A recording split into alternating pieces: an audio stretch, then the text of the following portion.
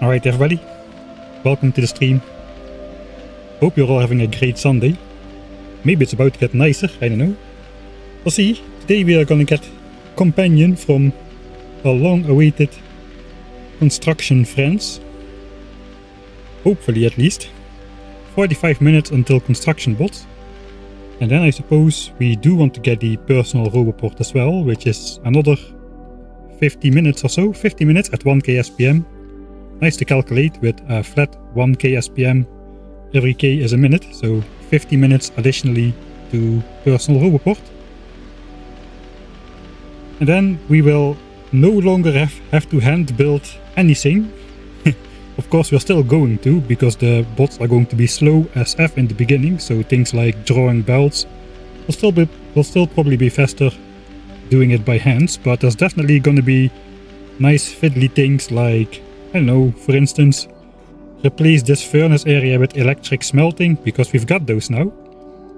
We've already employed them, not up there. We should replace those as well, but we've got those somewhere down here. Somewhere in the sick pollution cloud. I know how my base looks. Wait a minute. It's over here. Electric smelters. We're making some quality steel as well. I updated the game, so some of the map markers look a bit different now. Like these red things are much more less bright than they used to be. So those mark the chunks in which biter bases are. As you can see, we're pushing right up against those. That's a little bit worrisome.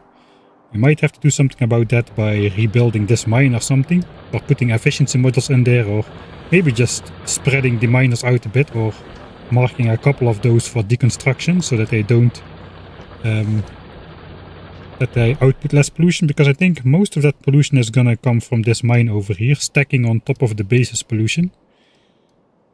For the rest, everything is looking okay in terms of pollution.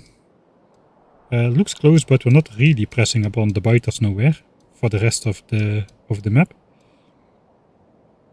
How many ore patches are we using at this point? That's a good question. I think we need to connect some more as well, because some of them are like all but run out. This 7 million patch is now 300k, for instance. So we had 2 for green signs here, which is backed up by the problematic one over here. So that's 3 for green signs, and then this one is also supporting green signs. That's 5 ore patches, sorry, this one. 5 ore patches for green signs. And then we have, I think we have 1 ore patch for red, which is just this distant one here, which we claimed in the early game. And that one is also not polluting the biters. So this is our consistent one belt of ore for red signs.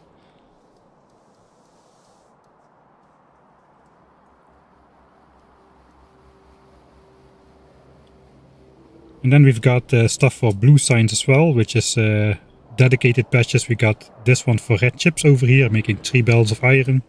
2 patches of copper over here, making 7.5 belts of copper for red chips as well.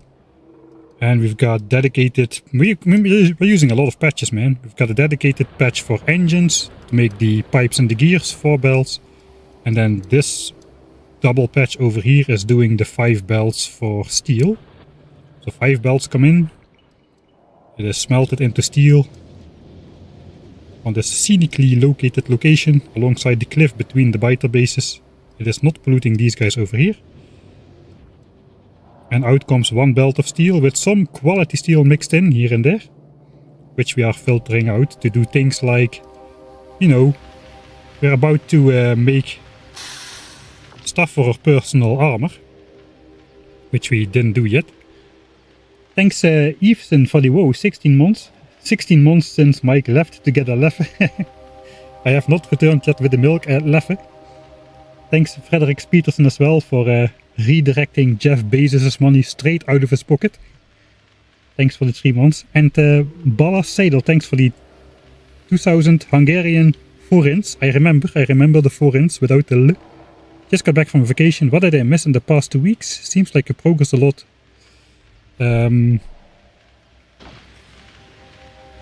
Yeah, we've just been setting up blue signs really, making it so that we are producing 900 blue sign specs. But since we have productivity modules on these, unlike what we have in red and green signs, those run on efficiency, we need less resources to make those 900 physical sign specs, which means we can do some things like filtering out some quality stuff, quality steel, quality pipes, quality gears, and quality engines. So we have quality stuff to make our quality robots soon to be. And we are still making those sign specs. It's actually backed up over here, so that's a good sign.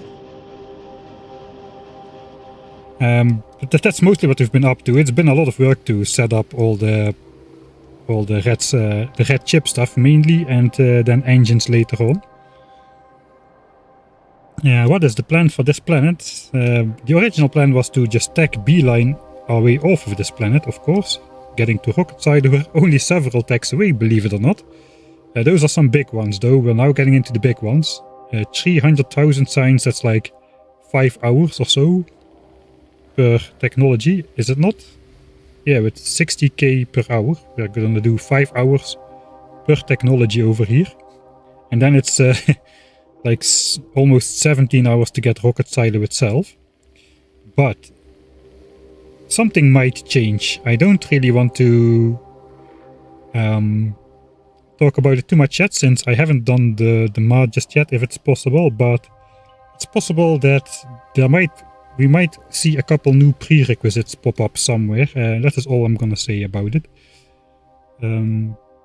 Just to up the ante a bit more, because it's getting quite easy now. Right. Did you make a mega base just for construction robots? No, we've made a mega base to get to this point. We've basically built a 1000 signs per minute mega base for red, green and blue signs by hand, without bots. Everything is hand built over here. I think at this point we have surpassed the point where pipes were the most built entity for the early game anti-expansion stuff and resource securing and stuff. So belts has taken the first place by now. 116,000 hand-placed belts. But pipes and walls combined still have the first spot together. Crazy stats, man. 16,000 gun turrets constructed by hand and 14,000 deconstructed by hand. I don't even want to think about that part of the playthrough anymore. Holy moly. Today the plan is to gather our hand on some quality construction bots. Last stream we ended with making a shopping list.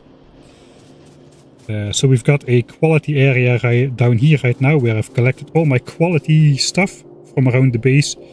We're mainly making quality iron and some copper.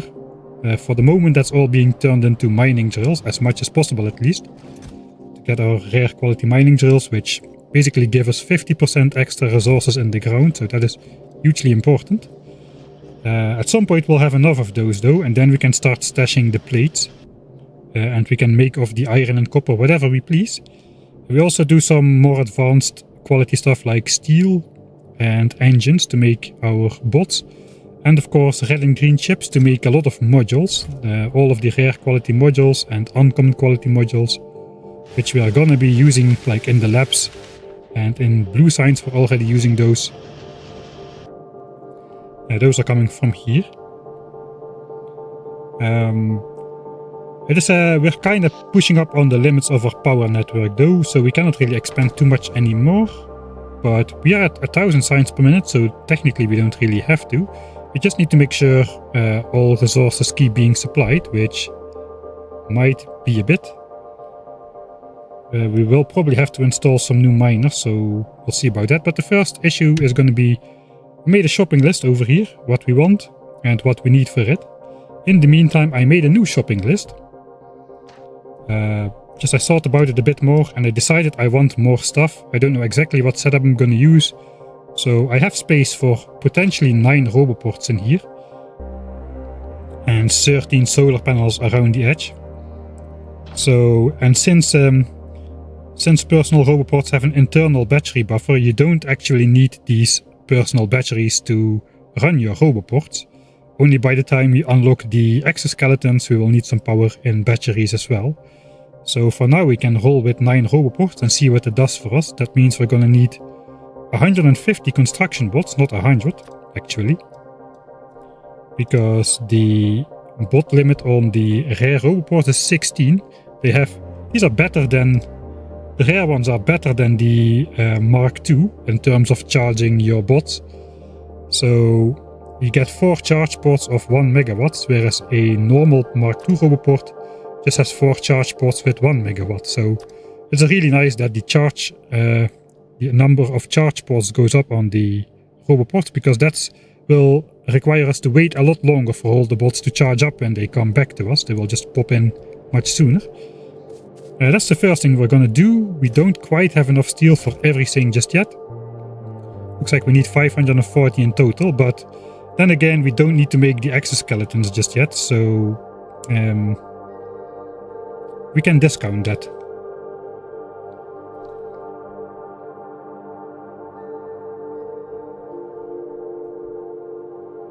Alright. So I think it's time to start then. Let me just quickly check if everything's alright.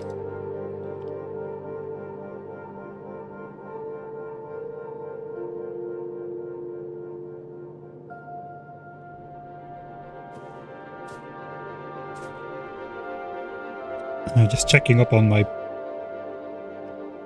stuff. Looks like all is okay on my end. I should have excellent connection here. I've upped the stream quality to maximum again, 6 megabits a second, so it should generally be good, as long as nothing goes wrong. Right, time to start.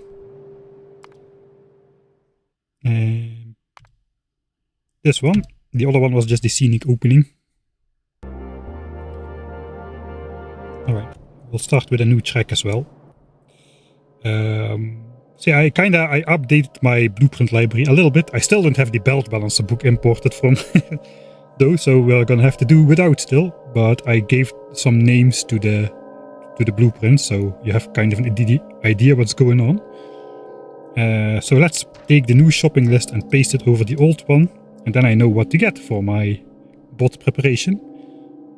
50 minutes to bots, and then another 50 minutes to personal construction bots. What we need mostly is we need to set up the electric engine to bot frame cycle. That is gonna take a while.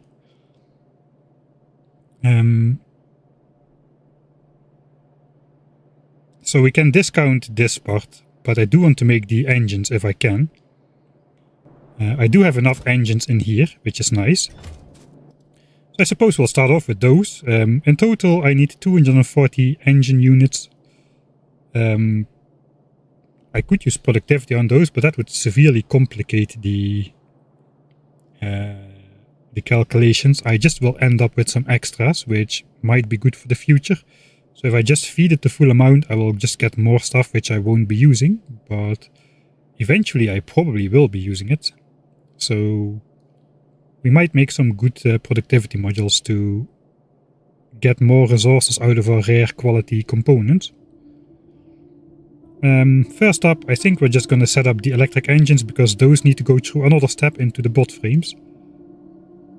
And then we're going to do the batteries, because those also go in the bot frames. So 240 rare steel. Wait, no. That is not required for this. We've got the engines already. Okay, let's just go to the bot frame sub thing. I made all those things separately. Alright.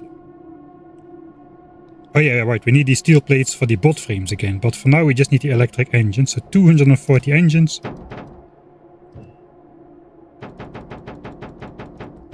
And then we need to match those up with 2 green chips a pop. So that is 480 green chips. There's a lot of green chips. Oh, that is 580. This is 480. Right. I suppose we'll just make those right here. So we need a chemical plant to make the lubricant. And then just some assemblers to make the electric engines.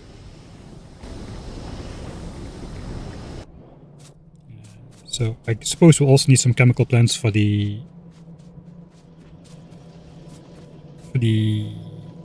batteries and stuff, and sulfuric acid. So let me just grab a stack, I suppose.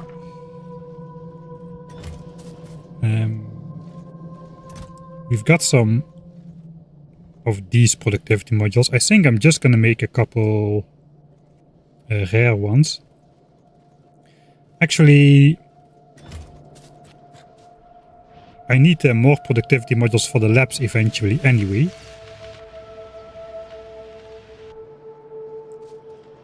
So maybe we'll just feed a couple productivity modules in there. You know what, let's not do that. Let's just make a couple rare ones. How many do we need? 2 engine assemblers or something, that is 4. 4 of those rare productivity modules. And then 2 battery assemblers, that's another 6. Sulfuric acid, doesn't need it. I think that's all we need to fabricate. The rest we just have or can make on the spot with basic resources like the solar panels. So 10 of those rare ones. Bit expensive. But I think it's gonna be worth it. We'll do the horrible Hendrix hand feeding cycle again. That is way too good of an alliteration. I hope that doesn't stick.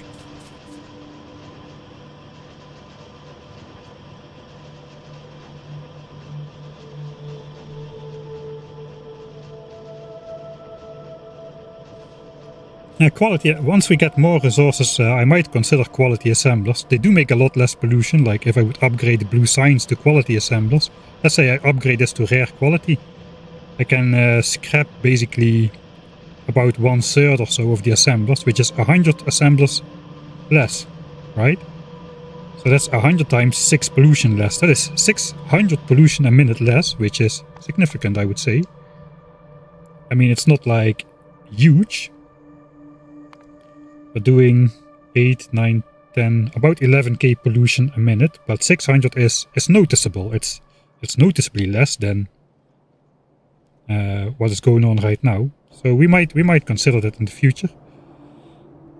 It also, yeah, saves me power. I'm on the edge of what my current network can do. We might go accumulators. We might go just more power in general. We'll see. For now, we don't need to worry about that. Let me grab my inventory. This is ready. I suppose we can also take the stuff to set up batteries already. Because that's just quality copper and quality iron. 715. Yeah, I probably should have enough with 700 then, if I do the productivity module thing.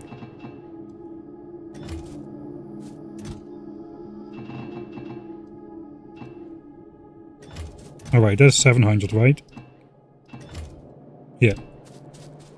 Alright.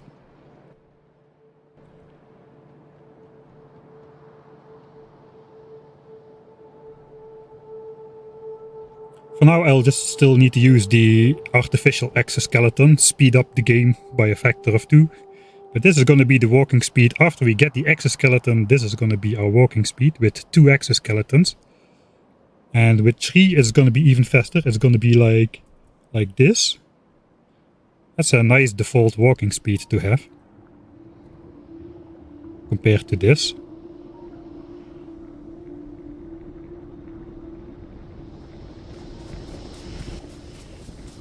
Alright, I don't have the uncommon one, so we'll just use this one. Just suppose we follow the pattern. That is, should have brought some efficiency modules for this one. Oh well.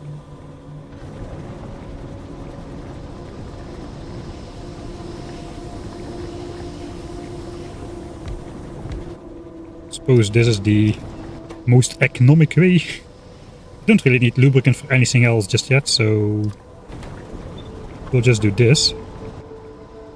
Put in the productivity, that gives us 12% productivity, which is great.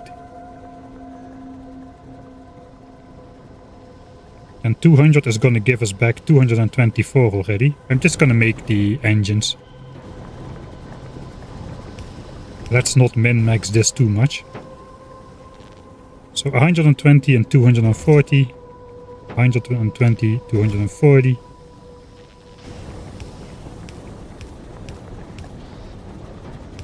I suppose we can collect it in one chest.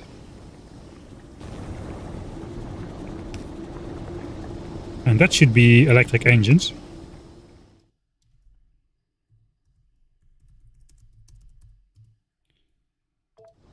Editing Mike will be thankful. And of course, we need to set the recipe to the quality electric engines or it won't work. So let me resave that. There we go. I was wondering why the inserters didn't work. Alright, that's gonna take a while. It's a slow recipe and we got 120 cycles to go, so it will be faster than researching at 1,000 times science cost though, so I think we will be ready in time with that stuff. Won't the pole block the inserter? Yes, the pole will block the inserter. You would think I would know that kind of stuff.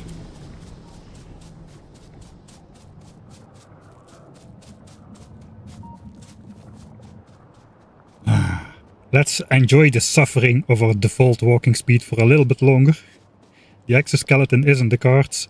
It's not going to be in the cards today though, it's still quite a ways away, so let's go speed up a bit. Suppose it's time to go to the sulfur area, where we make sulfur for blue signs. We'll do sulfuric acid and batteries over there.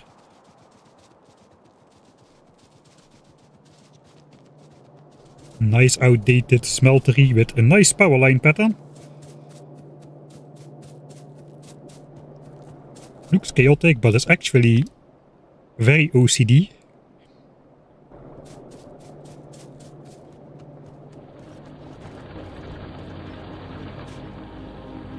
Oh, walking against the belts.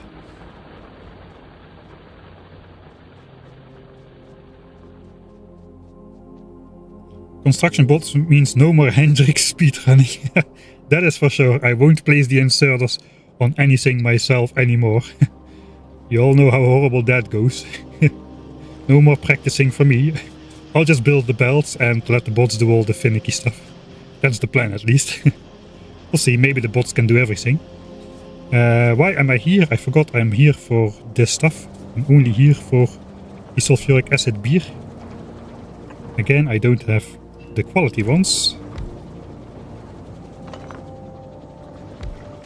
I guess we just do a separate sulfur over here, so we don't leach from blue signs. That should already do. That goes into sulfuric acid, which needs iron.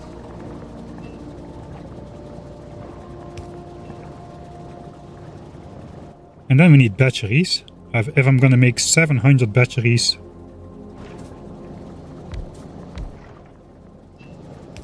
I think that should just work, really. So this takes 20 sulfuric acid per battery times 700, that is 14k. How much iron does it take to make 14k? It takes 20 iron per k. So 280 iron exactly, that should do it.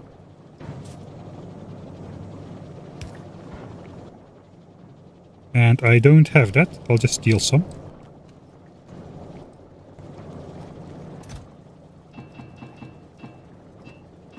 Let's see if I'm correct with it. It's a bit tricky, I don't have inserters on me either, what am I doing? But that could be iron. Sulfur is gonna come from there. I'm not sure we're gonna need that to be that fast, but we'll do that anyway. Drop those in there. And then, I suppose, we can do the same thing. 350. 350. Inserters. out girders and put it in one chest.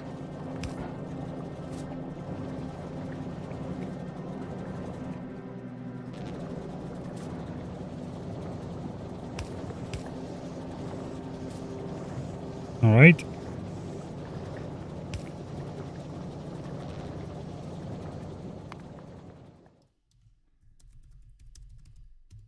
Qualibots. Plop.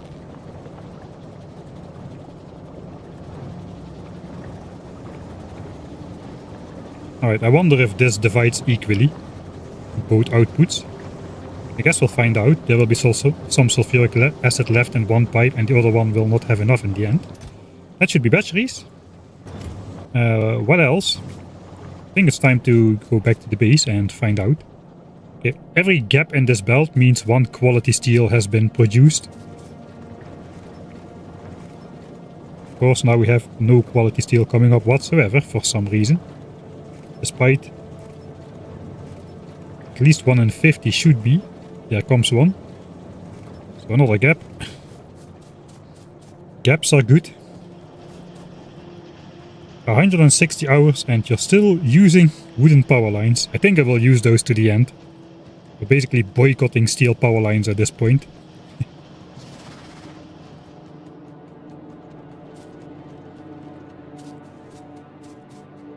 We have researched them though. Yeah, we did. It's a prerequisite for Fulgora, so we got the accumulators and the steel power lines researched. We're just not using them.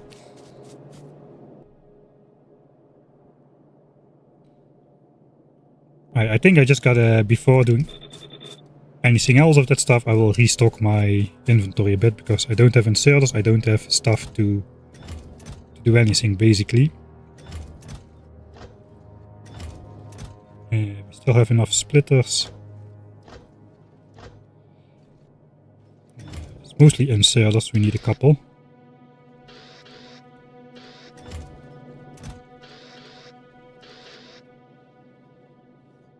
For the rest we are kinda okay.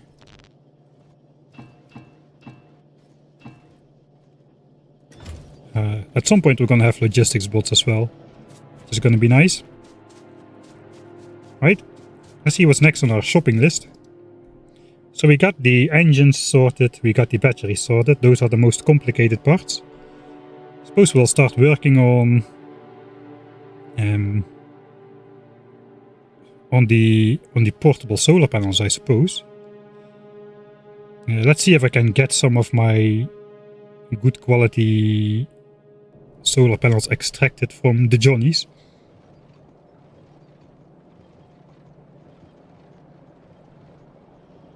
We're protecting our solar panel setup with their lives.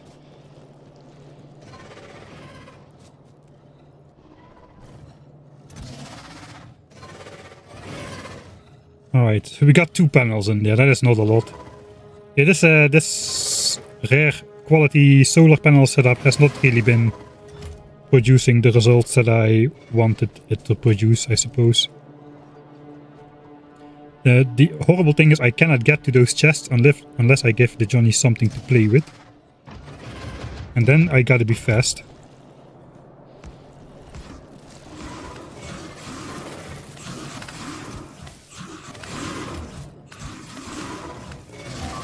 Oh no, no, no, no. Was too late. I got the 2 good quality ones though. I don't really care about the uncommon ones.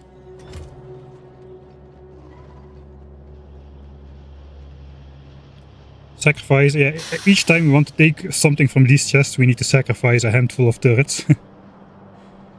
Johnnies just want to play good Johnnies. Yeah, they are nice and playful. They don't really mean no harm, you know.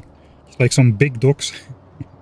They're just a little bit wild and yeah. Thanks for the 5th month subscription.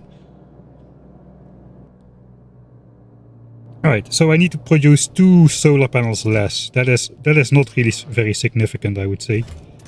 Let's just throw away my inventory. You know what I'm gonna do? I'm gonna waste steel.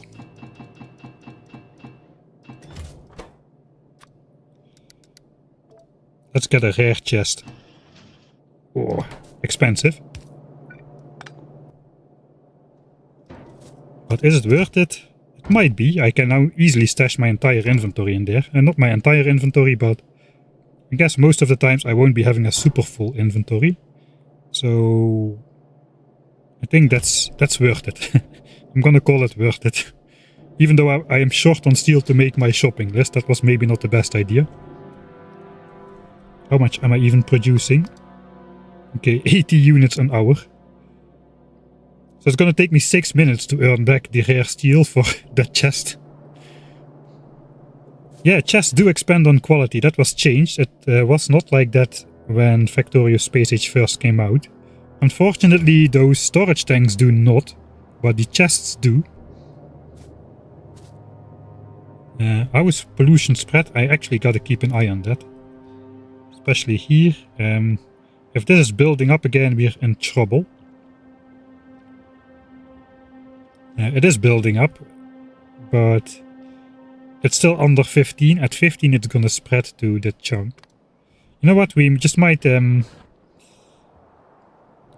think I need basically almost all my iron. This is moving all the time. This one is not really moving all the time though. So maybe I can afford to switch off a couple of these quality miners. I do want the core ones to continue. Those have like 100, 200k. But maybe we can just switch off all the ones which have less than 100k or something. Because those will run out quickly anyway, once we can restart this process. It's gonna save a good bunch of pollution. Okay, we're gonna be hard. Everything under 100k has got to be switched off.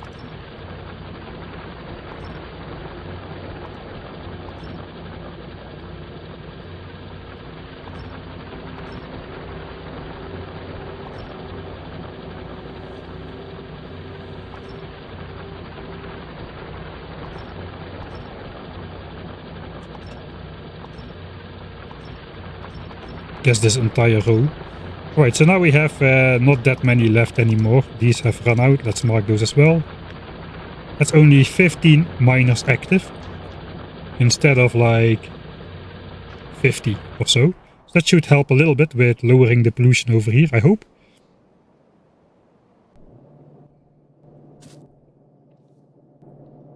I could mix quality with efficiency, but if I got enough iron coming from a different part of the base anyway, I might as well keep the maximum amount of quality going and just redistribute the pollution elsewhere. Right, shopping list. Batteries check, engines check. We were working on the solar panels. Let's put that in here. So 13 of those. That's 165 rare steel. Okay, I think we're gonna be able to afford this. So 65 rare steel, then 26 rare red chips. Oh god, the quarter stacking is real. And then we need to make 13 of these guys. Which is another 65 steel, but actually we need to make only 11. So that's 55.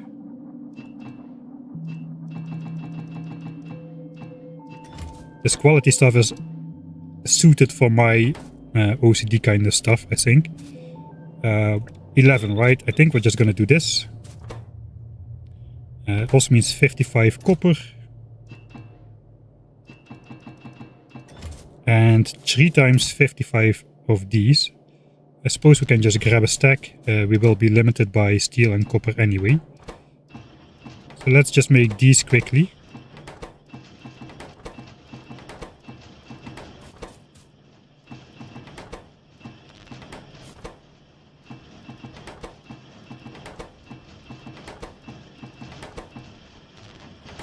Alright.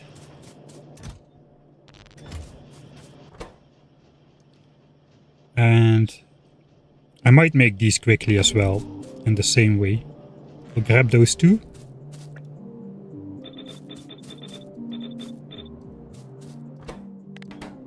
So that's done. Take back this, we've got our... Okay, those went immediately in the output slots. That is, forgot about that mechanic. I was already thinking where my rear panels were.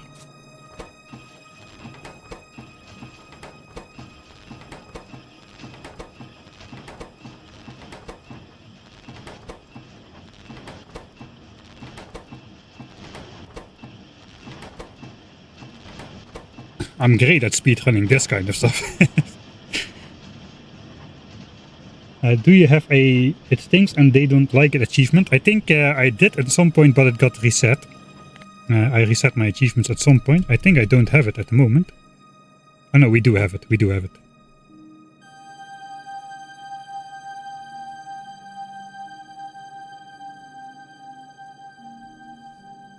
Wait, did I load the wrong save here? Yeah, I loaded I have the wrong achievement set up. I keep a backup of that because sometimes I load a later save and then you immediately get a bunch of achievements. Do I still have a backup though? That should not be.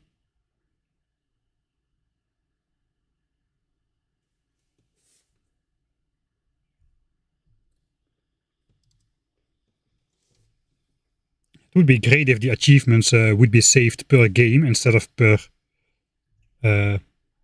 just per installation of Factorio, I suppose. Just give me a second. Let me see. I do have a backup. I probably cannot hot swap that though. Let me try.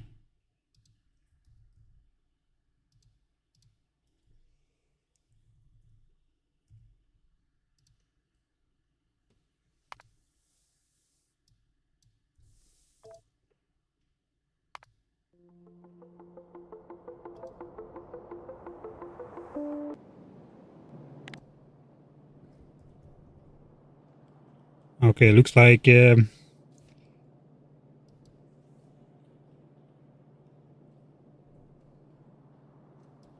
looks like the achievements are messed up. Can I just delete that? Is there anything important?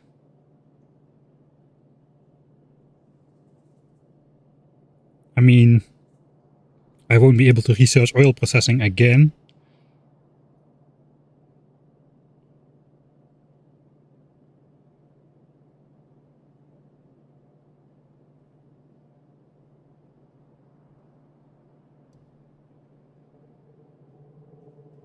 No, I'm not able to edit reset specific achievements, right? That is annoying. I think I'll just delete all achievements then.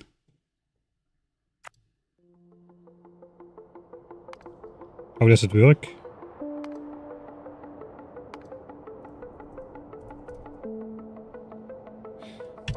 Alright. Suppose we'll get a bunch again now. Yeah, achievements per game would be awesome. But there we get them. Okay, we got a bunch of them back. We won't get all of them back, but... Okay, I cannot see anything behind all the achievements on screen. Okay, we got back 8. I suppose... Build an assembling machine. Does this one count? No, it has to be a Mark 1, I suppose. Okay, we're not gonna achievement hunt. We're not gonna achievement hunt. Let's see if a quality one counts. Ah, it does count. Alright. Focus, focus.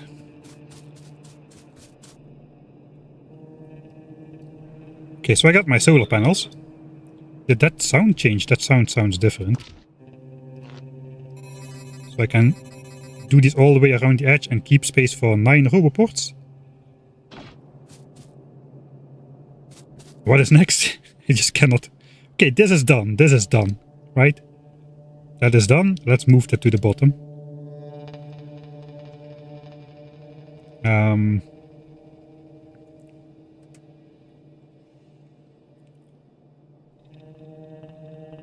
Let's collect stuff for the personal roboports. We need 9 of them. That's annoying. I suppose I'll just collect stuff for 10 of them and then not make one of them.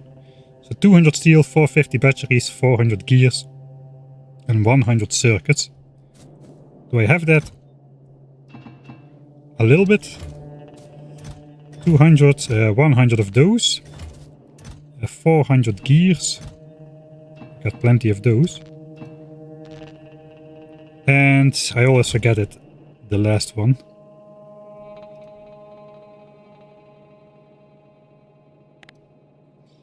Oh yeah, the batteries. So those... Alright, nice.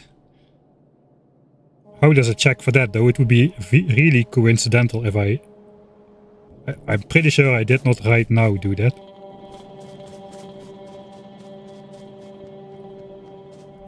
Let me check. Are enough engines done? 156. Wait, I don't need engines, I need batteries. How many batteries are done? 388. That's enough, right? It was 40 batteries or 45. That recipe is so annoying to remember.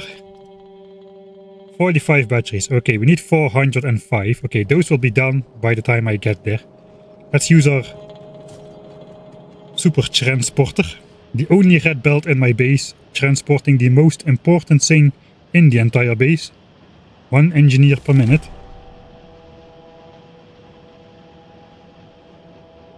Alright, I think this one just reset the counter to 0, to be honest.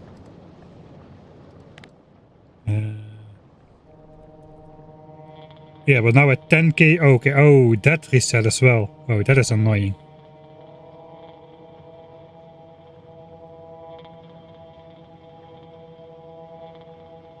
I guess we can still see the total count. We have produced all game long 6 million. If we want to see it, we can. It's fine. It's fine. We might as well grab the steel now that we're here. There's our 415 batteries for sure. Let's grab 10 more, so we can make the 2 personal batteries as well. For the future.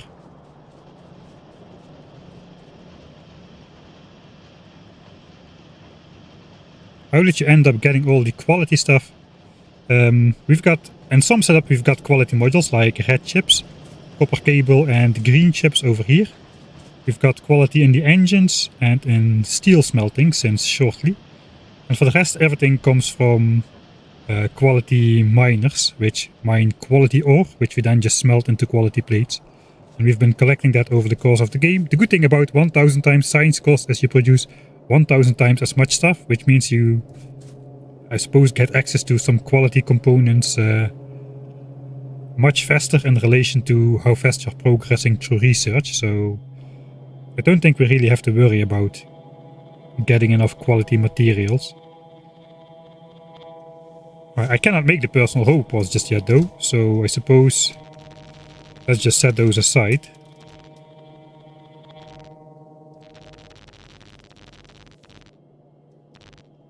Um, 405 batteries, right? Yeah, 45. Gears minus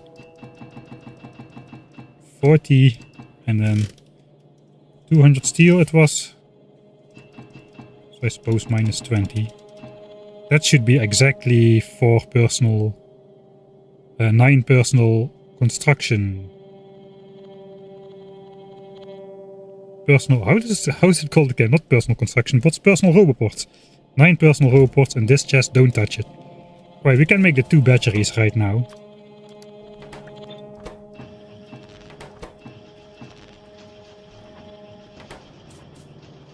Alright. So we got the personal batteries off the shopping list as well. We are working on the roboports we collected all the stuff for. So those are off the shopping list as well. Then what is left to do, I suppose, the bots. We need to make the bots. That is now the most important stuff. This is of later worry. So we're gonna need 150 robot frames to make 150 bots. And that is gonna need all the other batteries which are still being produced. We need 150 steel, 150 electric engines. and I suppose 450 green circuits for the robot frames. We'll probably make those like in 6 assemblers.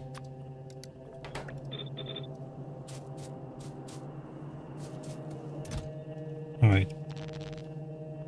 450. I don't have enough steel.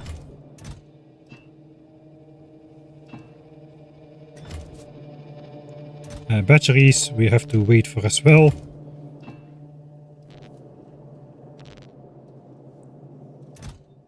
And electric engines I suppose we can pick up. We might as well wait until they're all ready then, I suppose. 200. Let's go pick them up. We don't need the rest until we research, like, I don't know how many more techs. That is a lot of... That's very far in the future still, so we're not gonna wait for that. We can pick them up right now.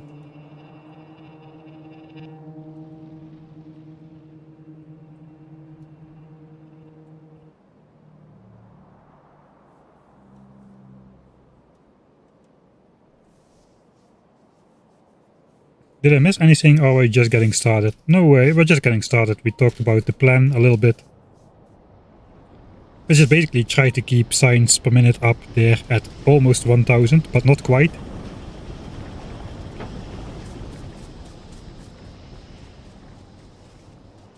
And unlock bots. And we're gonna wait to do any unnecessarily complicated hand construction, like replacing furnace stacks with electric furnaces, until we've got bots, I think. Because I don't want to rebuild and deconstruct all of these inserters by myself. For now though, that means we're still outputting more pollution than we really need to, but so be it. I'm too lazy. Bots after 162 hours, that's actually pretty good. We only started building a base really at the 90 hour mark or so, after all the early game combat.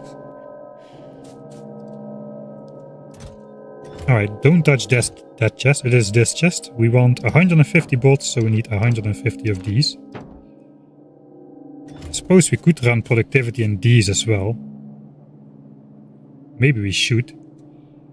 12 modules, I think I made 10. So we'll need 2 more. We'll eventually reuse those anyway, so I might as well make them.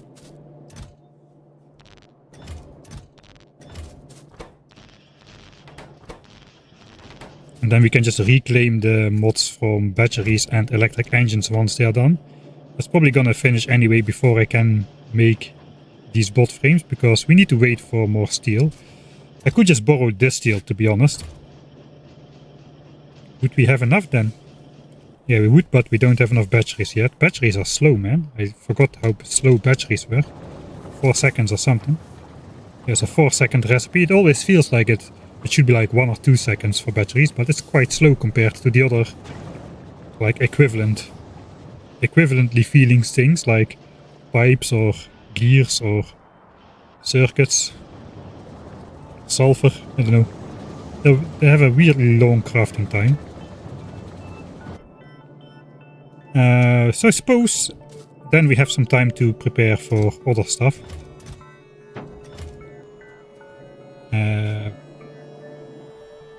How's this pollution looking? It's already in both chunks now. Okay, still building up.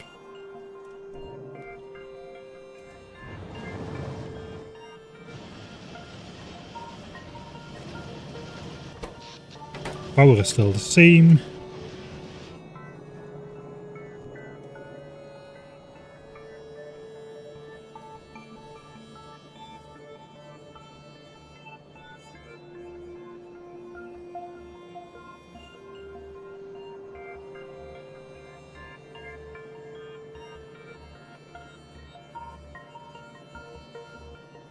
I think until we have the personal roboport, we might just work on replacing copper for the base. So we got iron for red signs coming from one of those distant ore patches, which we secured all the way in the beginning. I want to do that as well for copper. We've got a couple copper sources down here. which we possibly might sneak some copper off. I don't exactly know how much, but we could use this half belt of copper here, estimated. I think I've got one in the middle here as well. So some more of those solar panel outposts. Like here, solar panels powering some efficiency miners. Bring that back to the base.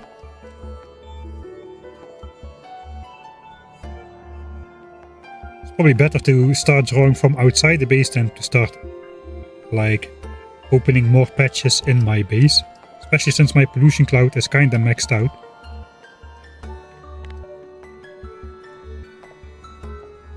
That's a lot of values on screen.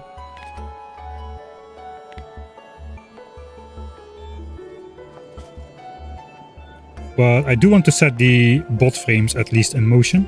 Actually, at this point we could make a roboport. We could do the bot stuff with like roboports already, like for instance changing out modules could be done with bots. That would be welcome.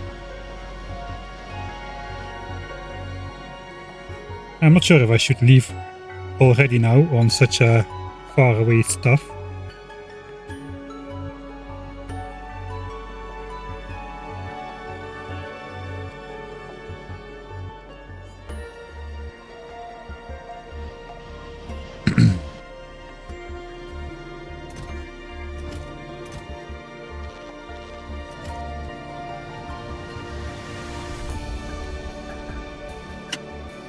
What planet music is this? This is Gleba.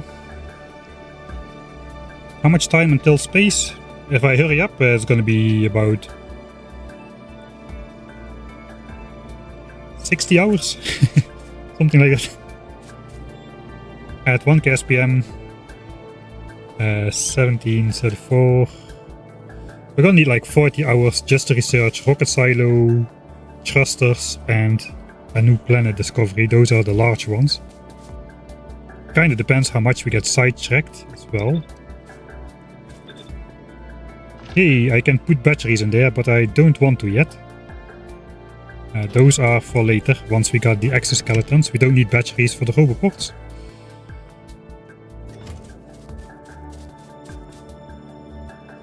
I guess for now we're doing it manually still, because we don't have construction bots yet. But I want these in there.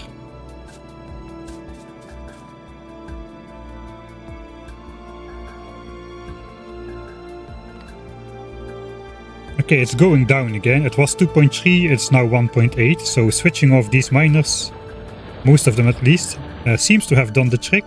So maybe I can safely head out and just let the base produce some more quality stuff.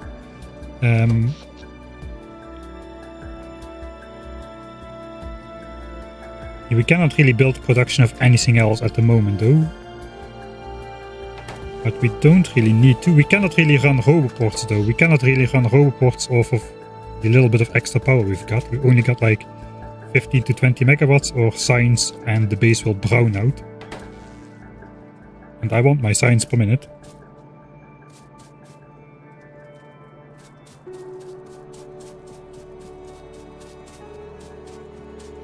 We might go mega base with this one. It's already a mega base, but we might go like real mega base with this one. I don't know yet. Let's, in the meantime, we're not gonna go yet. I'll first set in motion bot frames. Let's just bring some stuff to the rare quality miners again. These are all the gears. Suppose we've got furnaces in here still. Kinda don't really remember. Is this patch run out? Okay, this patch has fully run out.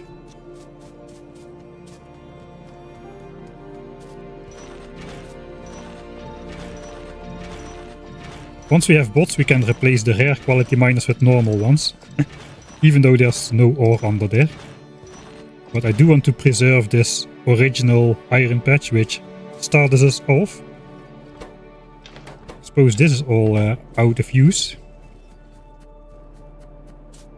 Alright, let's also collect these. So another 9 rare ones and a bunch of uncommon ones.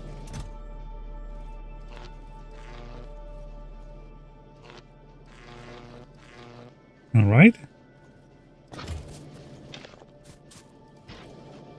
That is not too bad. Yeah, maybe that's where the achievement came from. Did I really do that just right then and right there? Let me look if that mine actually at the start of the stream was still mining something.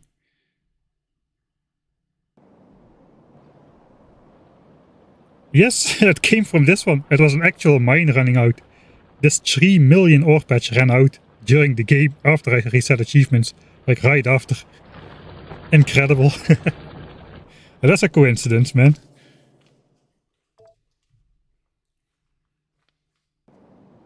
Which planet first?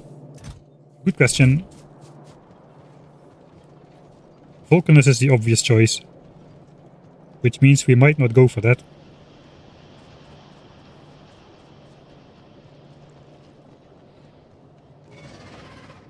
Why did you reset achievement? I accidentally loaded a old save and I got a bunch of achievements from that one.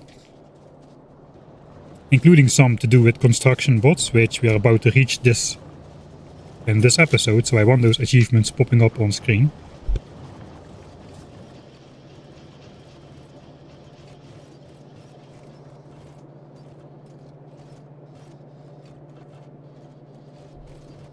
Right, so what's going on here?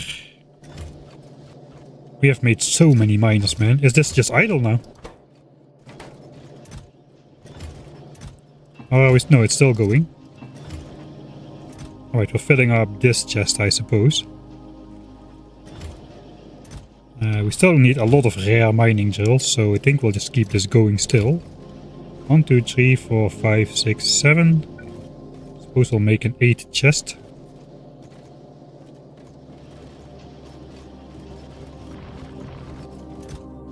Yeah, let's just keep that going. Let's make some space.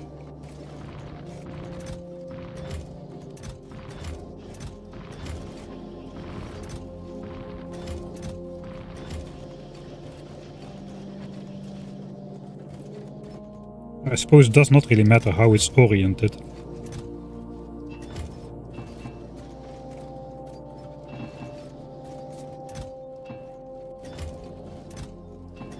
We'll take the good stuff back to the base.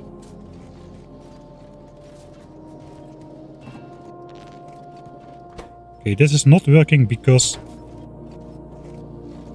I cannot output apparently. This chest is, yeah, we need to unlock that chest. Alright, I'm almost done finicking around with chests, I promise. Alright, it's working now.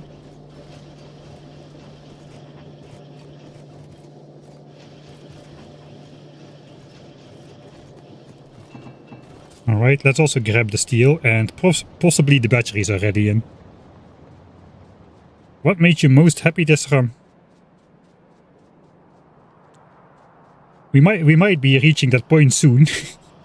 A new point. Steel X was pretty nice to get after the early game. Okay, batteries are done. We have the exact bonus production. Let's grab back the modules as well. Some steel. And we might as well grab this as well. Let's grab all the rare stuff. Maybe we can grab everything. We can.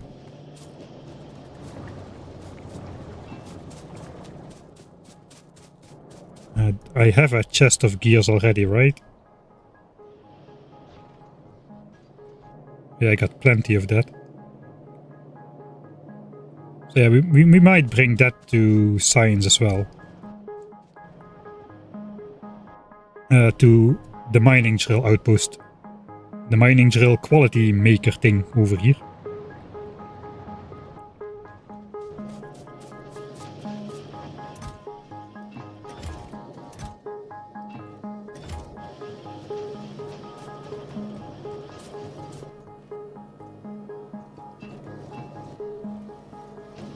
Trying to keep that running as well as I can. I suppose that's fine.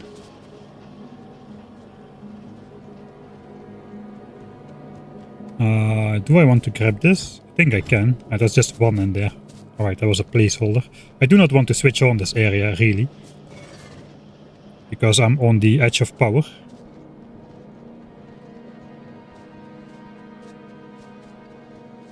Yeah, space does need... like, logistics bots are a hard requirement now. That was not the case always, I don't think. But it is now. I got so many of these engines, man. It's all about the rare quality, though. I don't really care about these. What about pipes? Not really sure what I'll be using those for, but okay. That means I should have enough now. I need 300 batteries for here, I think.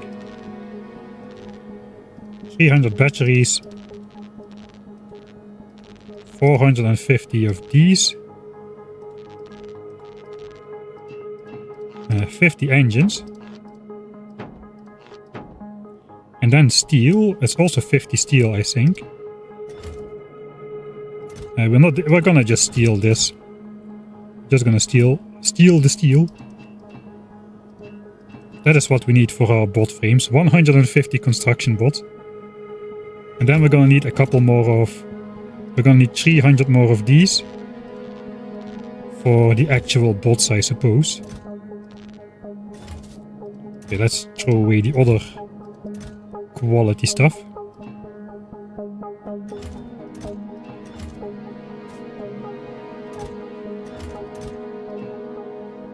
Okay, so we got a lot of batteries left over still.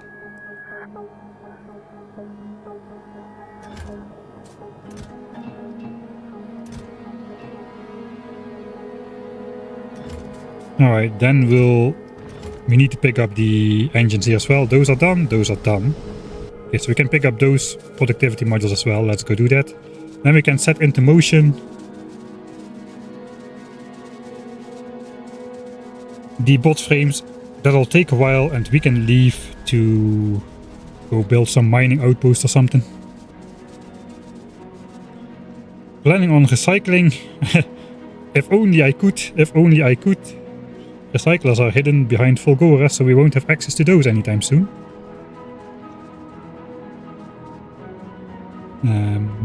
Oil is going up. I am stuck. This pipe doesn't exist. I hope I'm right.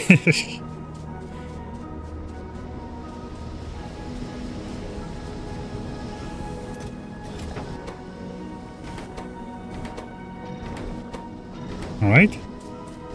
That's our electric engines.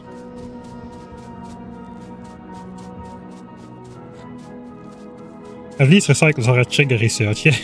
Just the prerequisites for that trigger research are a bit hard to get at the moment.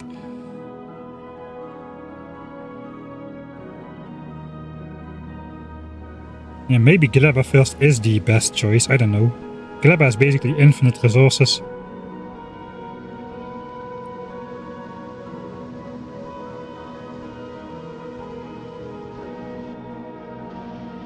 And it's kinda trivial to deal with expansion there. I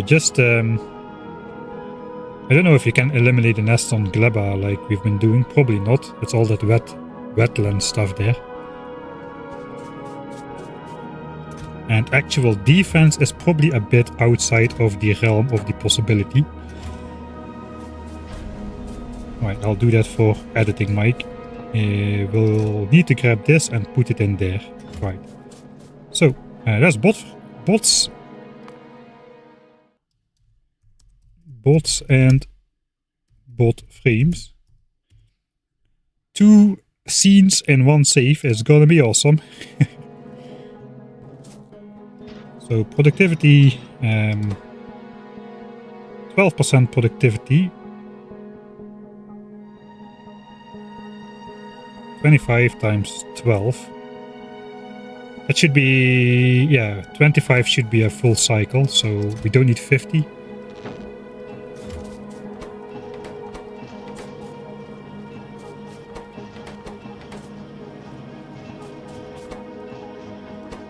And that is the last one. Yeah, we got another 3 achievements, I suppose. Personal row report in 50 minutes flat. Nice. Heck yeah. I could just make like 10 construction. Should just make like 10 roboports or something just to have it. 10 because the stack size is 10. I might as well make 10. I mean, it doesn't cost anything really. 450 of these. I think we got those in here actually. 450 steel. Let's use up some randomly stashed away resources. And 450 gears. Couldn't be easier really. 10 roboports. We don't really need quality roboports, right? They just charge faster. They don't have extra range or anything. Yeah, we don't need quality roboports. Right, so now we could use them to like upgrade modules or whatever. Do we need to? Let's check the value one more time. Okay, it's dissipating now in this chunk. It's spreading and dissipating. So we are safe. Let's just quickly check all the other potentially dangerous areas. Like here. Here we are 2 chunks away and those chunks both have a lot of forest. So it looks scarier than it is over there. Here we could have a problem though. This is water. We are like 1 water chunk away. So we might stop doing like quality stone at some point. If that threatens to spread on here. Those quality miners are the closest to polluting this area, I think. Right, for now though, let's prepare to go away. A little bit anticlimactic after unlocking the construction boss, I suppose. But we need to wait for the bot frames.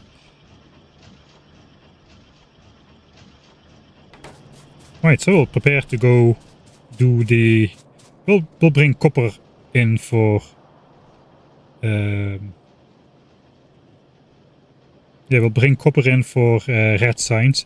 Instead of leeching it off the red chip mine, which we're doing now. As well as like half a belt of copper from over here. Should maybe be prioritizing the... I don't know what I should be prioritizing. Probably it doesn't really matter. Oh yeah, I was prioritizing this side because those are quality miners, so I get more quality copper that way, I suppose. But that does create more pollution in this area, since that copper mine is located over here. Which for now is fine. We decided that it's fine, let's not worry about it. We need to not postpone go building the thing that we don't want to do, mining outposts. We're gonna need a lot more underground belts. I don't have any more. Let's take a full stack of splitters. I got some red splitters as well. Red undergrounds are welcome. Alright, so belts, quite easy. We just grab like... Let's grab 4k iron.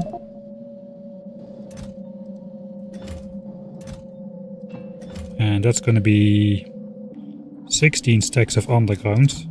I suppose that's enough. Then just a whole bunch of... we've got miners. We need efficiency modules for those miners. I got 3 stacks of them, so let's bring enough for 3 stacks of miners. We need to power those miners and we need to draw some power lines. Not too many though. Actually no, we don't need a lot because we're gonna use solar to power those miners. We need 1 belt of miner, like 30 miners. We can run... let's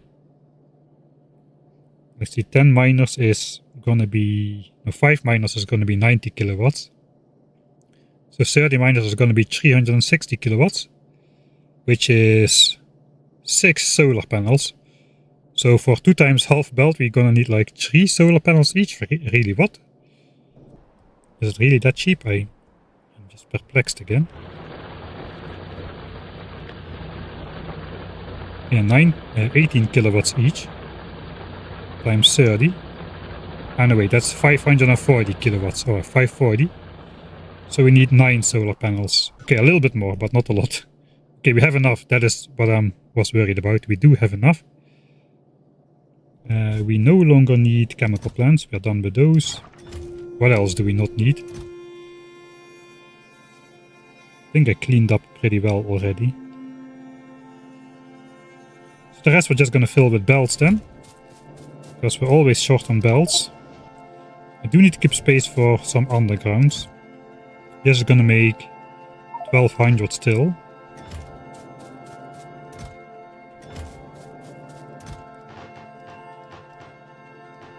So let's keep some space to pop in those.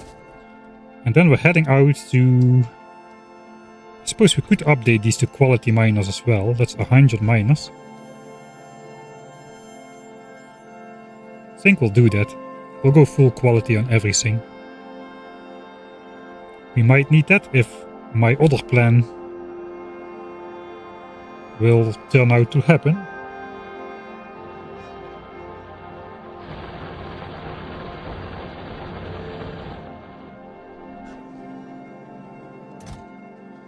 Alright, I need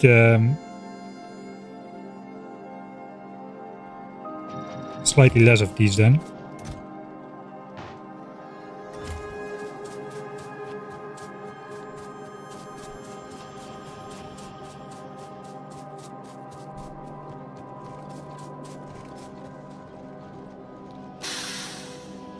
Hey, thanks Sheep for the 13th month subscription, 1 year of peak performance and quality streams. Thanks for all the great entertainment. May the great Western Biter expansion prevention wall protect you from flying biters. Yeah, we got the Dutch waterworks. We made by a proper Dutch engineer, or at least we're pretending to be one. So they won't be able to fly over this wall for sure. Everyone knows like a 2-foot high fence is enough to block all incoming enemies, as they'll be out of bounds or something.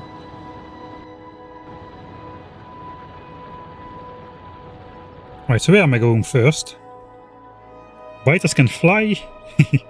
No, not really. Oh, we might need some landfill if we want to take this one. I suppose we have enough landfill. 18 pieces, we've got a stack on as always, so that's good. And over here another half belt.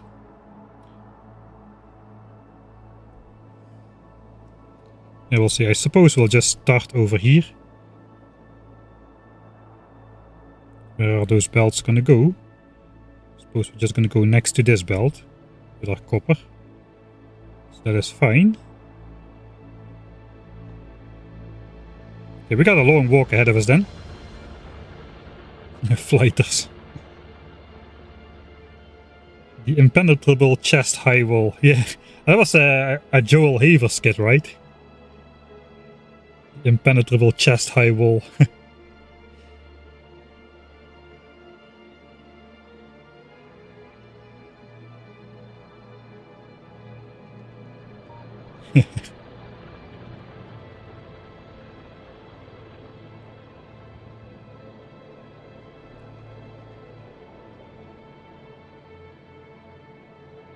Right, am I going the right way? I gotta be careful with my bots soon. They will just start picking up these mines. I can no longer use the quality trick. Okay, we gotta get out here. Let's make a marker so I can see where it is. Soon I'll have actual bots, can you imagine? Oh, already 20%? Already 20%.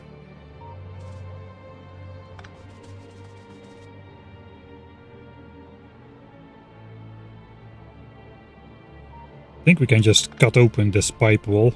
We're gonna... once we have bots, we can actually deconstruct the... We can green up the entire base in terms of biter expansion chunks as well. That's gonna be good. Like, this entire area could have a lot more green chunks than we have currently.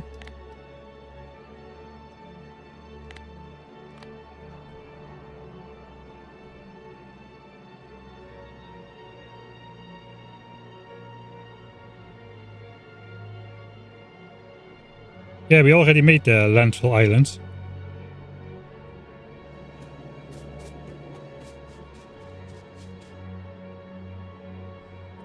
I think there was some stuff here with Johnny's or whatnot.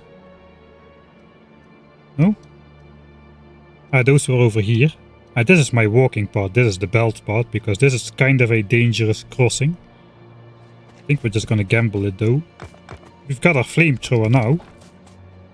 And if the first time we trigger those guys by accident, with a little bit of luck there won't be any behemoths there, since these are still all the early game spawns.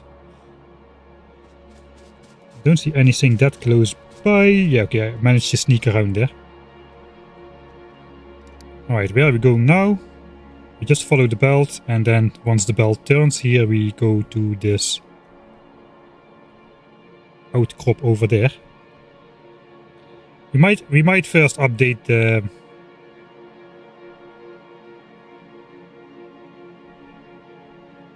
Oh, let's first go build the copper mine. Accidental forest fire to ruin the run. You can see my flamethrower ammo is not in my flamethrower. It's exactly for that reason. Because my shoots, if I want to shoot what is under my cursor, I have hotkeyed that to C. I'm not sure that's the default setting anymore, but for me it is. So that has the unfortunate side effect. If I misclick Control C for copy on my keyboard, I will fire at stuff. So that is the main reason why my flamethrower ammo is not in my flamethrower.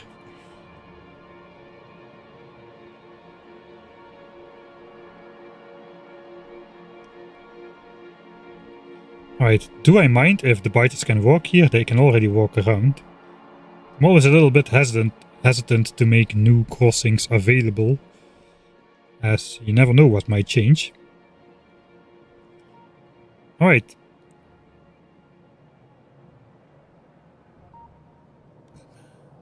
This is probably something I should have done earlier, like hooking up some of those external mines. Reason being is this will run for half a belt for 120 hours. It will actually run for 180 hours if I use quality miners, which I will. Which is basically the entire rest of the playthrough, I suppose. And all the ore I'm getting from here is not going to be deleted from my ore patches within my base. So that's going to save this copper, for instance.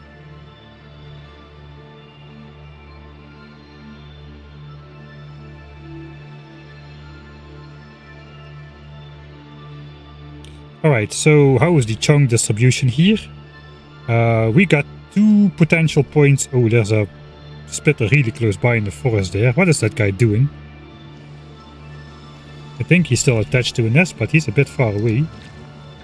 Okay, they're all attached to a nest. Nobody is forming anything separately. Alright.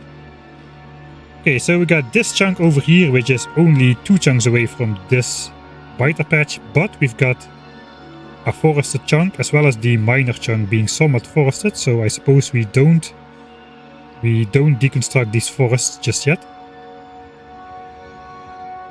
And then we've got the southern patch, which has 3 chunks of pollution space till the nearest biter base over there. 1, 2 and 3 chunks on this side as well. But here is water, so probably this chunk is gonna come into play first.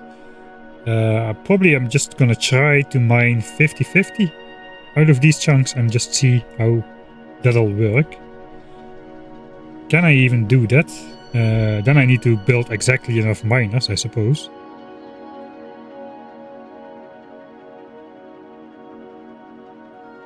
If we're gonna do half a belt, we can do like some sort of setup which does half a belt.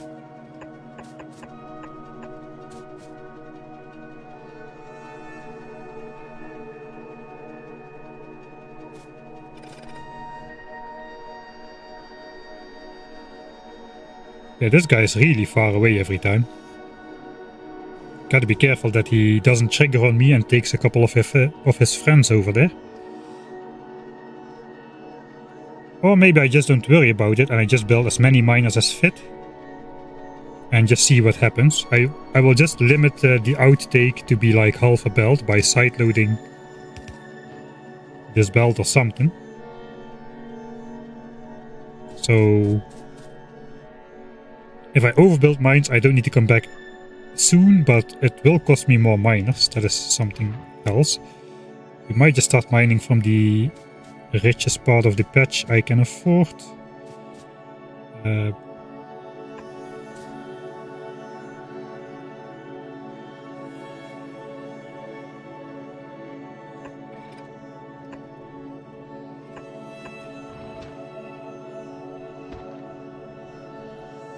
Okay, that does delete that tree.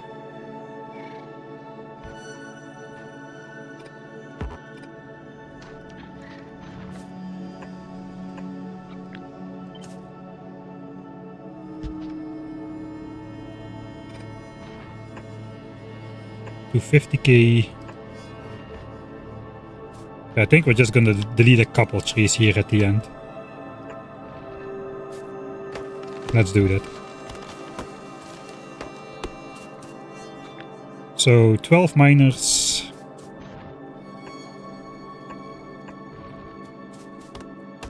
$15, that's enough for half a belt. And these are gonna last. I mean, the poorest miner has 200k under there, so that's gonna last forever, basically. Yeah, I think we're just gonna do 15 miners, since these are not gonna run out for a very, very long time.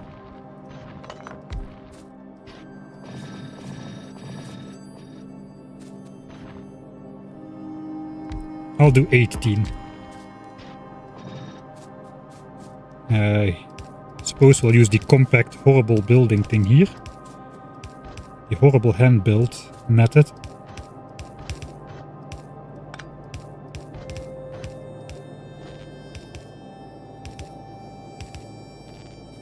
Alright.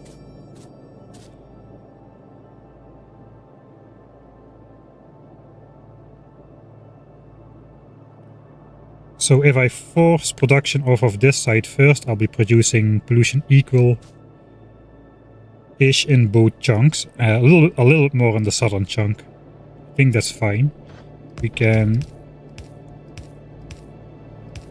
basically do this. Maybe a bit further.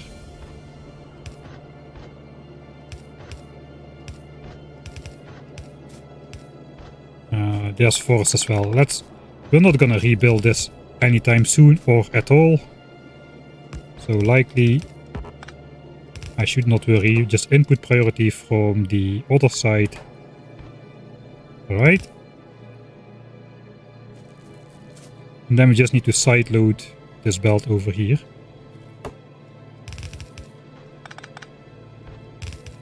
Which nicely originates from behind the tree, so that's good. This previous anti-expansion stuff is then no longer needed because we've got the mine on here now to do the same job. And then we just power this with solar. 6 solar panels should do the job, really.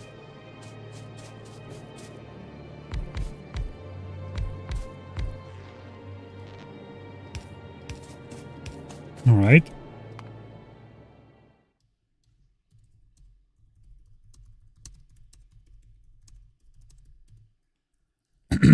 I got hydrate and get up and stretch. I missed all of that stuff. Hey SB. Oh.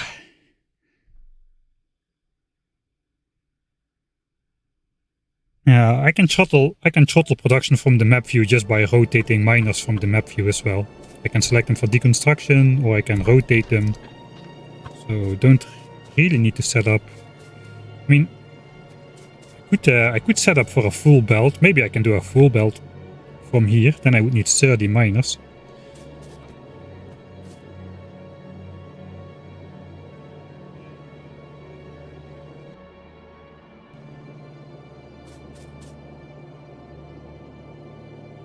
But I think we'll start with this. I could bring a full belt from here by just flipping this belt. Now this belt just connects instead of being side loaded. All of that could be done from the map view. You can do a lot of things from the map view. It's like, even if I'm not around, these days you can rotate belts from the map view and that kind of influences what is going on, as you can see. Or you can completely stop production from the map view. You can do half belt, you can do a full belt. You can do a lot of stuff basically. So I suppose maybe we'll just leave that on here then. That is our balancer. On the other hand, this setup is going to switch off at night.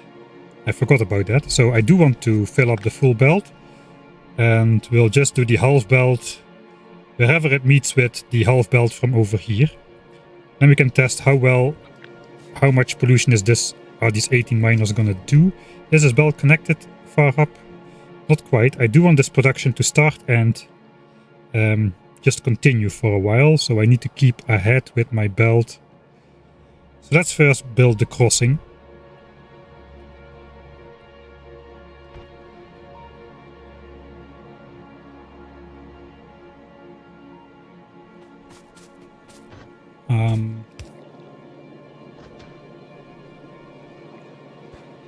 So how is this gonna look? I might do red belts here. I just make the path for now. It should not influence biter spawning, but I am a little bit hesitant to leave it like this.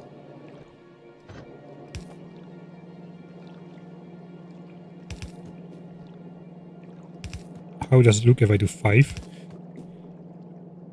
5 allows me to line it up with landfill.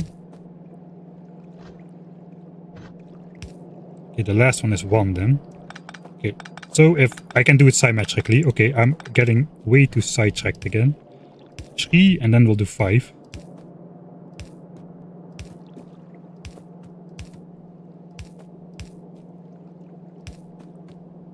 And now this is 5 as well. This is 3. Yes, 3 is correct. Alright.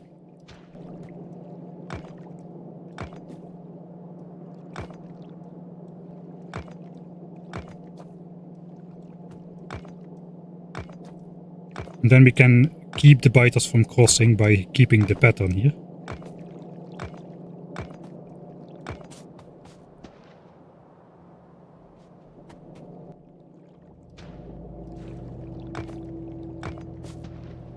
Alright, that should work, right? Yeah, that should work. Okay, good. Very important. How do we get through this forest though? Can we just go straight without chopping? We can.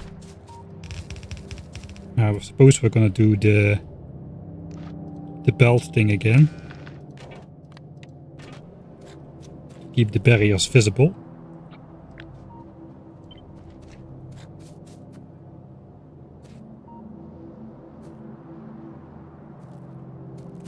Okay, this horizontal is good. Just chop the stump and that should connect, alright.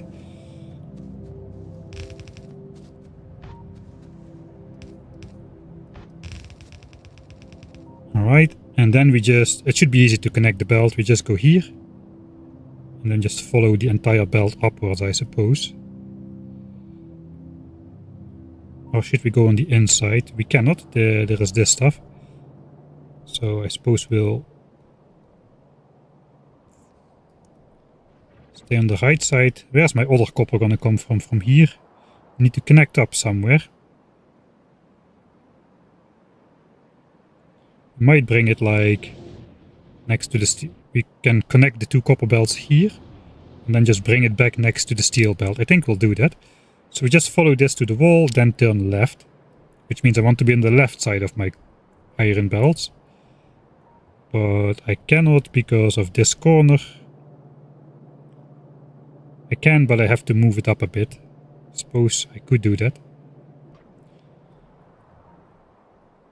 Alright, so I just go straight, straight, straight.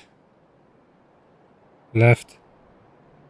We'll stay on the left side. We'll switch sides over here. Okay, we'll stay on the left side. We can switch on the mine. I know what to do.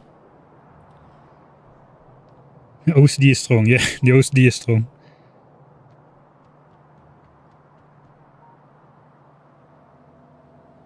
If someone was to commission like art for you to use as a persona. Yeah, I don't have any, I'm really bad with that stuff. I don't have any channel art or like a real username or something to begin with. I haven't really thought about any of that, to be honest.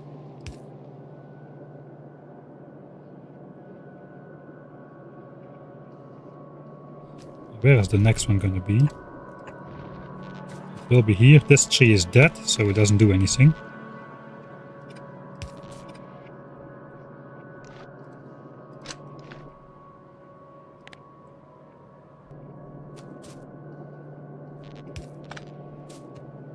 Right. So now we just gotta keep an eye on the pollution. There it goes. It switches on. 346 kilowatts demand. And we've got 360 kilowatts of provision. Oh yeah, I need to build more than the 14 miners anyway. I forgot about that. So I overproduce enough to keep half a belt going through the night as well.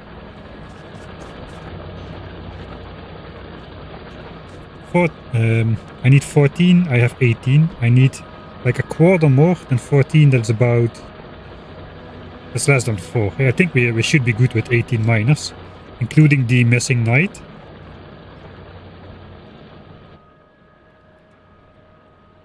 So now we just keep an eye on the pollution values here, how it's going to develop. We are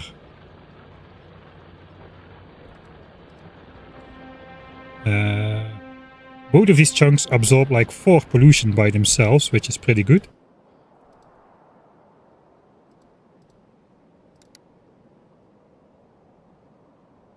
But it's gonna spread, you can see it's building up. Okay, we gotta keep the production going, so I gotta keep the belt going. Joining late, what did we miss? Not much, I just prepared stuff for my personal armor. This gap is all for roboports, which are about to unlock in 20 minutes. And then we no longer have to do stuff like this. Chopping rocks 160 hours in the game.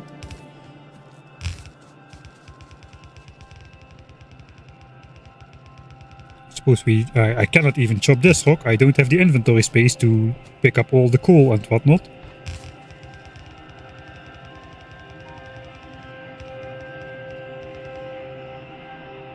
Alright, we are just gonna go here. We might mine a bit of this copper later as well. We cannot really mine a lot of that copper because it's right next door. But especially from this chunk we might be able to extract a little, since both neighboring chunks are extremely forested.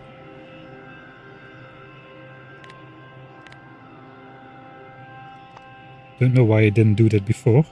Man, there's a lot of new icons in here.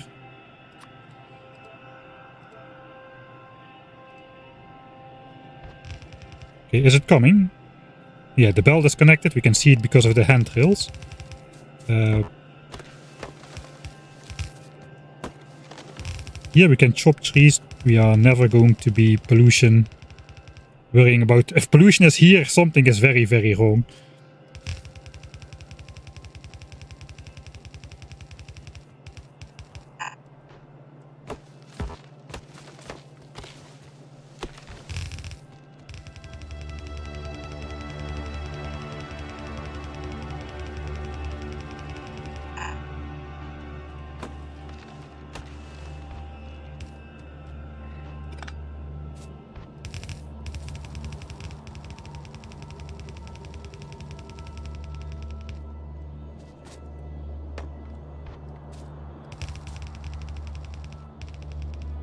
Gotta keep zoomed out for the biters.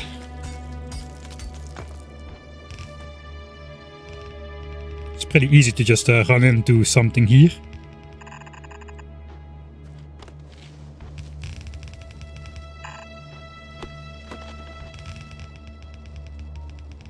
Oh, like for this base for instance. That would probably not end well if that behemoth biter triggered on me. I can theoretically defeat him with the flamethrower. But in practice that requires skill. And that is a little bit where the issue lies.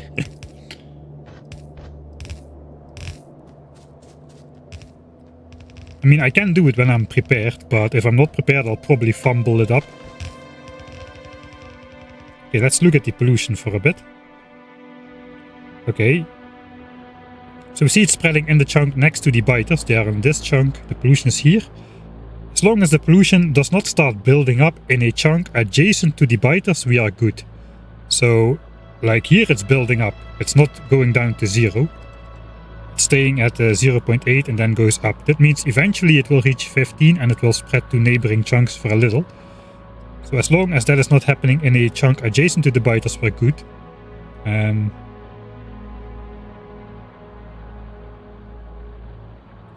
Might happen in this chunk. It might happen over here as well. We still need to wait a bit for this to develop.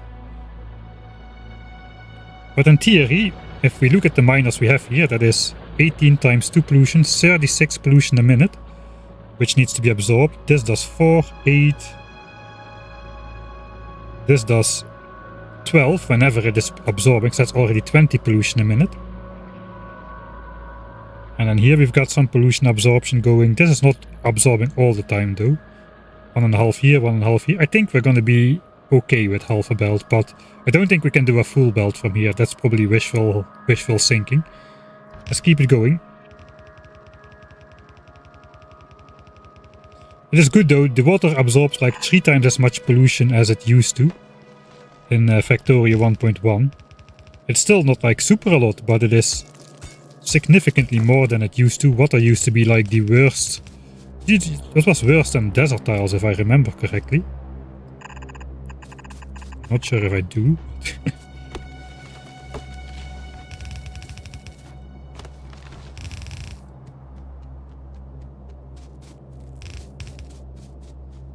Okay, where's the next biters to worry about after 2 more turns?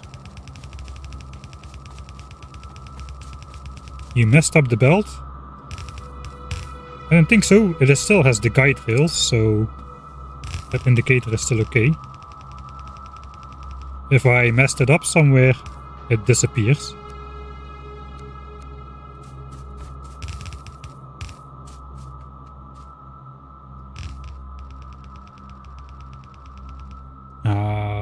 We're still, yeah, this is where we start to worry about pollution. So here we won't be chopping trees anymore. Or maybe after the wall. Yeah, we'll keep the gate at the wall, so to say. So here we can still just chop the trees.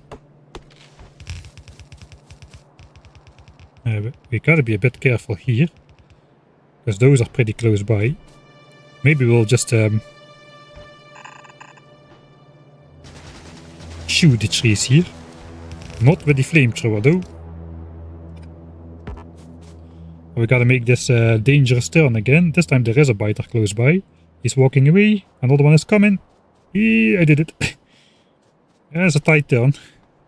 Like exactly on the limit of trigger range over there, I feel.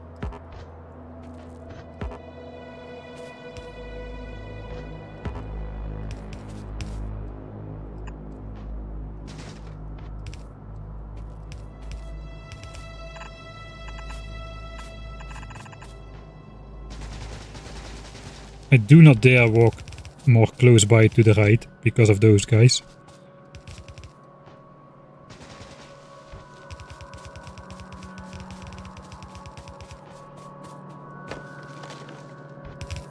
Alright. Where are we going then? The other copper is gonna come from here. Probably joins this belt over here. Maybe on the inside. No, probably on this side.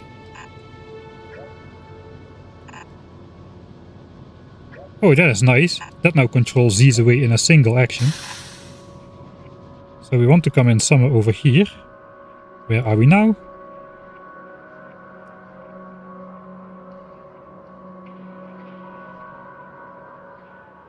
Basically go straight until the cliff and then turn.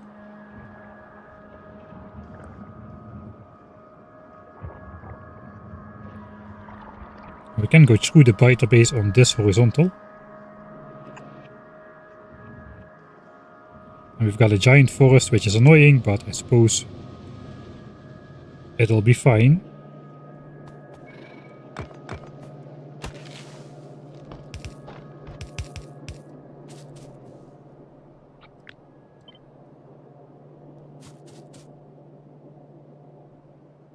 Okay, looks like we can just draw the belt through here.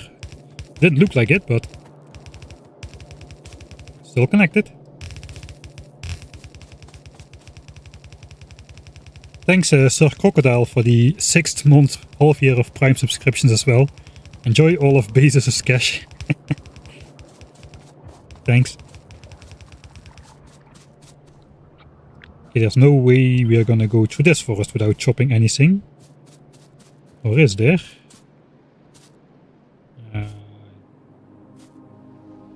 we gotta chop one of these.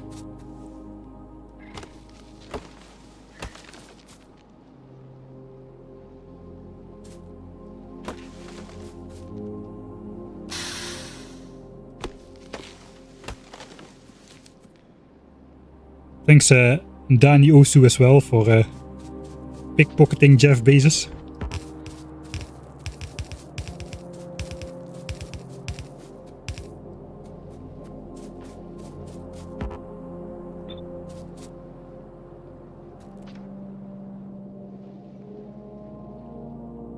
I knew it, there was some weird stump in there. There we go.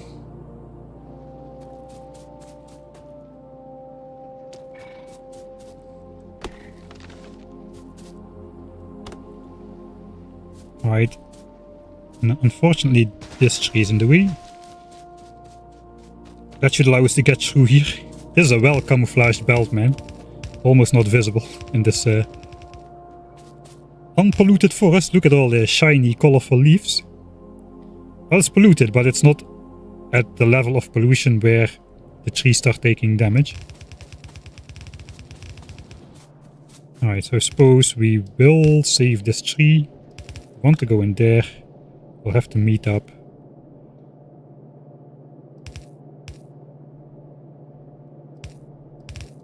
Something like that, I suppose. That's going to be the other copper belt. And then this is going to go back to the base. How's pollution doing? Actually, we are producing more than half a belt on average. But we also have the day-night cycle here. We might be able to take more of this then. Still not went to 15. Yeah, in the night a lot of this dissipates again. So we're overproducing pollution in the day, and then during the night it goes away again for a bit.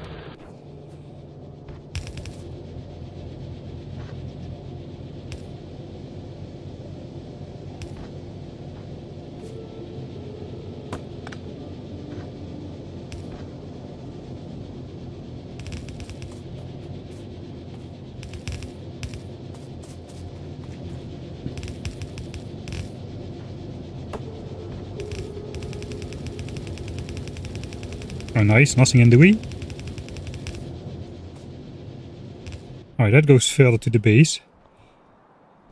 Should I first connect it?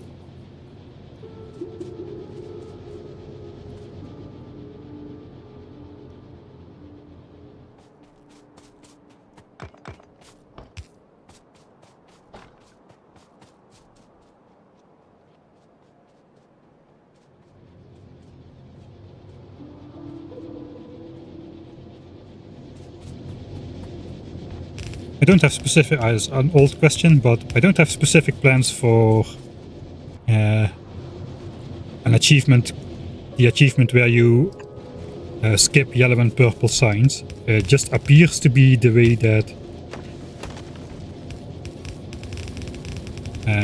that's gonna be the way we're gonna have to do it anyway. 80% on personal Roboport, man. So close.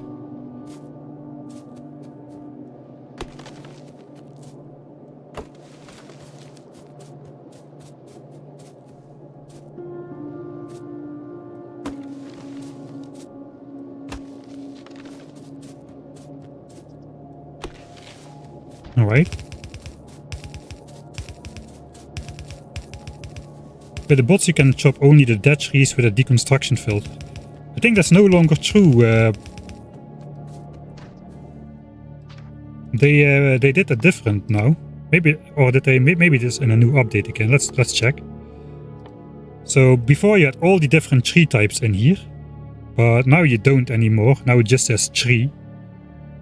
There's the tree which grows naturally, and then there's the tree which you grow yourself with the Glabber technology. But there's no longer the ones where you can select the dead stumps or the dead trees individually, which is unfortunate. At least as far as I know, you cannot no longer do that anymore. New guardrails, yeah, that's a good point. You can actually do the guardrail technology at the split point.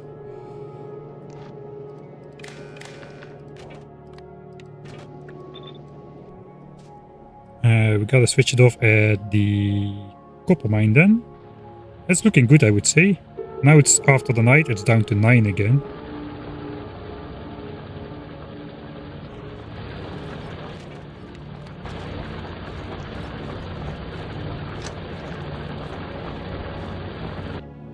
Okay, so when did we start mining that? 163 hours in the game.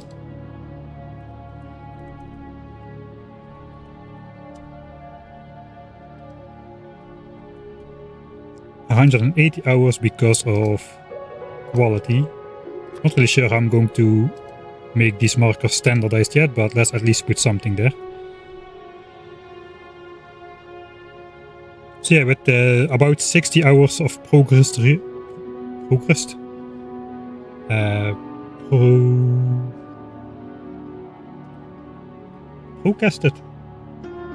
expected research of 60 hours, that should run the entire game basically.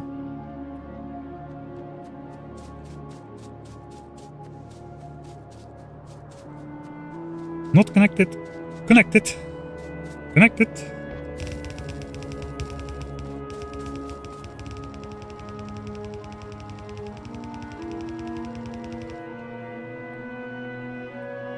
Right, so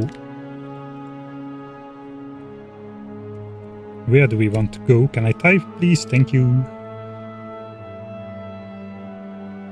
We want to make this for red sign, so we gotta make a separate belt which goes to red sign somehow through the base.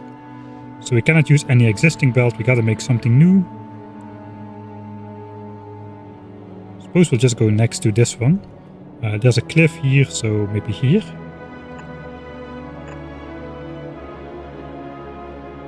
That works. Then just up here, suppose we can take this lane. Pipe belt weave. We can do this. What is this belt used for anyway? Some quality stuff which is no longer existing. It was quality. Quality what?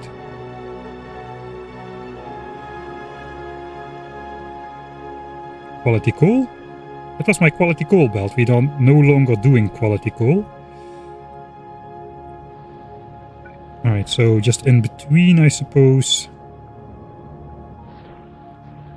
And then just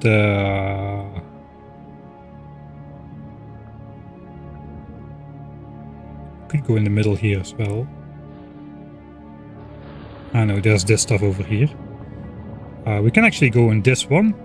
We can now cross the biter base with our red underground belts. Okay, I think that's the way to do it. We're gonna go here. That fits. Okay, so just next to the steel belt. Okay, we'll eventually meet that.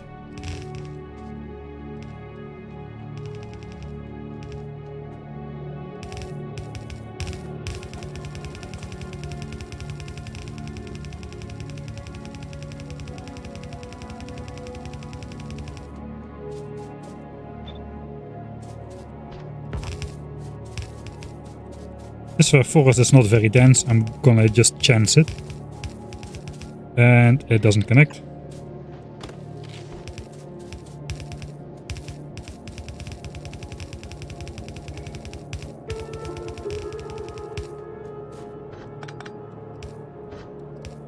This is the annoying part.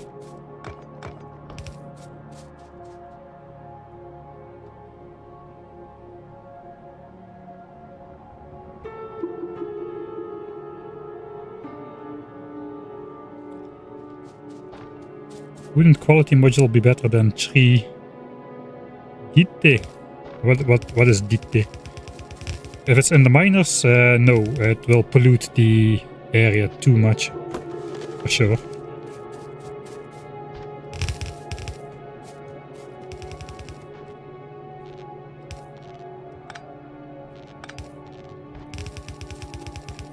Alright, up here then is the plan. We can erase our fallen gun turrets.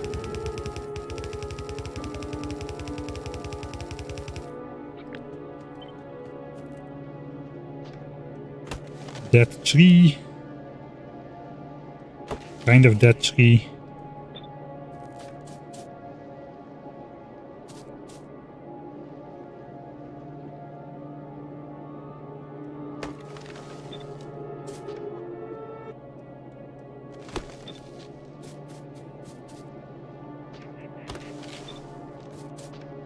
This is a super dense area here, man.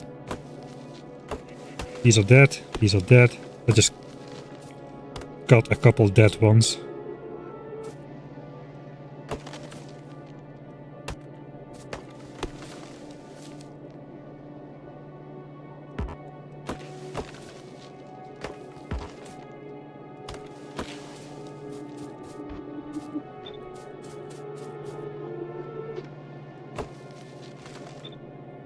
All right.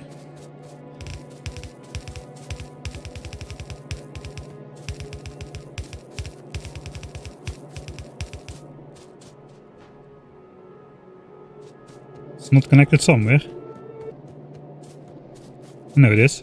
All right.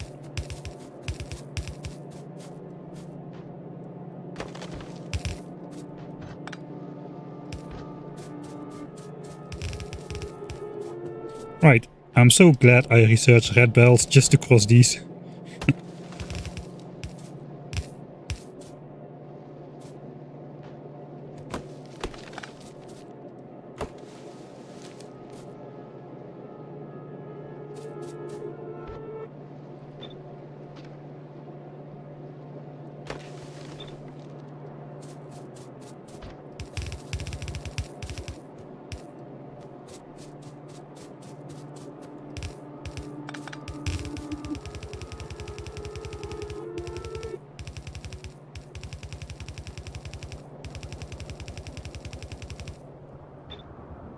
Okay, now I gotta pay attention.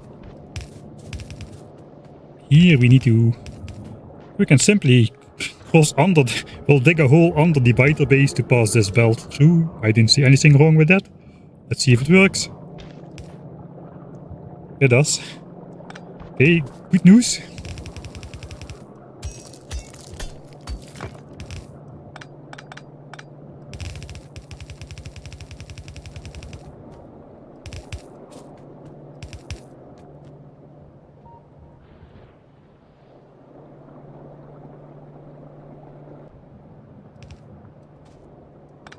We'll keep the distance.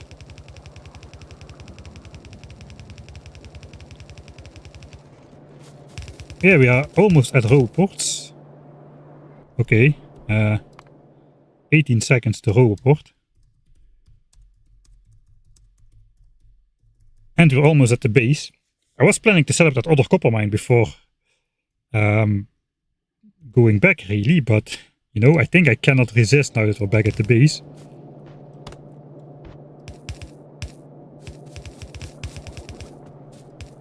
Yeah, the next technology.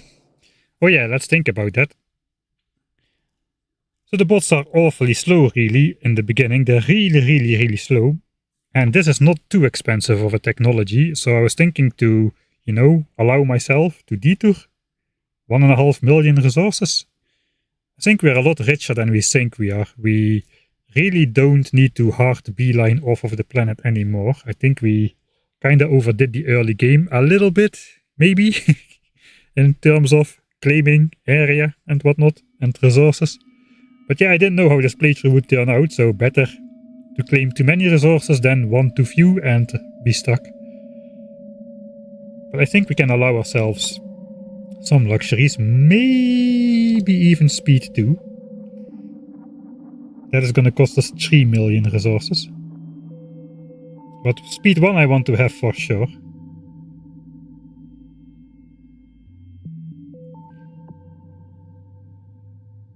And I suppose after that we'll go exoskeleton. This is on the way to rocket silo anyway, and the exoskeleton is just a small and very welcome detour as well. So we'll do that.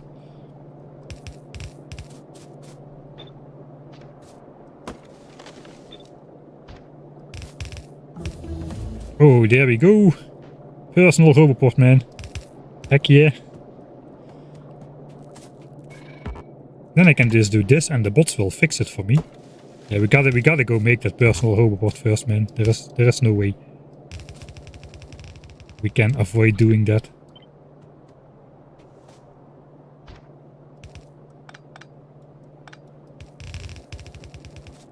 I think I gotta hide my repair packs from him though.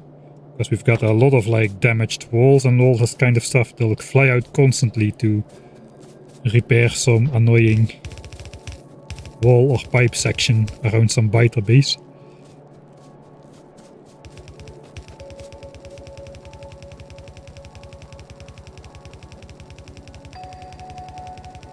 Famous last words were richer than we think.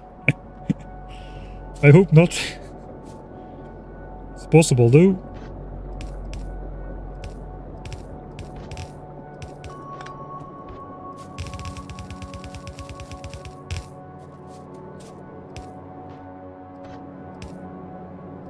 That's what red belts are for, not for the belt speed. This I should do different though. We want yellow here for consistency.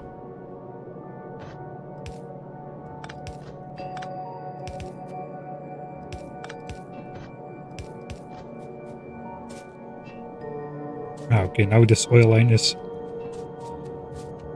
switched off, which is not great.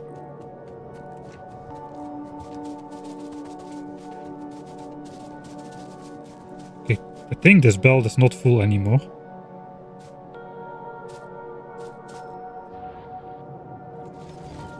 No iron is flowing through anymore. Is this compressed? I don't think so. Yeah, we're having small gaps here, which means that is no longer the full signs per minute.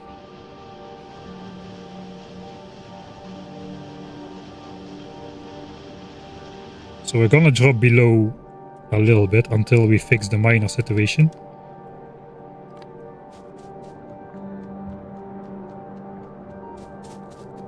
It's really very little though.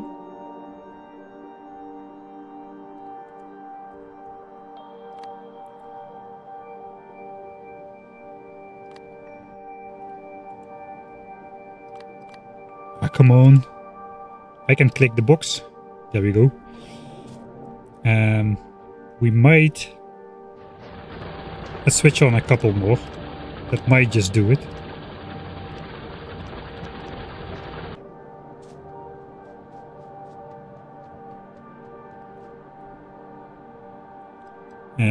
Are we bringing in full belts though?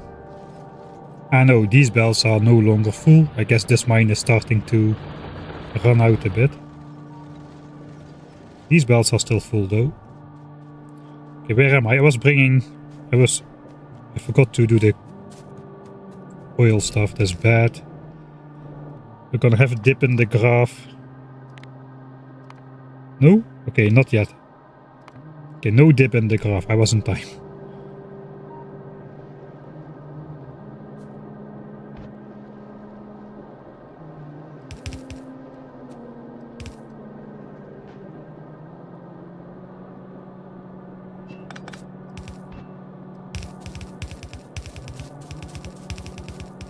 Okay, now we need to turn here somehow. Okay, that's good.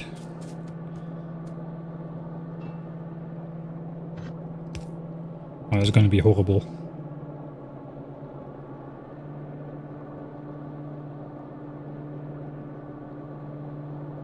No, we can leave the oil in place. We can just turn the belt in a horrible way.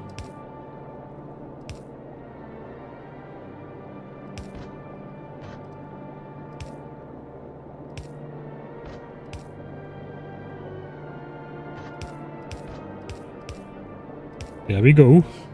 Perfectly normal turn, nothing to see here. Please move along.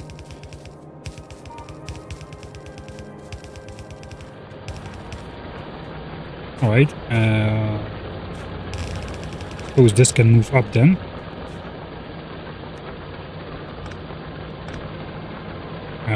Not like that. Like this.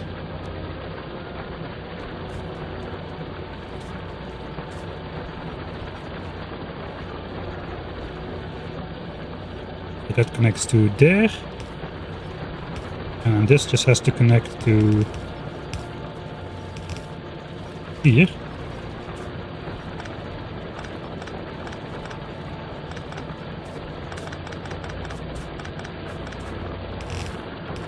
And then this belt is now free for me. I really got to learn to switch off these highlighted belts though when they're complete. Suppose this one is stacked over here.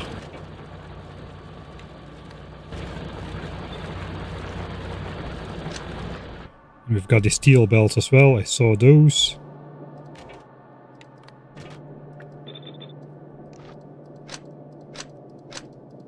Snip those off. Oh, then we gotta get through this mess somehow.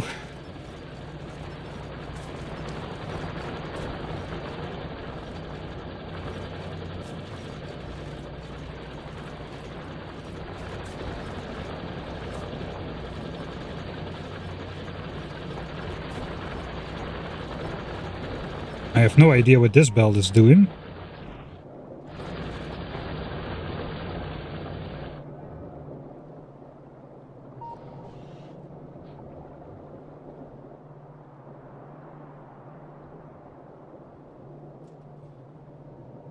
That was the coal belt, wasn't it? It was the quality coal belt.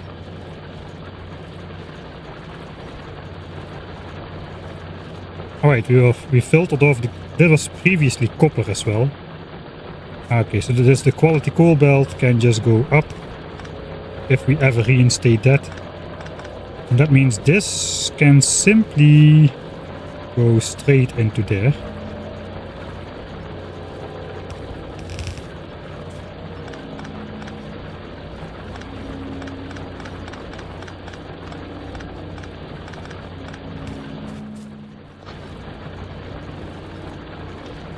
Alright, and then we have space for our copper belt to go through, thanks to the power of red undergrounds again, saving the day. And where the heck am I gonna go then? Suppose we don't really need to use a red underground.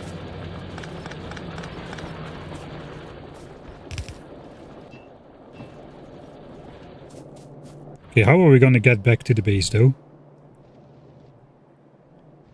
We've got our base edge here. We gotta keep that still right. Yeah, this is still all not updated. All of this would count towards making these chunks red. But as we never updated these chunks, we should not go in there. We could go on this side though. This is gonna disappear anyway. So we could go here, could go here.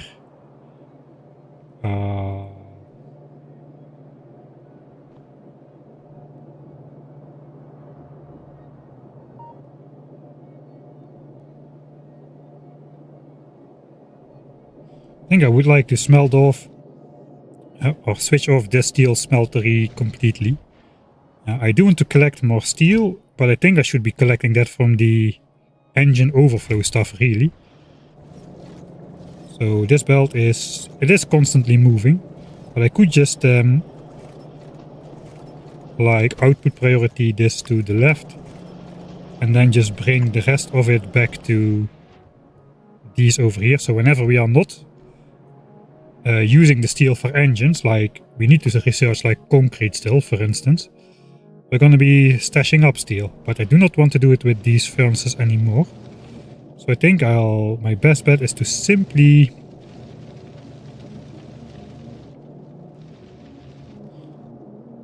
flip this or this one.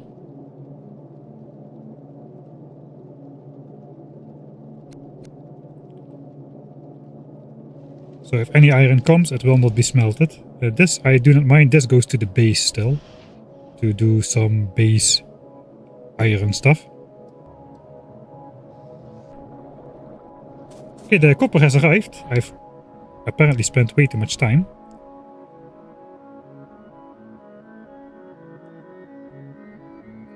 It's a bit hard to see where it should be coming from. Here. Okay, it's still being put on the belt.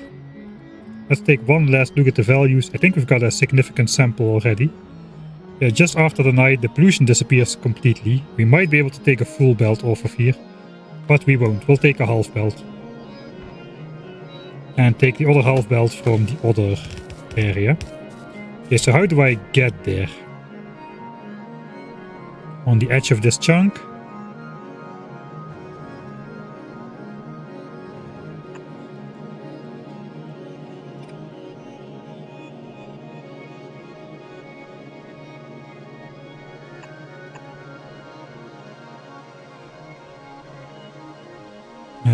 This chunk is fair game.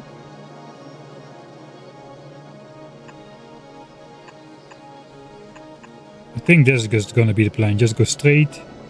Okay, so just stay on top of the iron belt. That is as easy as it can be.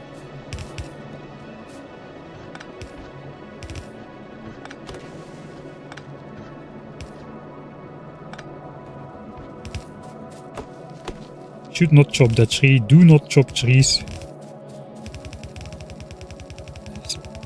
Habit that dies hard.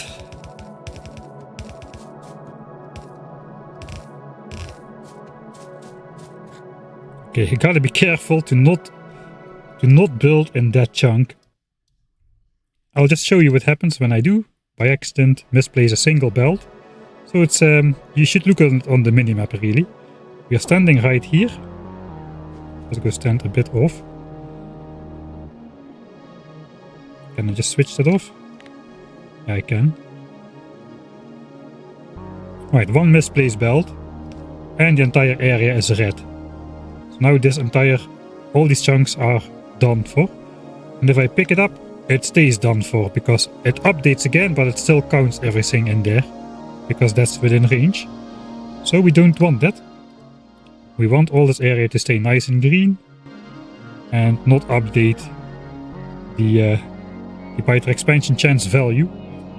Because then it will suddenly see all the garbage we built.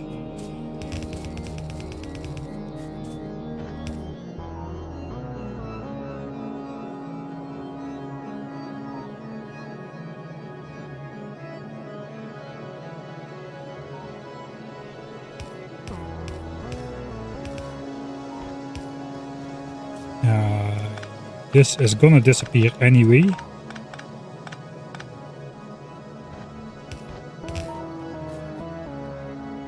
How is it gonna go back to the base though? What are these belts doing? This is steel. This is iron. So we need to keep those, both of those.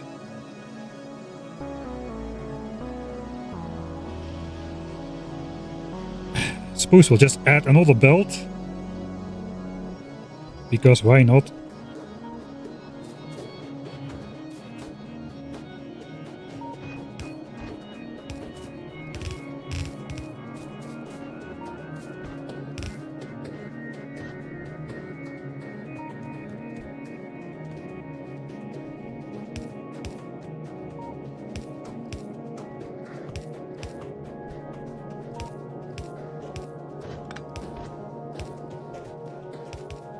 Even more space for the Johnnies. Oh god. We can just go. We can do underground here. But this needs to move.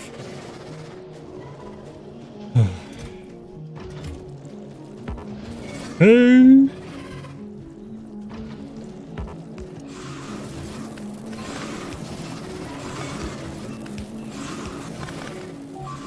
Run. Okay, I think we're good.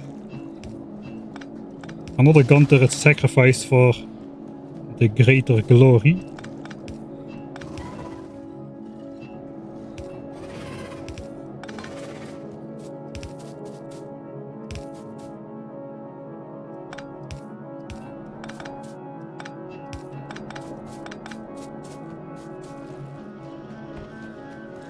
Well, those power lines are doing nothing. Ah, they're powering the pump. Okay, I see.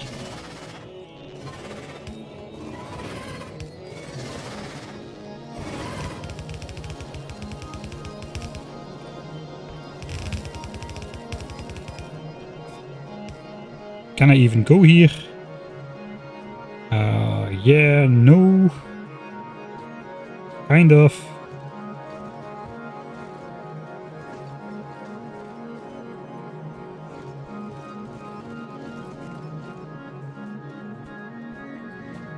Suppose we'll go just here.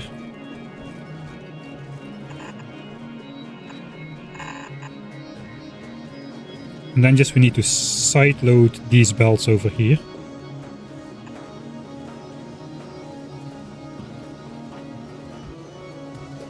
Yeah, we'll figure that out once we're there.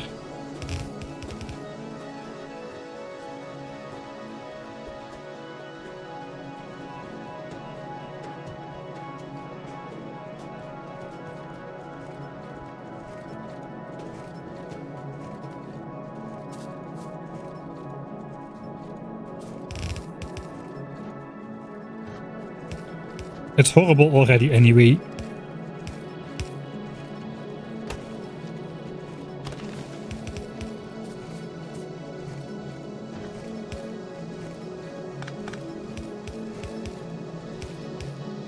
Okay, we're getting some iron on the belt here, so that indicates this should be full again. Alright, it is full again.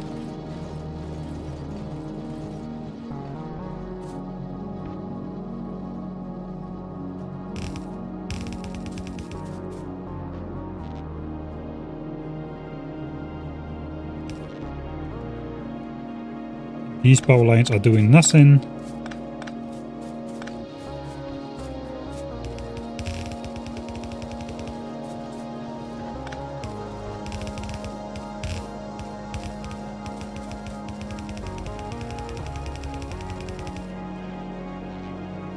I think there's max distance already.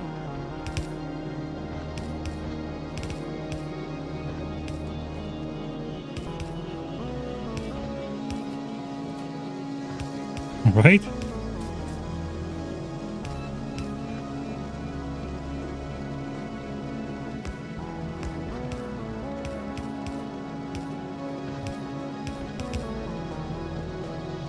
And that should do it. External Red Sea copper at base. Man, it takes so long to connect those resources, like over like 2 kilometers or something in game. That should start up local copper smelting again.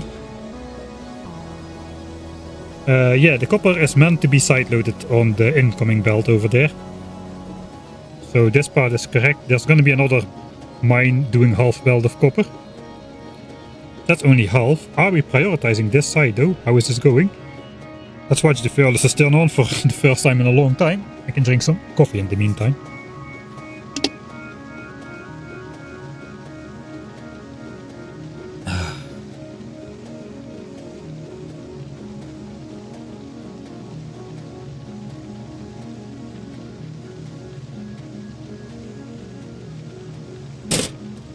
Patiently waiting for bots, yeah. The bot frames should be ready. We're gonna grab them before we go out, make the roboports. Worker speed 1 is already halfway. Is this going here? We are input prioritying from this side, which is good.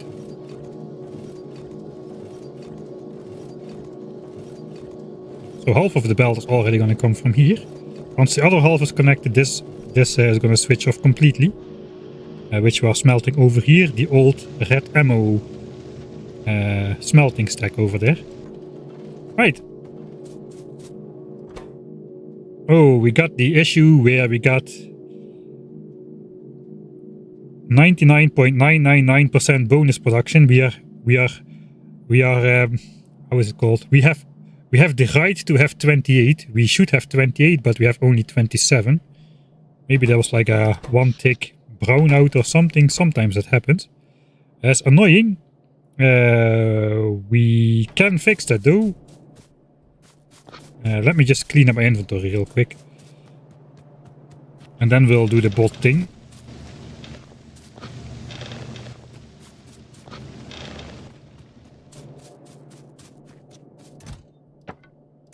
Oh, I've been chopping all those trees to make uncommon power poles, which I never used.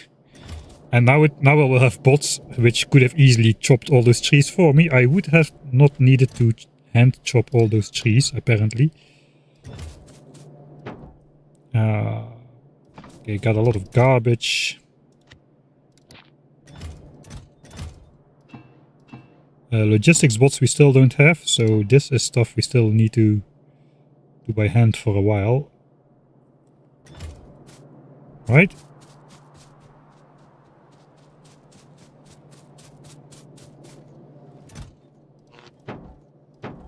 Let me clean my inventory for the clean experience. Oh, that fits nicely. Yeah, good, good. I have again more than a steel chest worth of resources. The rare chest is paying off. If I wasn't talking about it like this, it would have paid off. It would have saved time. Now it's costing me time. Okay. There we go. 1 engine, 1 rare steel. 3 rare circuits. 2 rare batteries. I'm gonna turn this into 6 bot frames without spending resources. So here we go.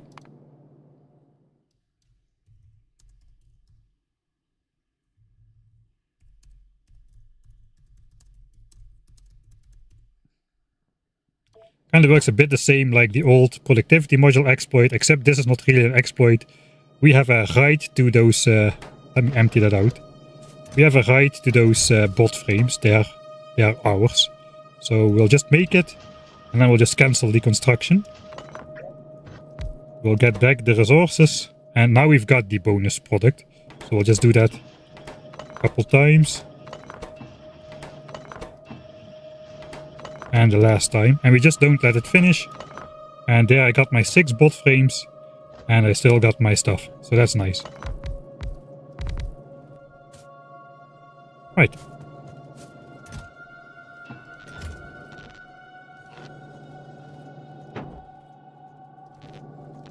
So I got more than the bots that I need. I'm just still gonna make only I'm only gonna make 3 stacks though. Because there will be 3 stacks in my inventory, obviously. That means we need 300 circuits, which I already set aside at some point in time. And then we can just make our rare construction bots right here. No. Construction bots, not bot frames. Of rare quality, man. It's half a second per craft, so we should be good. A lot of saves for editing mic again. Pivotal moment. Cons bots.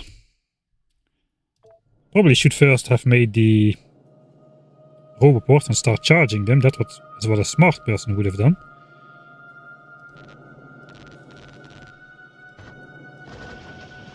There we go. Quality Construction Kompanions, as per the title of the stream, completed.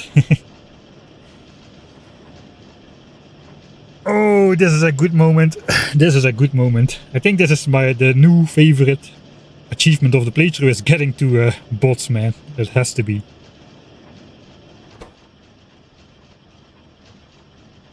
Okay, no productivity allowed on those. Rare quality bots can fly thrice as far. We can now look. You can see the minimum operational time, 7 minutes and 8 seconds before they need to come back to recharge. That is not to say how awesome rare construction bots are. That is just to say how bad the default flight speed from the bots is. So remember that, 7 minutes 8 seconds.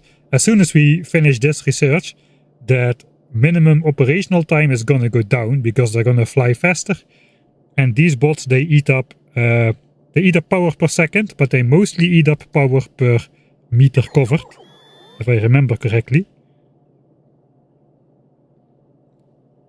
Where is that? That should be somewhere. Speed 13 kilometers per hour. Yeah, that is where that comes from. I thought that used to be somewhere, like the energy consumption per meter. Moving consumption. So yeah, 18 kilowatts per when they're moving. Does this go up then as well? It used to be like some value per meter. Alright. Pew pew pew. 3 stacks of construction bots. Now of course we need to pair that up with roboports. But for that I needed more steel, which by now should be ready. So let's go look for that.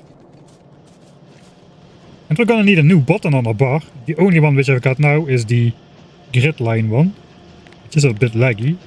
It doesn't really work as it should, but it is something. Oh yeah, that's plenty of steel. We'll just take the rare steel for now. 269. Nice.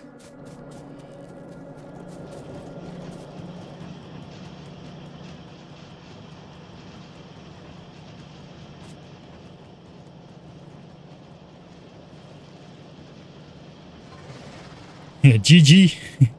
We didn't. Alright. That was not a genuine one though. We're gonna do it the Hendrix hand feeding way. There is no other way. 9 of them.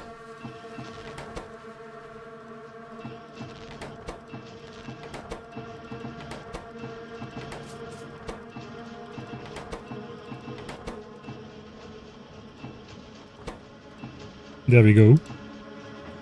We're gonna need the new button on there. We're gonna need the switch on roboporting. You don't really need it to switch it on and off. You can do it with Alt F, so I might do that. But you can see when it's on, if it's on the bar. We'll see what we'll do. Alright.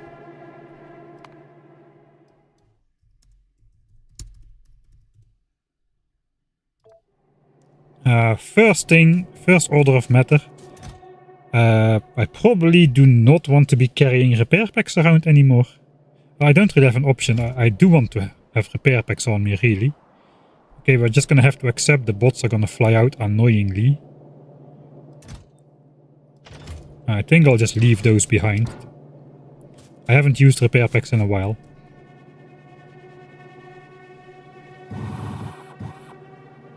Right.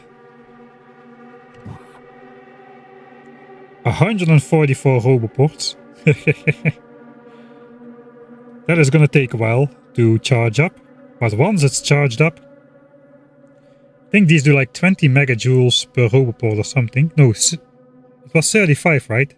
Yeah, 35 megajoules per roboport, so we are gonna have over 300 megajoules of battery storage to feed our bots to do stuff.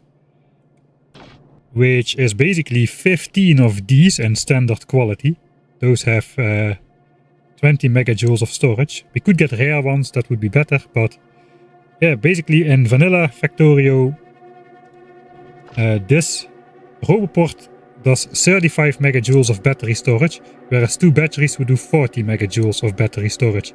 Quite a small difference, really, so it's quite easy to run those without batteries. Alright, they're charging up. Once this stops blinking, we can start using them. Right. We've got bots. I suppose now we'll just go back to hand building belts, because that is what we do. We could check how fast the bots are. I think if I copy this and I force place it on here, yeah, they should do that. They just are refusing to fly still because the batteries are not full enough. Okay, so we'll do that when the batteries are full then. Just to check the flight speed. Let's check what is our construction area. That is a large construction area. And that's gonna mean the bots are gonna fly out way too far if I allow them. So we gotta be a bit careful with how to construct and deconstruct stuff. The most annoying is going to be when we pass like some area where there's like some damage on these walls. The bots will go repair that unexpectedly. Okay, the bots are done. Let's check the incredible flight speed of the bots.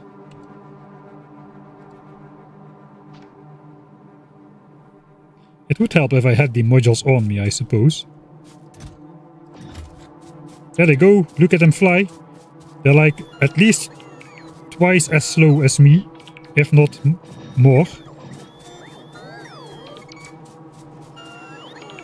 But they do enter my armor directly without charging up, actually. That is nice. Let's have a test. Ah, nice. That's very slow, though.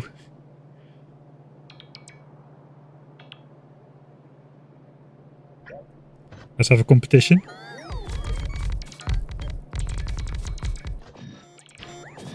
Yeah, I win. I win. There's no doubt about it. They are slow. They're gonna be better though with bot speed 1. What is the boost? 35% and 40%. So they can have like 75% speed increase with 2 upgrades.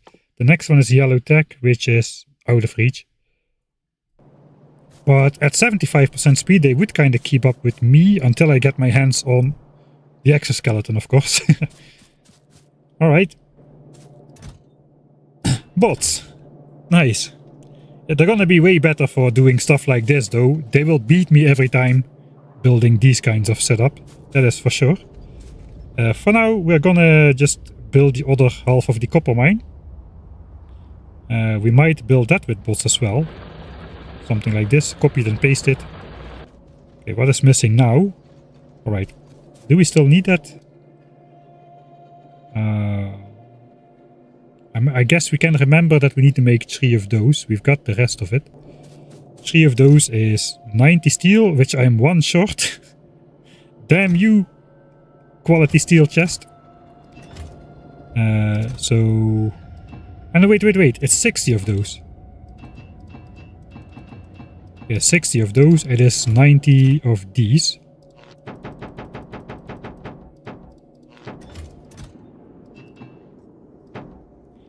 And then it's blue chips. 30 blue chips, which is 60 of these. And 600 of these. Quite expensive. That's gonna be the blue chips. For our exoskeleton. So we got the stuff already. Okay, that's good. For now, we just need more belts, like every time. Some of those undergrounds probably we could use as well.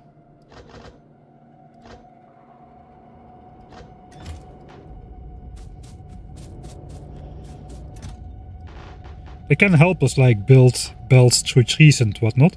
Okay, we don't need that many belts. We already got the entire line back to the home front here. So we just need to connect the second half of the copper mine. Before I go... I got 1 stack too many. Okay, we don't need those anymore, apparently. Before I go... I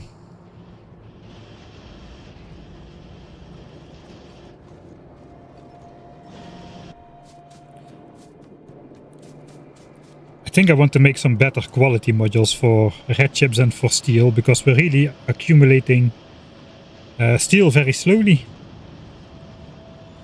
Do we have the option to do that though? If we do better quality steel, more steel is going to be quality steel. Engines are backed up though.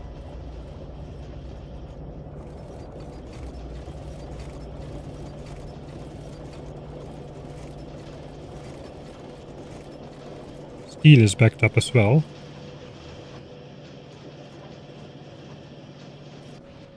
How is pollution? Pollution is okay.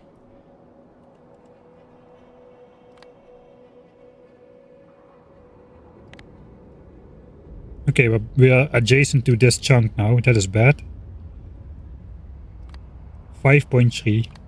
Alright, I think before we do the other half of the... We're gonna have a use for our bots. Let's see what we've got collected. We're gonna make some changes around here. We're gonna do some interior redecorating, make the whole place a bit more feng shui. Let's collect all the rare stuff. I think we're gonna stop making quality pipes for sure, because I have no idea what I will be doing with those. I'm gonna stop making quality Gears, I'm not sure. I think I'm gonna stop. Yeah, let's stop making quality gears as well, at least here. We can still make it at red signs. And if I stop making quality engines, I should have the extra... I think I want more quality steel over quality engines. So now I don't really have the space because I have a quality engine assembler. So I don't have any extra steel, but if I have a normal engine assembler, all the engines are going to go to Skience instead of splitting off the quality engines, which I don't really need anymore. Which means I can put better quality modules in steel, which means I get more better quality steel without sacrificing blue signs. So I think we are going to change these out for efficiency modules, really. 432 of them.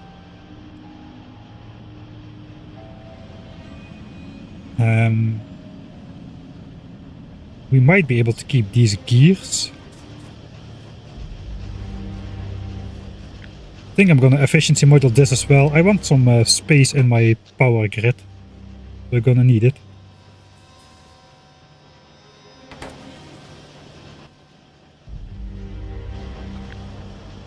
It's another 40 assemblers, so there's 512.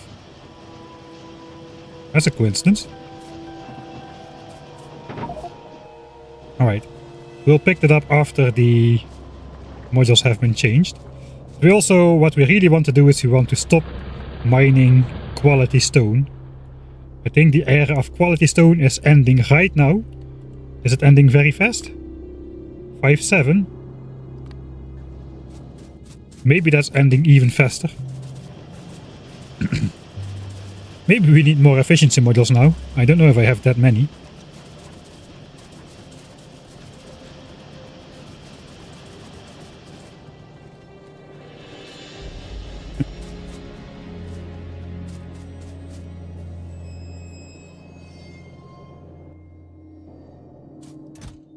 I got way more of this stuff than I'll ever use. It's already overflowing. What do we even use pipes for? We've got our bots, so that is fine. We've got plenty of these. This probably will be feeding to miners anyway. Yeah, we really want steel. We don't really want... We want more steel. We don't need more engines. We need more bare steel. Steel is used for so many things, which could be useful in high quality, like beacons later. Who knows? Just assemblers, solar panels, everything requires steel. So I think it's a good call to switch that out. So, how many efficiency modules do I have left? Not that many, 1,000 about. It's good enough for now. I do have 9.6k in here. I think we're gonna make some more efficiency modules before we leave. Just got a feeling we're gonna need plenty of those.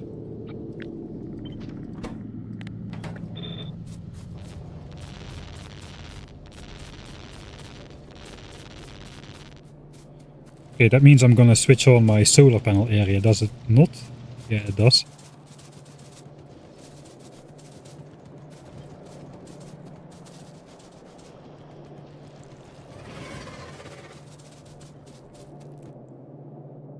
Unless I just rotate this.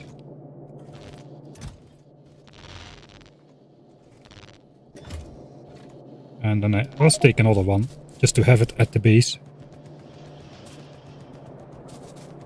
I think that entire solar panel area will have to go at some point. Why on earth are we researching robot speed? Because we've given up on on doing everything the minimalist way. We decided we are creatures of comfort instead, and now we are gonna be 20 copper ore short to research like the new planet discovery later on.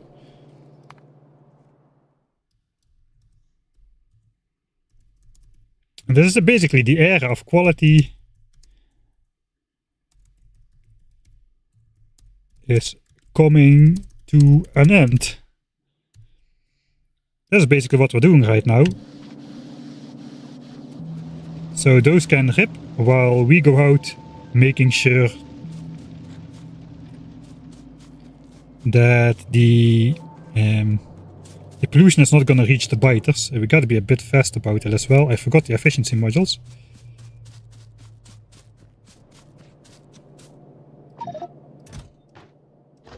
We'll come back for that. Right now I got my bots. They're fully charged. Over 300 megajoules. That should be enough for a while. Let's walk through the active labs. And I'm gonna want those exoskeletons, man. So we'll first go to the stone mine. Have you given up getting off the planet before the resources run out? No, I think I'm kinda overestimating how many resources I just have access to. And I'm getting a bit too overconfident in like using up resources for non-beeline purposes, really. Alright, so what we want is an upgrade planner, which upgrades, downgrades, however you want to call it, quality into efficiency. And that's going to be the first action of our bots. It's going to be something useful.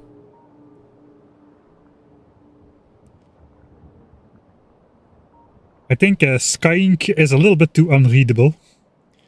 I'm already pushing it a bit. It's got to be findable somehow. I'm already shooting myself in the foot with the Skience Kost with a K, I think. Alright. Here we go. We can never deconstruct these miners, but we definitely can change out the modules here.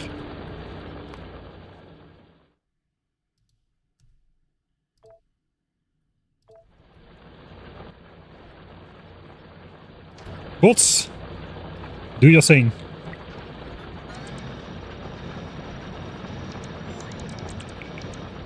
Holy moly, they're slow, but it is awesome that I don't have to open every mine individually and click out the modules and put them back in.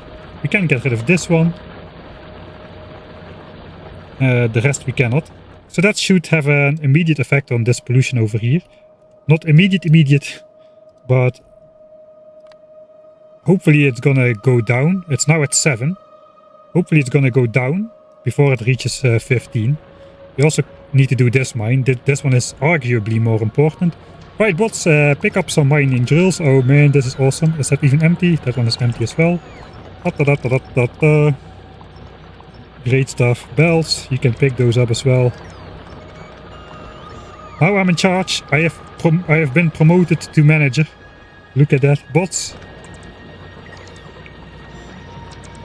Man, the patterns are so nice. The bots are so slow that the wavy pattern they fly in looks really weird. Alright, let's check the effect on pollution. We should see that in the graph just about immediately. Or do we?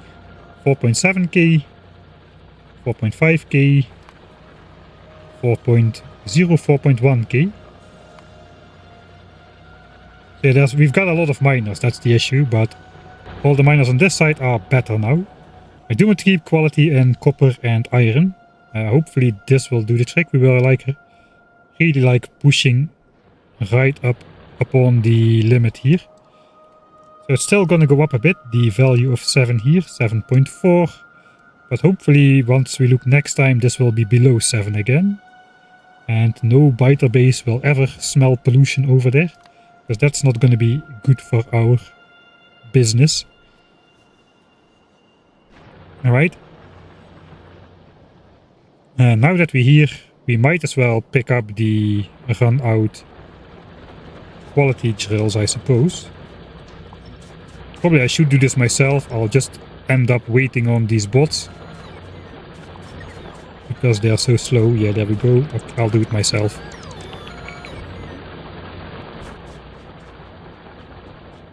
I feel without speed upgrades, the bots mostly allow you to be more lazy instead of being more fast with things.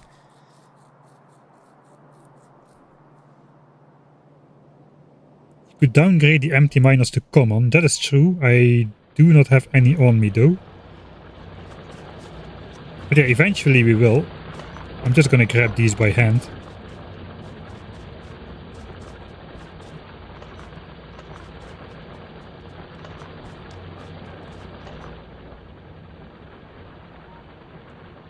Alright. Back to the base. So the act of switching this to efficiency modules should have a noticeable effect too on the just a general cloud of pollution that's generated from the center of my base. It should further diminish pollution reaching the biters here over at the edges. How do you speed up so much? I got a mod which I think it's called speed control. You can just speed the game up or slow it down. We're not using the slowdown. I've modded the mod a bit so that it just does like integer values.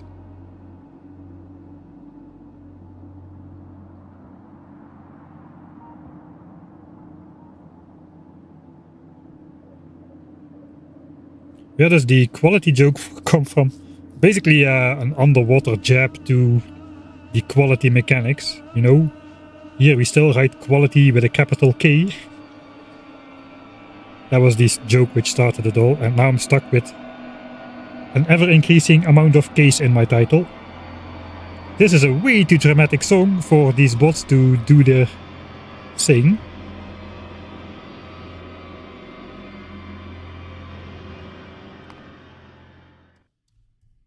No more quality engines.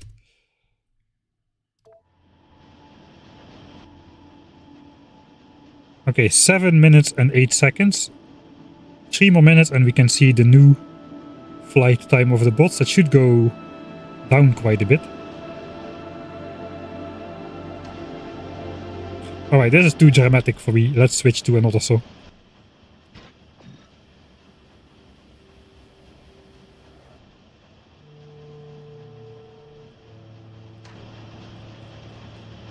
Okay, let's see if I go max distance. 360 modules. I've got only 150 bots. We probably should do that a bit smarter. Let's suffer. Let's suffer at the minimum bot speed.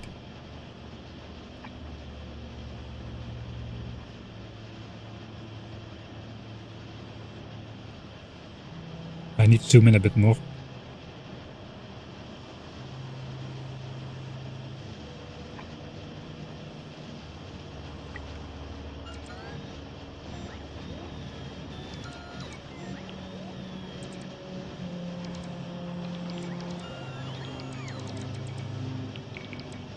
Alright, that should change the pollution output from 3 per minute to 1.2 per minute. So saving 1.8 pollution a minute. The assemblers also become 10% faster again. So we're saving even more as we need less assemblers to do the same job.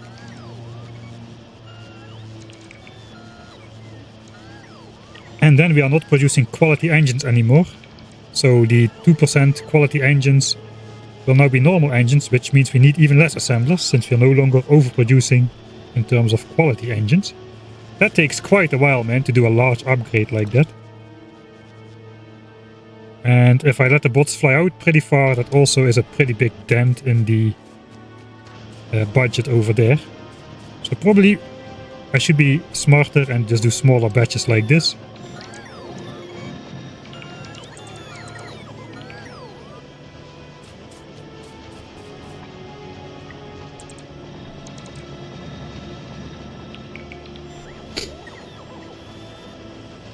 Compression algorithm struggles with slow bots. Yeah, that's why we need the upgrade, man. 50 seconds. We gotta decide, do we go bot speed 2? I think getting the exoskeletons first in any case is gonna be more desirable. I mean, 50k against 350 for these two techs is like fast enough to get that done, 50 minutes, but the next one is 1 hour and 40 minutes delay on our, almost a 2-hour delay on the exoskeletons. I think we're gonna go exoskeleton first, just see how we roll with bot speed 1.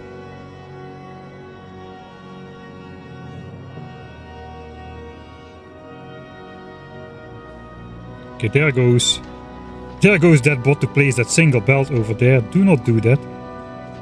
Oh, I gotta wait for that guy to come back. Oh, it's gonna be horrible.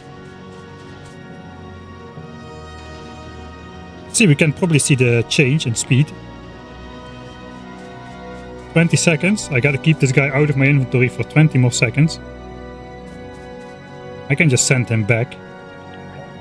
Go back. Okay, the other bot goes.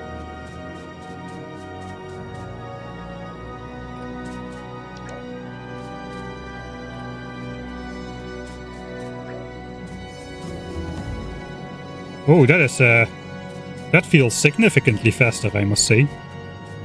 They're almost keeping up now. Alright, that's nice.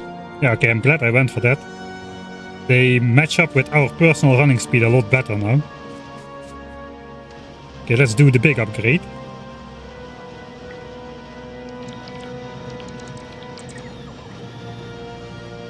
Alright, I'm also glad I didn't go for 2 Roboports or something. Because now I just can send 150-ish bots out at the same time. Of course they'll sap more energy in bigger bursts, but that's fine I suppose. Right?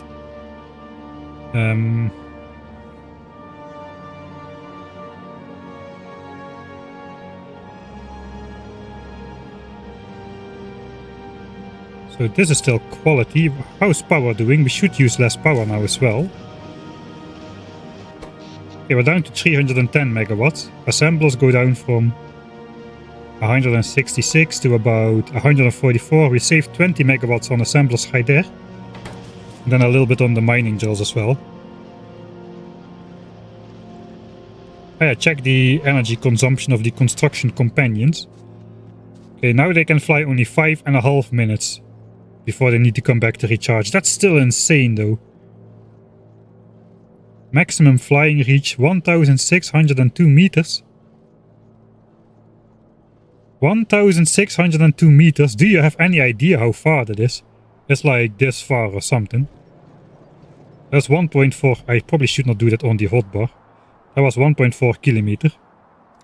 Let's do it over here. It's probably out to my solar panels approximately.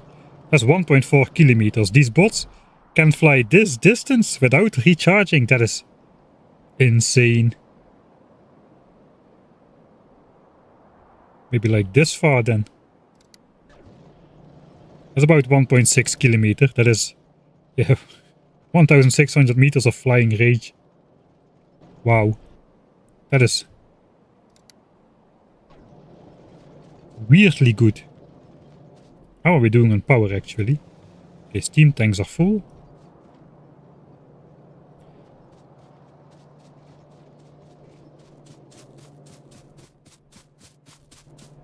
Alright. These things are still doing their thing with the efficiency modules. Suppose we go build that other half of the mining outpost now.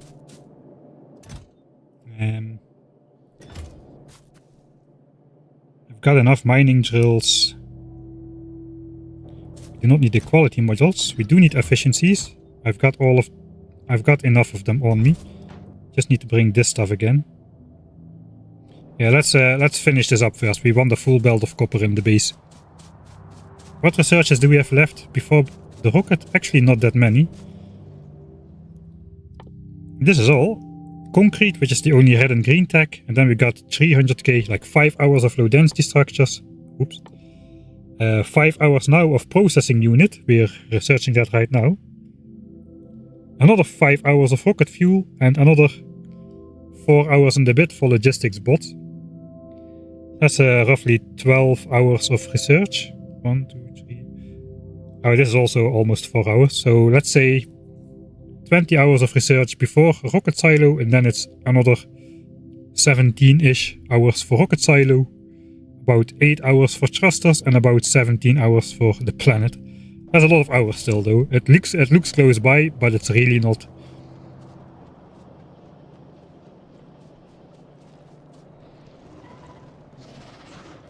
Oh no. Oh god. I do not have repair packs on me, so the bots are not going to destroy this entire thing right now.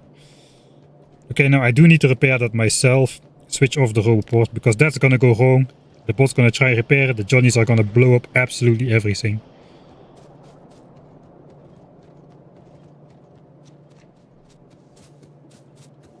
The liabilities.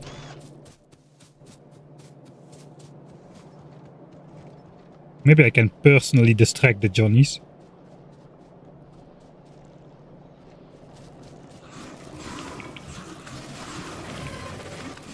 No, this is gonna go wrong real quick. Come back, come back. I'll do it myself from a distance.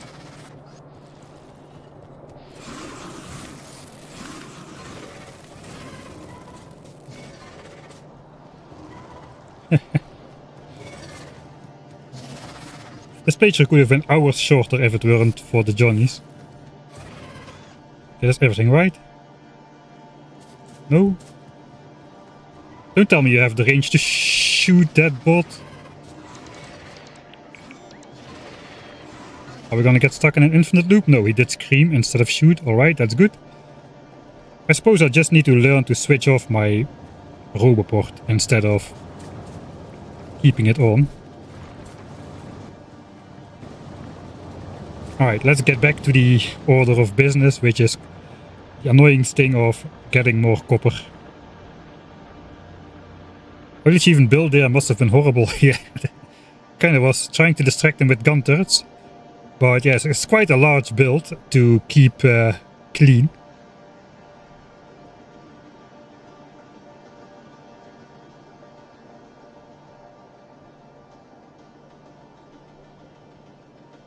So where am I even going this time? Let's check the pollution. Is it already below 7? 9.3. Okay, that's not good. 9.3. 9.4.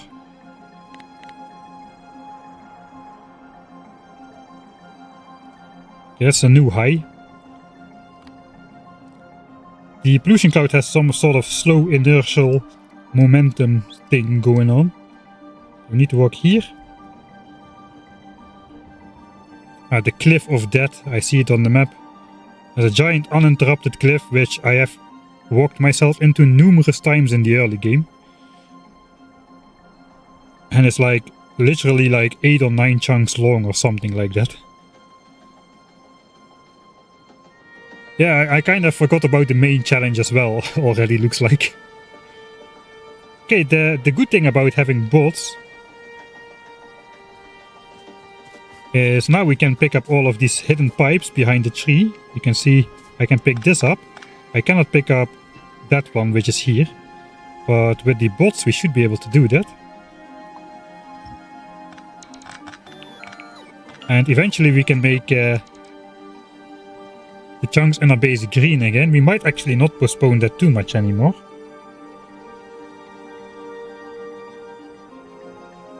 So that's gonna help a lot with cleaning up my early game not foresight of having to ever pick up those pipes again, since we went for the second attack loop with red ammo to extend our borders.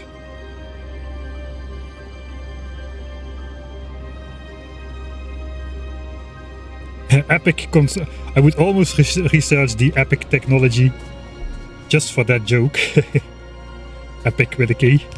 Unfortunately, that's locked way too far ahead for me to be able to do something with. But yeah, for stuff like this, bots are gonna be slower, because if bots do this, I just have to wait for the bots to come back again.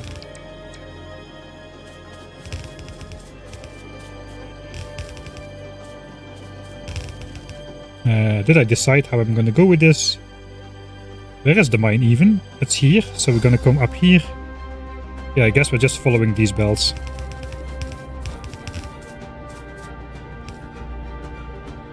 Oh, we might be able to use the bots to build these kind of areas. And to chop the trees like that. Okay, it will help a little. But that I probably should not do. Those kind of things.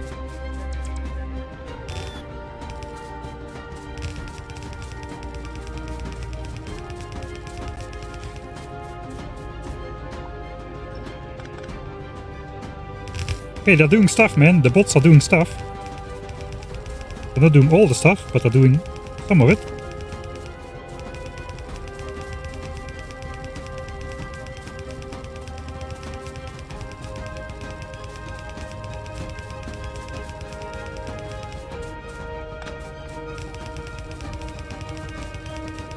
Where are we? We're gonna come around on this side here, so...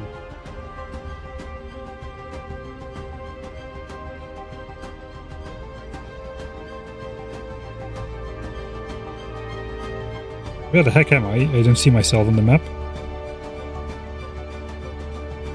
Oh, I'm here.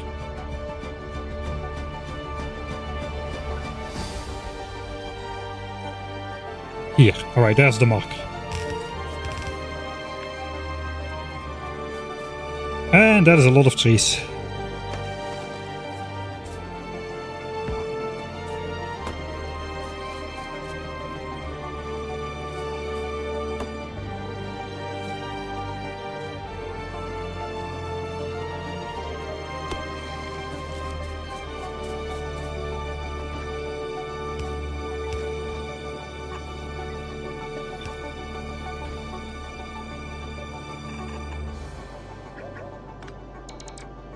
Undo deconstruction of tree. How can I do that? Okay, like this. Let's try it.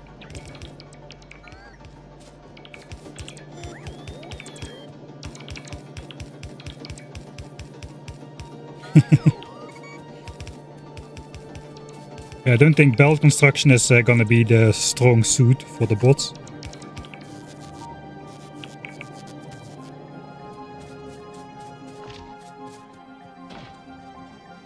Oei, there's Johnny's down there. Oh, no, no, no. Come back. It has a new change in the construction bots. You can recall them while they're on the way to something.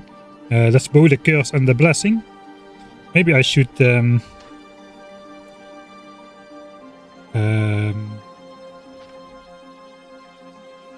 all ghosts on the map. Do I have some? I think it's mostly walls. We have this area here, I suppose.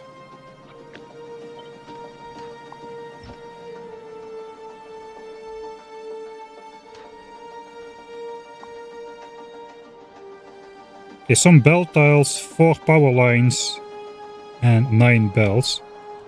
That is a little bit too scary. Nothing is in my base. There's one belt tile somewhere. So we have to get rid of all of the... all of the walls, which are scheduled to be built. Where is the belt though?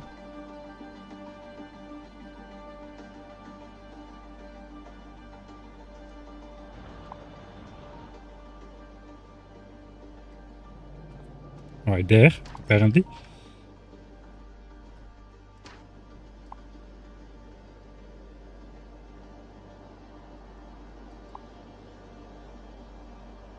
Okay, another whole bunch.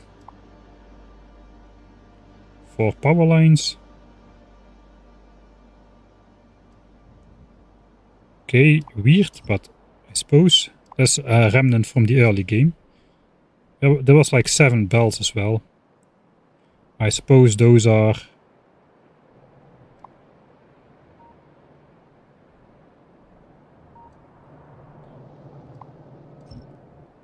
Okay, I just want to make sure I don't delete anything important.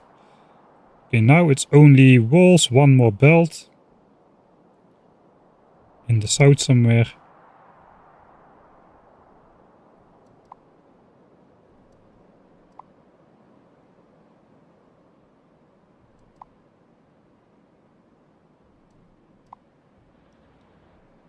We're gonna find it. Oh, here it's potentially dangerous. Okay, it's not there. This is the marker I just made for myself. Am I so dumb? I'm so dumb.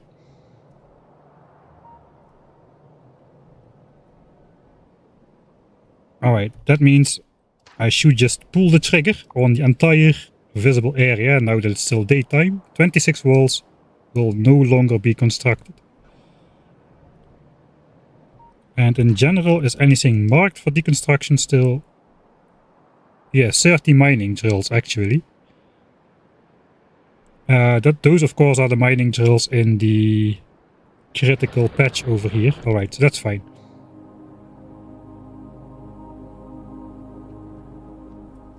pollution next to biters is spooky, I agree. We're at 10.0. The inertia of the pollution cloud is not yet down.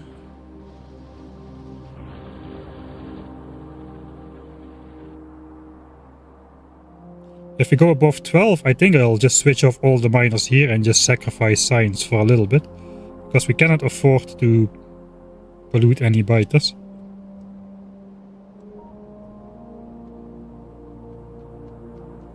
Okay, this is not connected.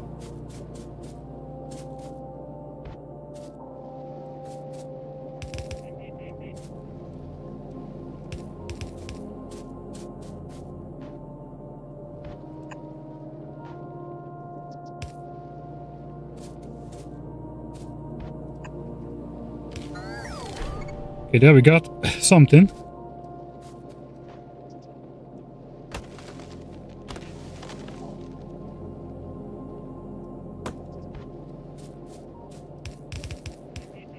Okay, now it's connected.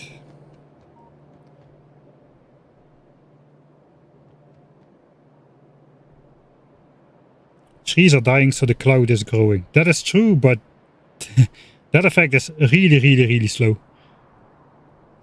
But not ignorable over the course of this game, but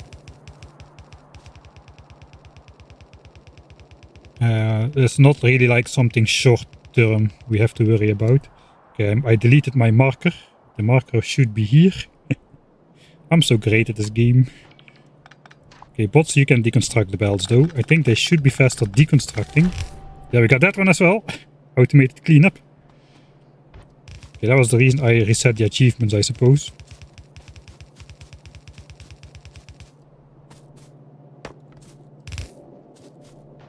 I cannot do my trick anymore. Unless I'm fast. And then I need to wait for the bots to catch up. This is probably wishful thinking. Actually, no, it does connect. Where am I going though? We're going to this belt and we're going to this copper patch. And I do have solar panels on me still. Yeah, I do. Okay.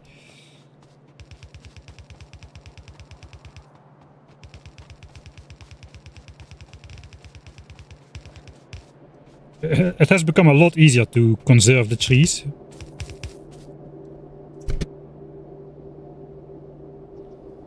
With the automatic underground belting.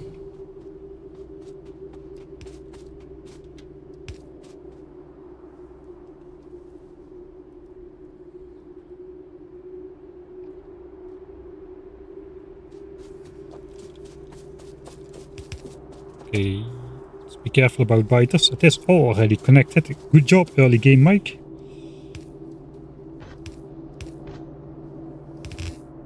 You know, we've got bots now.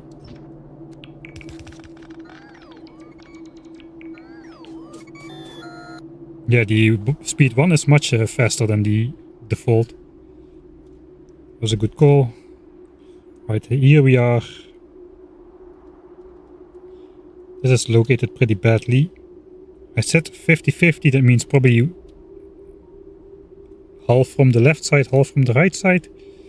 If we check this chunk out here, we've got 1, 2, 3, 4 chunks to go to this one. And if we mine from here, 1, 2, 3, 4 as well. There's not too much forest around, which is why this mine is a bit scary. Let's first go build the mining drills. Well, I suppose we'll also try to preserve some of the forests at least.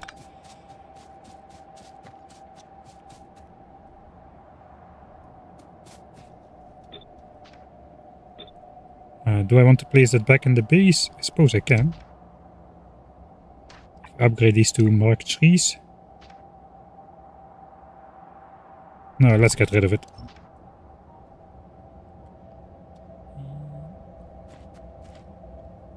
Okay, so we will chop a couple trees here in the center of the patch.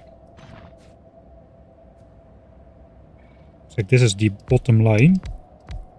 With the bots now we can do the horrible design, which is not nice to hand build, but which is a little bit more compact. 12 miners. 24.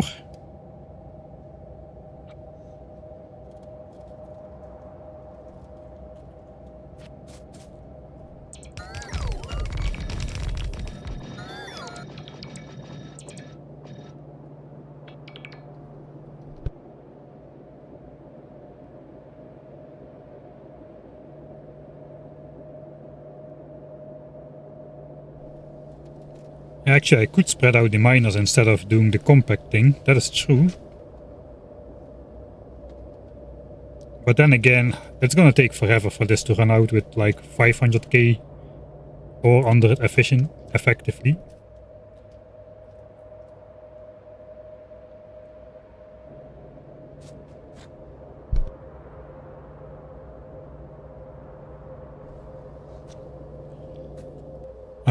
Here I do want some sort of control over where we are pulling the resources from. Like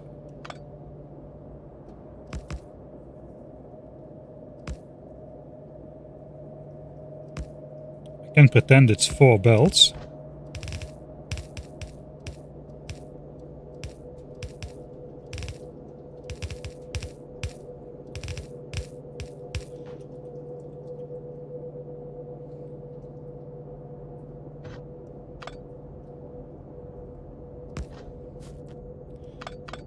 Alright, I see how to do it. Basically a 4x4 splitter, but not really, a cursed 4x4 splitter.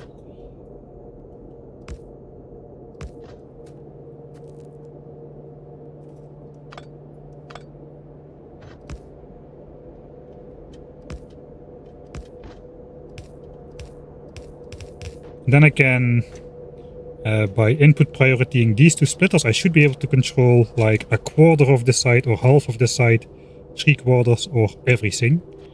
Except, of course, I don't have enough miners on each side to actually do that. So if I want to do that, probably better off. I'll put stuff for a full belt on here. Let's sacrifice those couple trees there.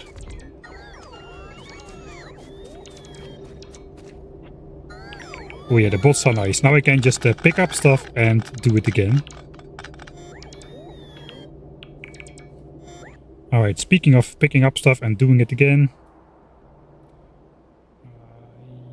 I think I probably want to keep all the miners in the same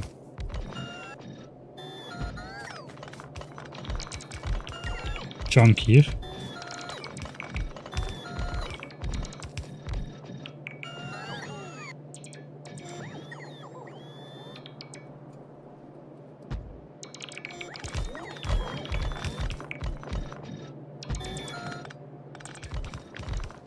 Alright.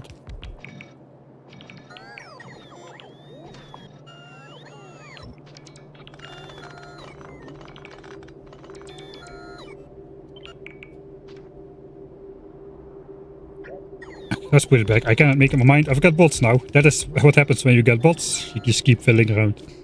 Okay, that's way more than half a belt, but I think I will use this anyway.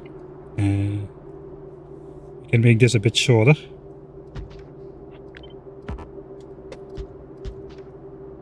Wait.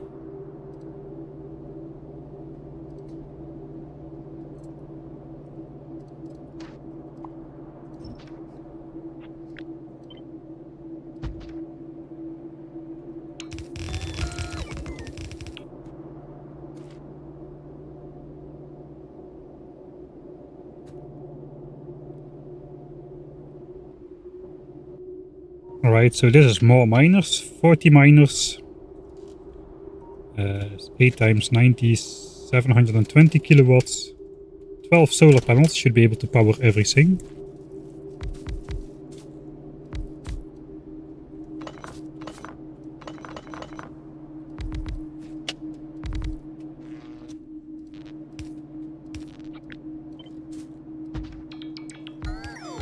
In normal quality.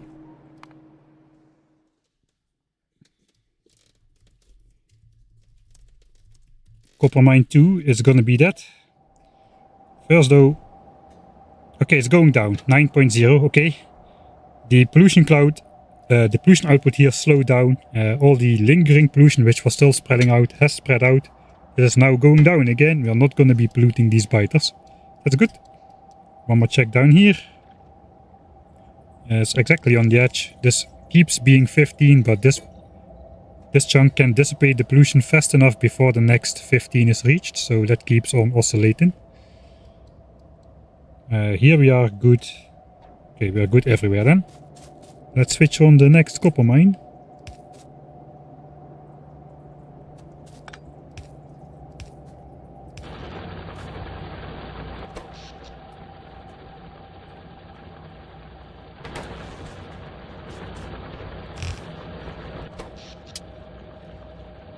Okay, I must have miscalculated.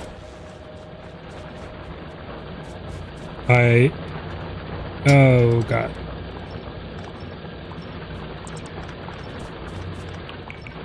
You know what? That is not good for a save game. Editing Mike is gonna curse me out. Bot's already thwarting my plans. It's my own fault, but I'm not gonna admit that.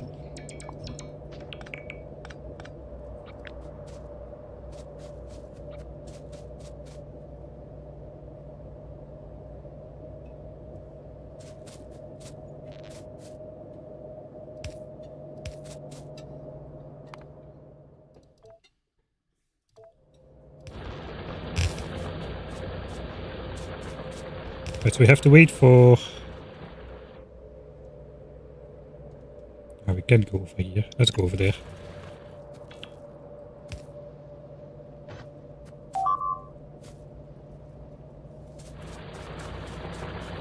It's not a 4x4 balancer. It does look like a 4x4 balancer, but it's not.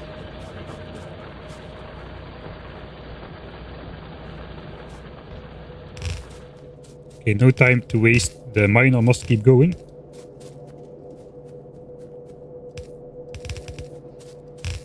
I want to reconfigure this one to go something like this.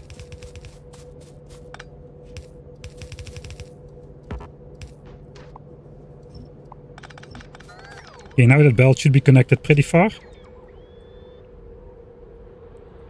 And that is going to be a full belt of copper for a while, until we hit the split point. Until we hit the split point over here at the steel smeltery, pretty far away. Then we're going to sideload it. But this forms a nice little buffer, I suppose, to ensure that the production keeps on going. Okay, that is pretty fast though. But the biters are a bit further away than on the other mine. So probably going to be good here.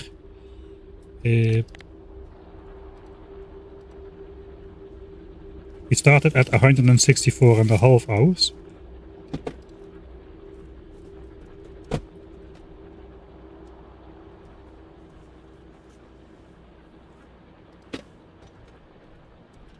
We'll put the quality symbol there again, because we're using the quality miners.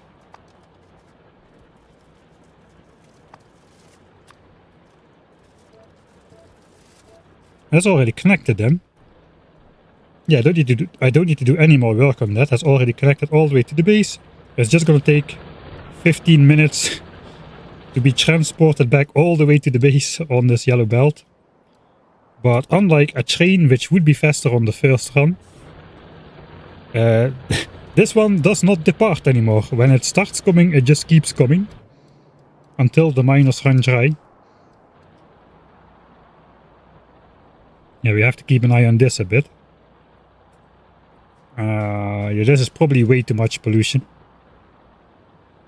But then again, we're producing a full belt instead of a half belt. Let me try the input priority switches for a bit. So now this one should stop.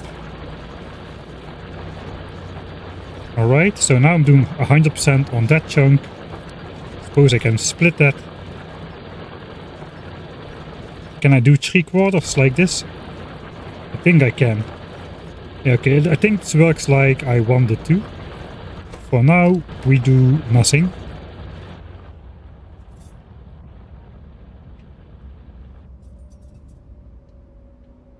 It's pretty far until the smeltery. We gotta keep a close eye on that, especially before this entire belt has backed up. Totally overthinking and doing. I wouldn't say no, because once I'm back here in the base, I can just remotely control this without having to go back there. So since this is like literally like 10 minutes walking from my base, I think it's worth it to put the extra effort in there. Radar, we have the radar coverage during the day, which means I cannot change this during the night, but during the night pollution should be dissipating anyway. And we haven't quite yet reached the point where we're starting to build up pollution into an adjacent chunk to the biters. It's actually more biters than I thought. There's no... Oh, this one is bad. That one is in here. This base is in this chunk. So the biters are pretty close by, even though it looks they're far away. This base is in the southern chunk though. And these as well. So this looks like this in terms of which chunks the biter bases are in. Then we've got these, which are located over here, I suppose. Okay, that one might be some... That one might be the first one we're gonna run into, really. As this chunk is the highest at the moment. Looks like it's getting night though. So pollution is switching off. Everything is gonna go down during the night. We have to see how it goes during the next day. Oh, hey, Zippy Slash, thanks for the raid.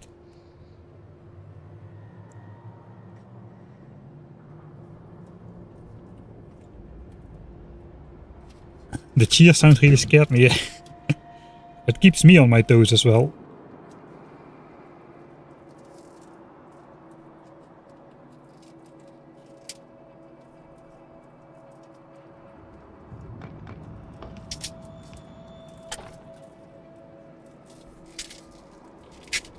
Right, pollution goes down again everywhere. There it's gone. Yeah, we need one more day for sure to get an accurate reading on there.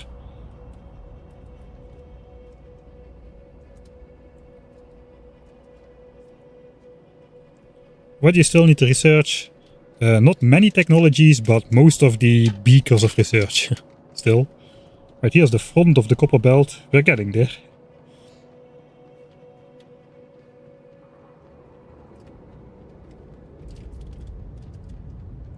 I guess it's gonna keep going another 20 minutes after the miners run dry. That is supposedly so.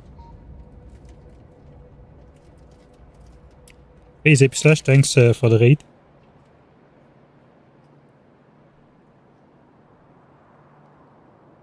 Can one green biter destroy all the bases? Yes. Theoretically, yes.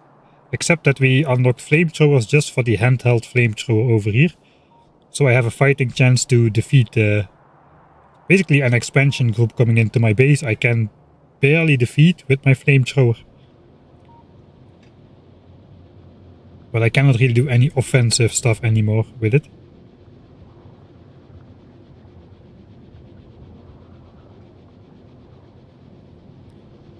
Yeah, we're mining a full belt during the day. And since it's going to be a full belt all the way up until this point, that's going to mean I should have done this differently perhaps, so that the other half side backs up. So now we're using the extra ore first. It doesn't really matter. Doesn't really matter.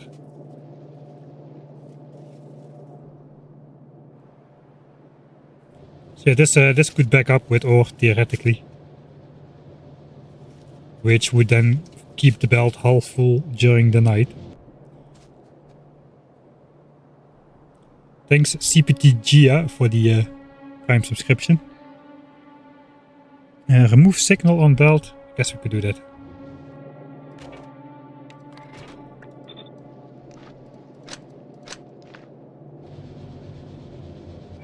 Alright, we don't have enough miners on the other patch, it appears.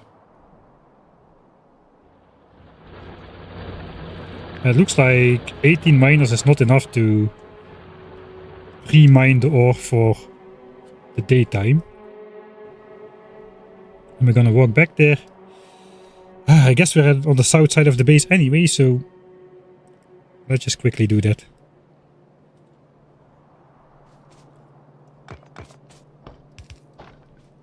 What's the current progress on resourcing, on securing resources? We are done securing resources. I am now overestimating my situation and that I have way more resources than I need, so I'm doing things like researching bot speed 1 for 3 million resources and those kind of things. So we'll have to kind of see how that pans out. The curse of construction bots, now I need to wait for them all the time. Okay, let's just... Whee! There was biters there. I'm going to definitely trigger those at some point.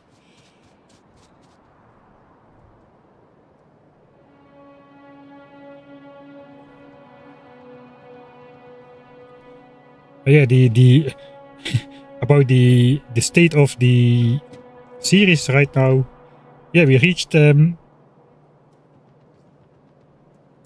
point where we start building a base, but the real grindy part still has to come. So 36 hours before building a base, but yeah, that all kinda falls into oblivion compared to the next upcoming grind, which we'll do to really secure enough resources. Instead of just optimistically thinking we have secured enough resources.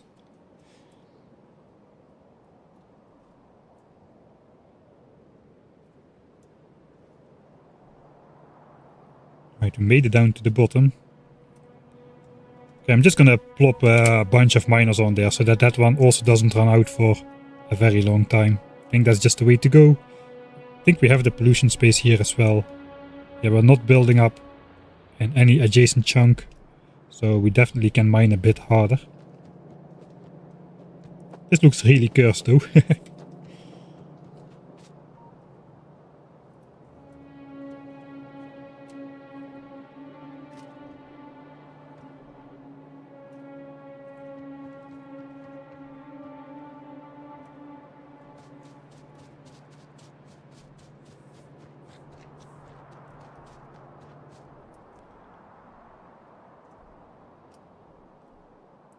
Steel smeltery is exactly not visible, at least the part which I need. Right.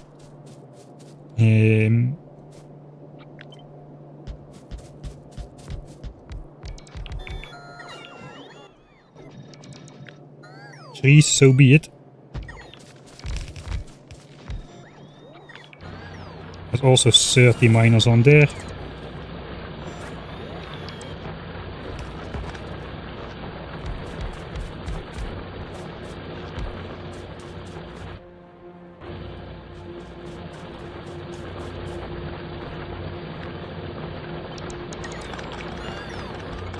Oh, the bots are already really proving their worth, man. Just doing this stuff.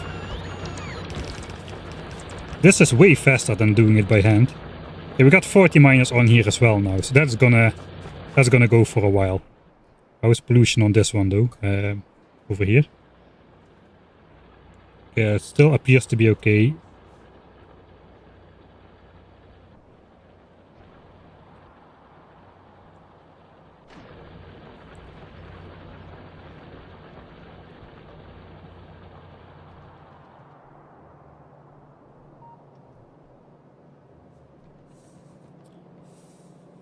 Alright, so now we theoretically have a full belt of production from this copper mine as well, with 40 miners.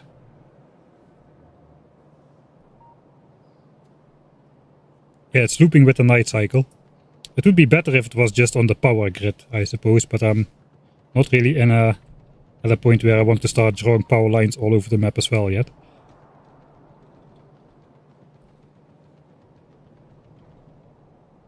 I was thinking the solar panels give me more fine control, but that's not really the case. I can just rotate individual miners to do better.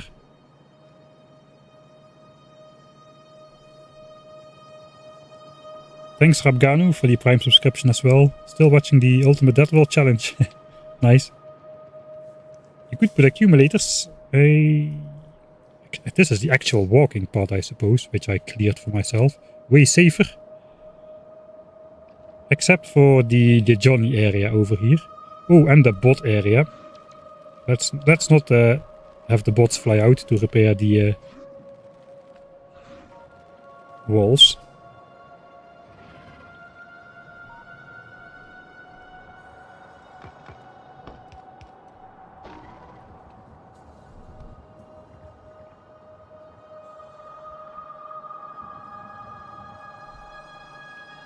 Right.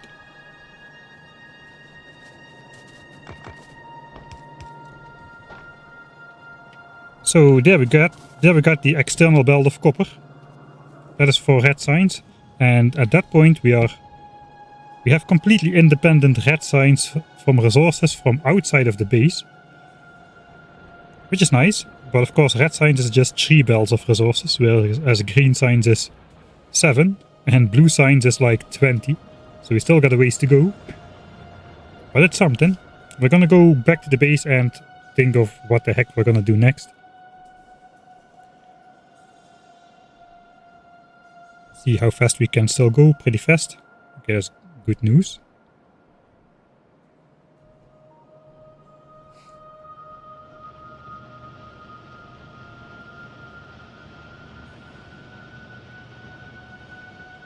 Still doing the 1000-ish signs per minute. Exactly, not quite 1000. 4 hours, man, for blue chips. That is quite harsh. Right. I'm gonna save here. I'm gonna have a short break. It's not real dinner, but I will be away for about 15 minutes or so, I suppose. So I suppose we'll go enjoy the labs a bit more for your dinner break time ASMR. And I'll be back in roughly 15 minutes.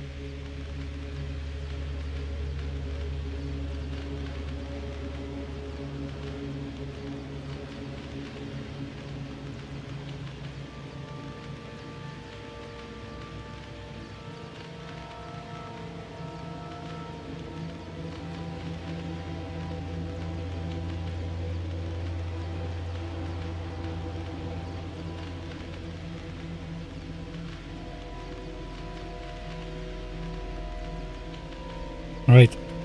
I just realized the dinner break message overlaps the research. I guess I made that when I did it from map view. Supposedly. Let me check.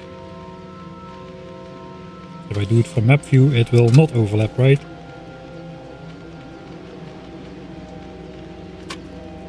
Yeah, alright. So it's meant to be done from map view, it looks.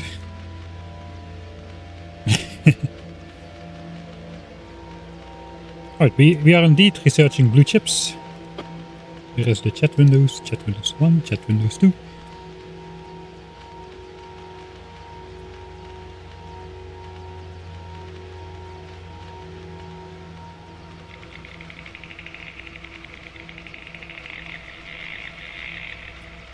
Skience specs doesn't really sound nice. We're gonna go with Skience spec. Maybe I should write it with Skience.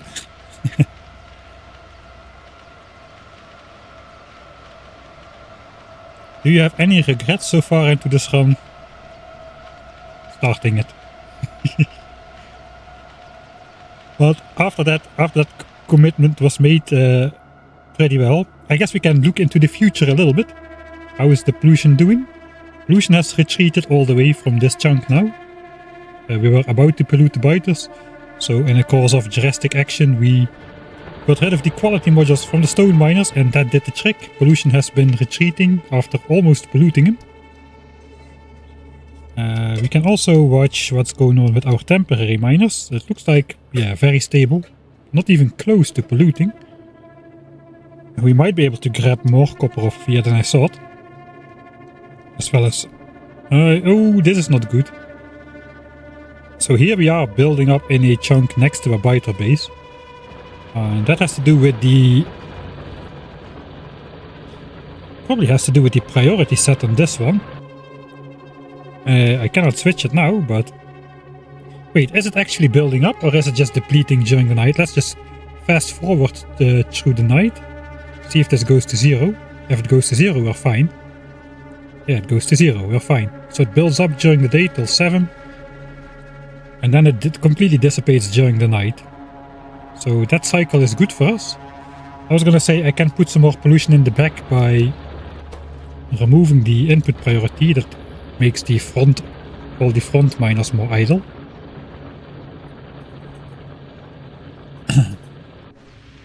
But we don't really need to do that then. Is there anything more we need to look into the future for? I don't really think so. For the rest, everything looks fine.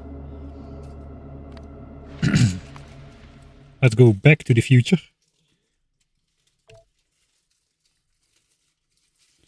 Get him a stretch. I did that during the dinner break. But yeah, that wasn't the first time I did it. It was a bit late. Steaks from 8.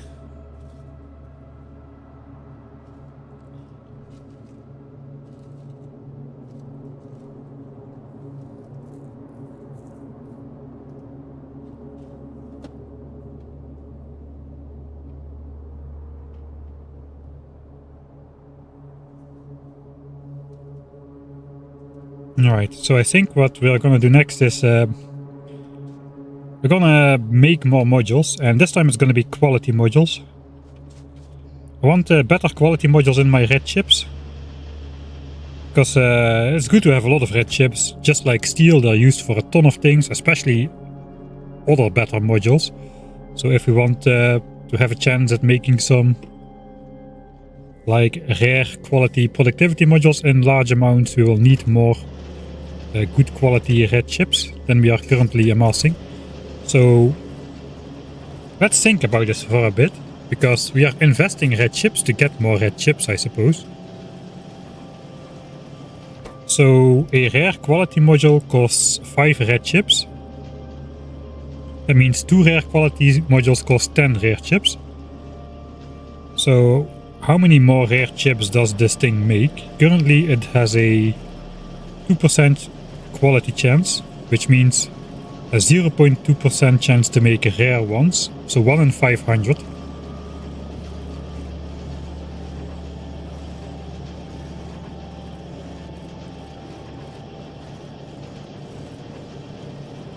guess we can look at it more. So yeah, 1 in 500. It's gonna make 30% more at uncommons and 60% more rares at rare quality modules, if we can still follow it. Which means, what does that mean?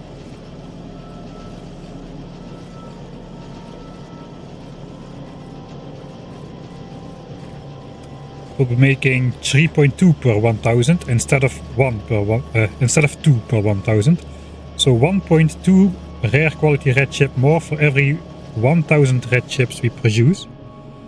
We've got 180 of these assemblers.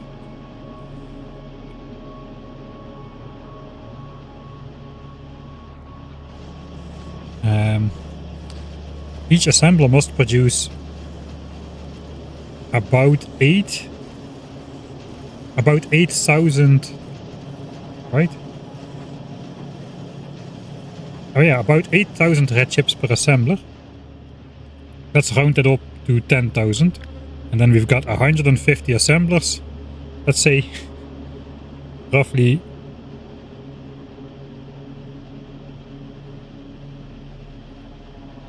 which means we need to make 1.5 million red chips before rare quality modules would pay itself back. Of course, we still have the quality modules at the end of it, but assuming those resources are lost, we would only get it back after 1.5 million red chips. So far in the entire playthrough, we haven't even made that many yet. I don't think we have the resources then to make those quality modules even. 180 assemblers times 10 chips. 1800. Yeah, we might have him. We might have him. I think no, it's not worth it. Okay, so it is worth it. It is technically worth it.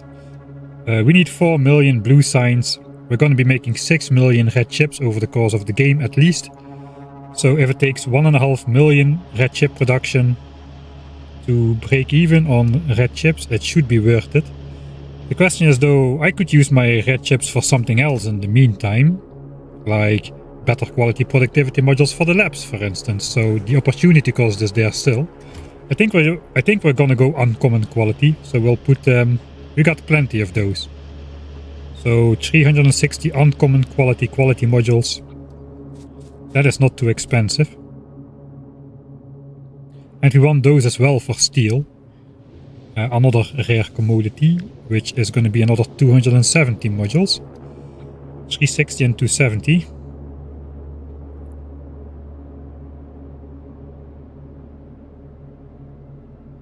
$630, right? Times 5.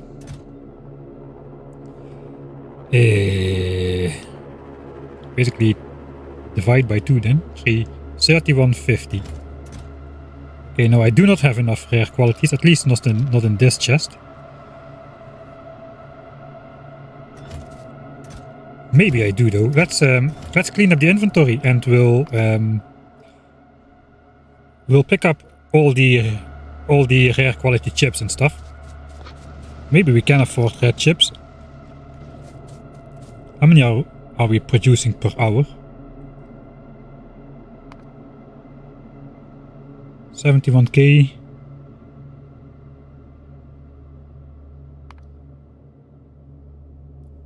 Okay, that means like 1.5 million chips will be produced in about 20 hours. So 20 hours to break even. Maybe that is worth it.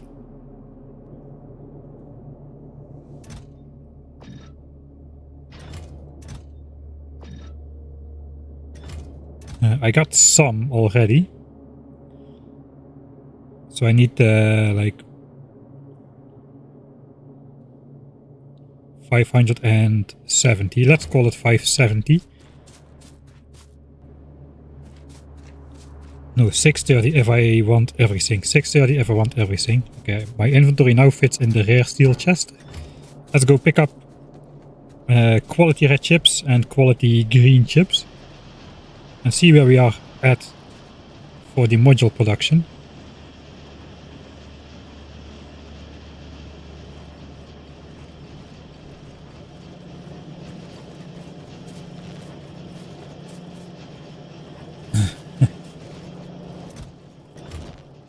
Okay, so we got like 500 more in here.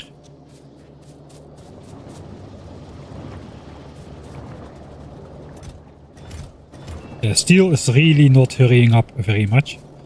And this has been switched off, so technically these should never refill again. Technically. Oh, I just missed that chest apparently. So this entire storage system is now out of use.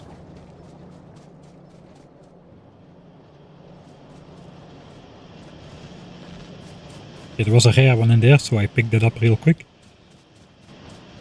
Let's use the highway. And we're going to be picking up all of the circuits there as well. I'm just seeing where we're at.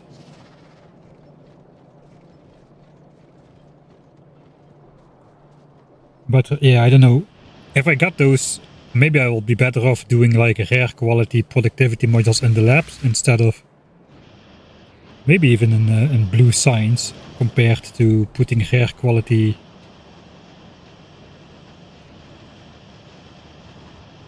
modules in red chips. I mean, compared to the 30% bonus of basically free uncommon quality red chips, we're not having that much extra benefit. Instead of making 3.2 per 1000, we would be making 2.6 per 1000, so that's only 0.6 per 1000 more. That means it's only gonna break even after 3 million red chips produced, which is probably too long. I mean, we've got plenty of these uncommon ones. Those are not in short supply, but these kinda are. 4, 5, 6, 7. I have only half of the ones I need though. Okay, that settles it. We're going uncommon. Wait, no, I did not pick up the chips yet. I picked up steel. No, I did pick up the chips. I just did not pick up green chips. I'm a mess today, man. Okay, steel. Should be over here. Only 154 rare steel. That is not acceptable. If anything, I should put better quality modules in steel. How is the mining drill maker doing? Probably it's burned through the gears again. It did, so we can bring these over. Okay, we'll bring those over together with the gears from red signs. Keep making those mining drills. Especially this should amass lots and lots of gears here. And that's about it.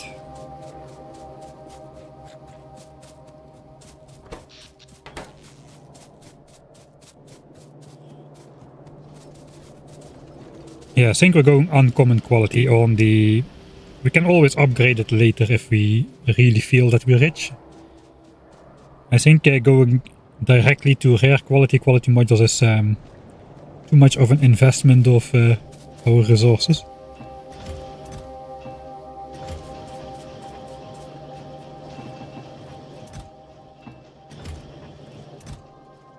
Okay.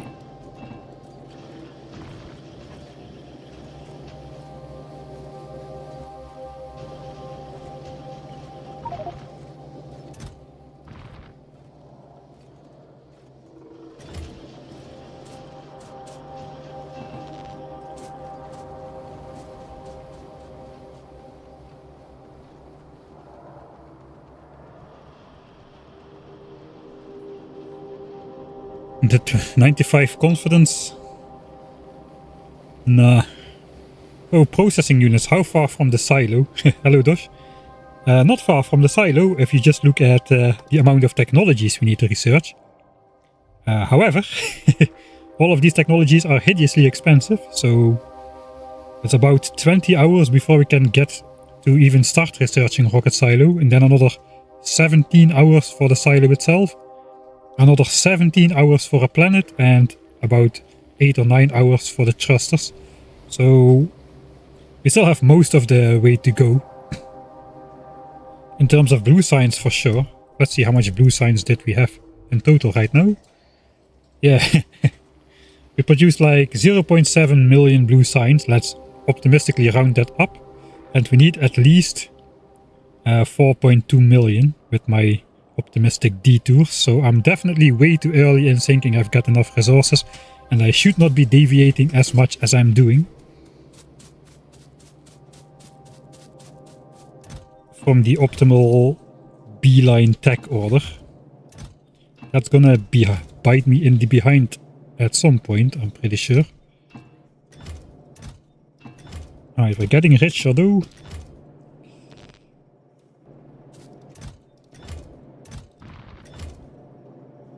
Right, so we're not gonna go rare quality modules then. That's too expensive.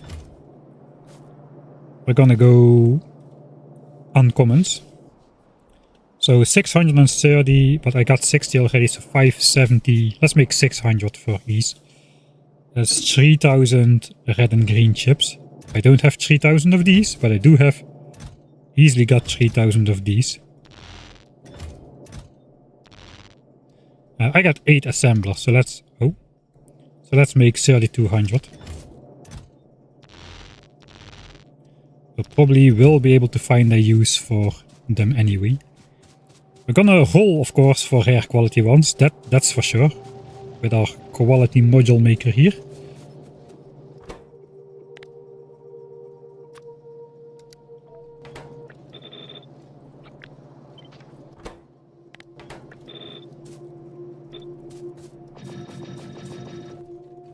Alright, 5. That is the ratio which we're getting out of here.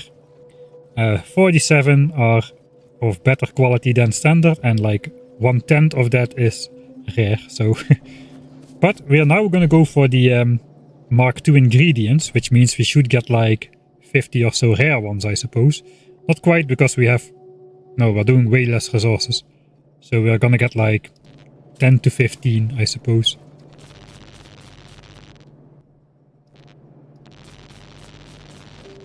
Right.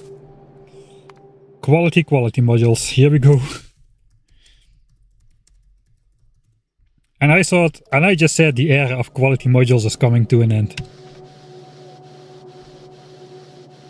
We can only dream of biolabs. I have never built a biolab yet in Factorio. I only did the new player experience where I didn't go for him because my base was on Fulgora. And then this one.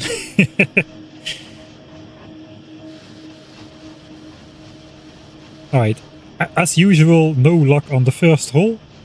Let's watch the second roll and then we'll F off, let the machines do its thing. Perhaps it's one of those things where when you are not looking, the results are better. It appears to be the case. Let's go away from here.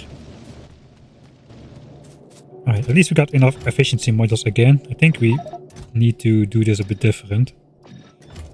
Quality, efficiency, productivity, and all the better modules, I suppose.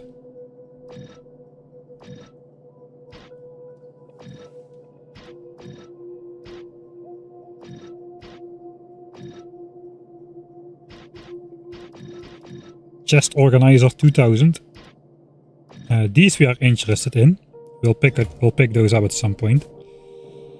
Alright.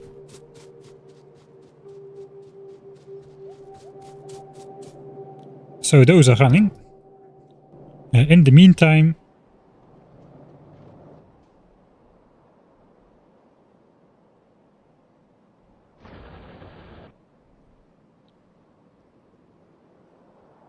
science per minute is dipping. I cannot really enable more drills there, at least not yet. We need to basically, if I reduce pollution from the center more, I can switch on this mine again, which is threatening to pollute these biters. So now that's producing a bit less. That means we gotta upgrade. I think we're gonna upgrade to electric smelting maybe for the rest of the base.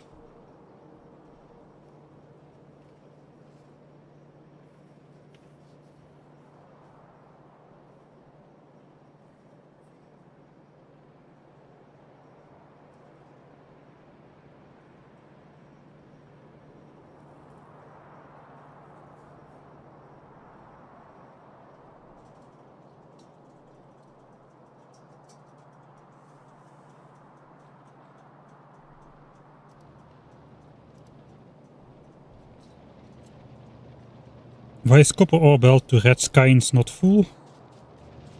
It should be now. Maybe it was not just yet. The ore was still arriving, perhaps. That means that this furnace stack is about to switch off. It's just going to fill up now, and then it's switching off, so that's good. We have switched off this artificial steel. I suppose now we do have steel overflow. Yeah, let's connect that first. We'll connect some steel overflow to the appropriate chests over there, because that has got to run basically the entire game. We might need a lot of steel if we want to send down a lot of iron from space later on.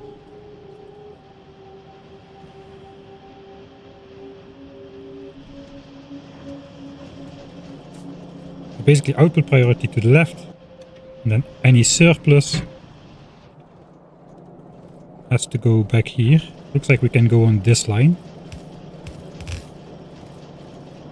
Right, so most of the steel is going to go to engines, but sometimes we'll have a little bit overflow, and that can nicely already fill up our buffer chest so we can mass produce the space platforms later, because that is going to be quite a grind.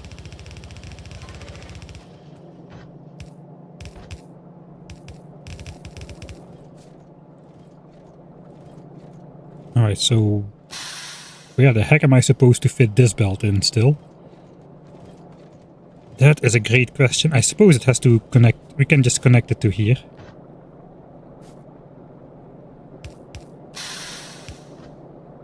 Oh hey, thanks CRX for the 12th-month subscription. Full year. Level 3, nice. Hi Mike and chat, happy Sunday. Happy sunny Sunday and anniversary. Yeah, it's sunny here as well. That's nice. Thanks NFT2 as well for the 8-month Prime subscription. How many space platforms? Well, I made a crappy design just to see how much space we could get. How much iron we could get from space.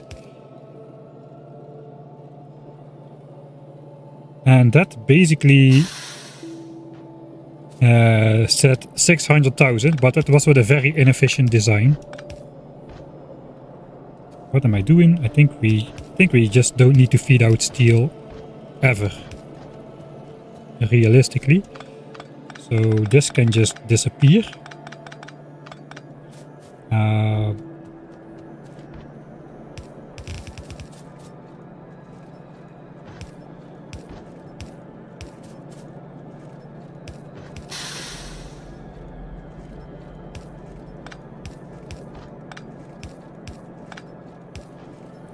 Oh, thanks 95XTX and Touchstone Gold as well for redirecting Jeff Bezos' money.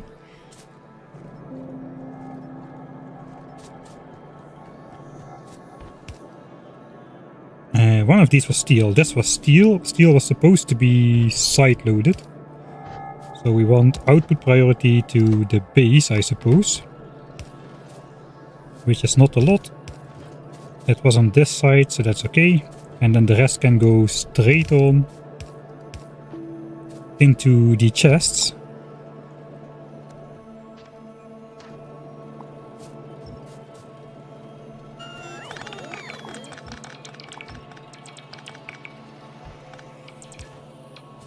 And we can start stashing up some of the steel again. We are at 107k. So it's pretty good for a start. But especially during the research of concrete, where we are not going to be using our engine steel. This is just going to get a full belt of steel for the entire 5 hours it takes to research those research concrete. So what is that? An hour? That is like 300k steel, right? Over 5 hours. 900 a minute. Say 5,000 an hour. So 50,000 an hour. 5 hours, 250k. Yeah, that's almost 300k steel, which is gonna be added to that during concrete research.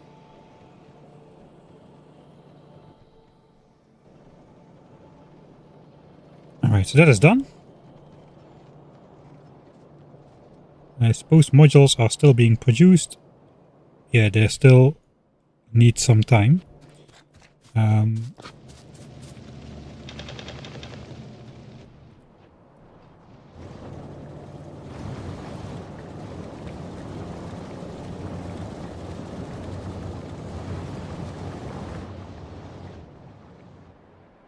Okay, looks like we're good on coal, but while we are up here, we might as well connect this coal patch to the base as well, because now it's used for smelting here.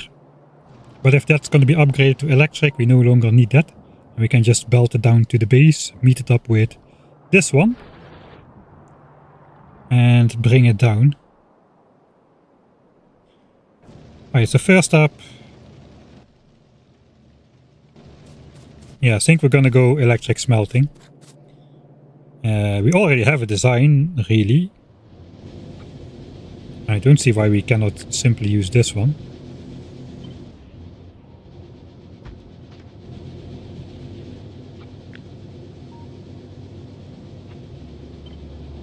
How does it even fit?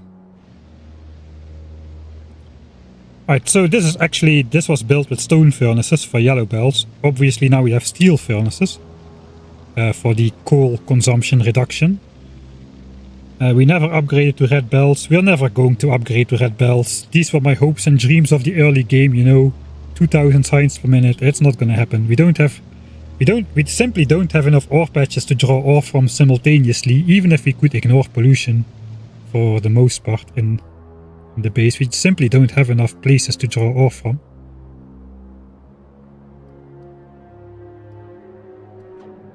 So we're gonna be downsizing to just yellow belts here.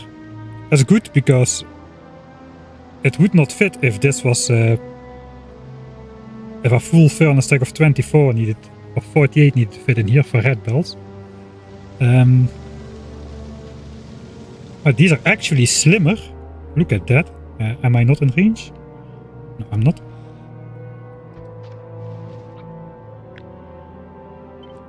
So it's actually one tile slimmer than the old design. I thought that would be more bulky. It's not. Okay, that is excellent news. That means we can simply deconstruct this and paste in the other design. We're gonna dip in SPM. It's gonna be fine. So let's collect stuff we need then. Can I make that into a blueprint real quick?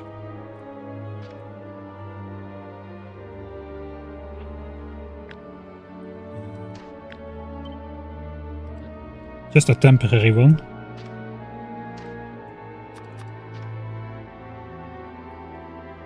Alright, we have the inserters here, we just need long-handed. 7 stacks here. There's 24 per stack.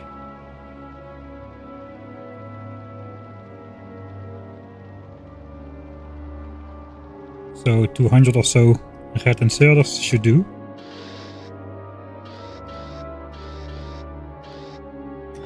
Yellow ones we're gonna get. Let's take a stack anyway. Power lines, I'm not really sure. Belts we should be good on.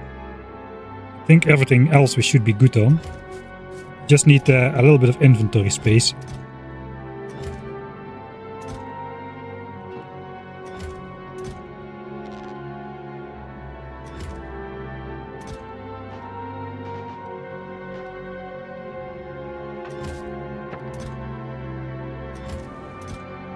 Eventually I'll clean all of this up. Maybe.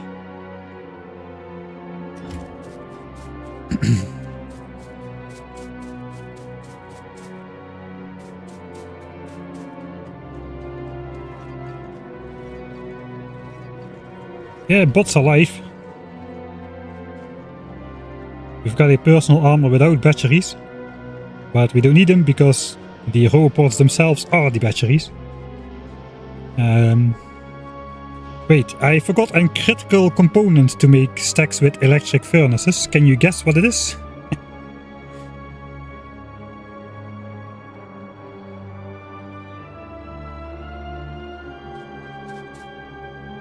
Yeah. It is the electric furnaces. There's 7, there's 10. We should have efficiency modules in those as well. Fortunately, we just made a bunch.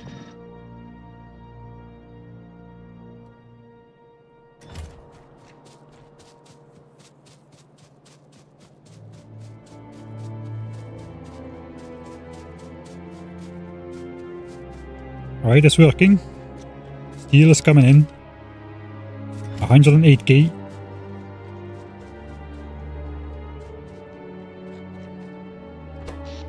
Oh wait, do we have power space for this though? 310 megawatts. Oh. These are doing 72 kilowatts each. They're doing 78 kilowatts each. The idle consumption is always drawn as well. Let's say 80 kilowatts times 24. There's 1.6. 2 megawatts. It's only 2 megawatts, right? Yeah, only 2 megawatts per stack. We are going to need to replace 7, 10, 21 stacks here, so that's like 42 megawatts. Yeah, hey, we should exactly have that.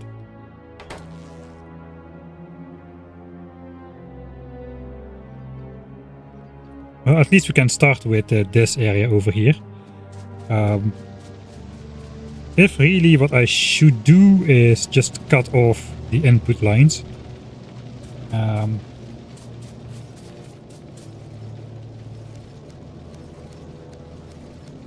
then just wait for this to feed out. That's probably the better idea. So I don't need to get hundreds and hundreds and hundreds of plates out of here. So we'll let that run for a bit.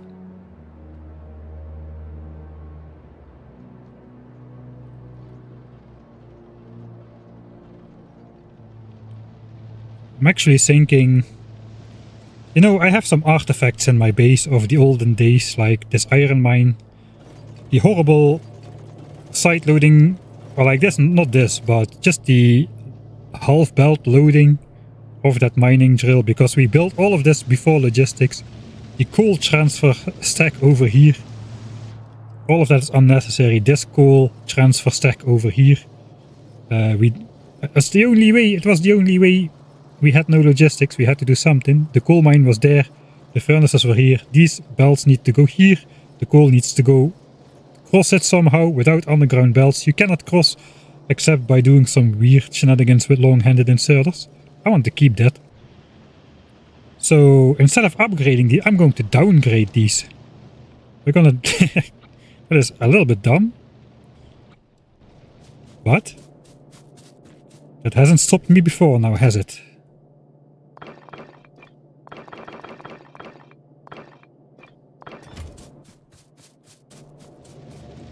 Bots are gonna do their thing.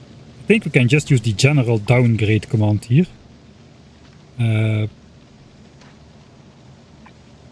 Yeah, only the furnaces.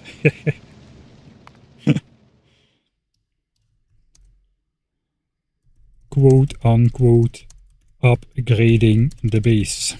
Here we go. Upgrade. Back to the olden days. So pollution wise, this is not gonna change anything. And the only thing that changes is these now lead twice the coal they used to. But pollution wise, these 24 high furnace stacks do the same as 12 high steel furnace stacks. And we're gonna compensate on the coal consumption, of course, by upgrading to electric furnaces in other areas of the base. See if they have already started feeding out yet. They are starting to feed out here in the back. I think we can start deconstructing the bottom half.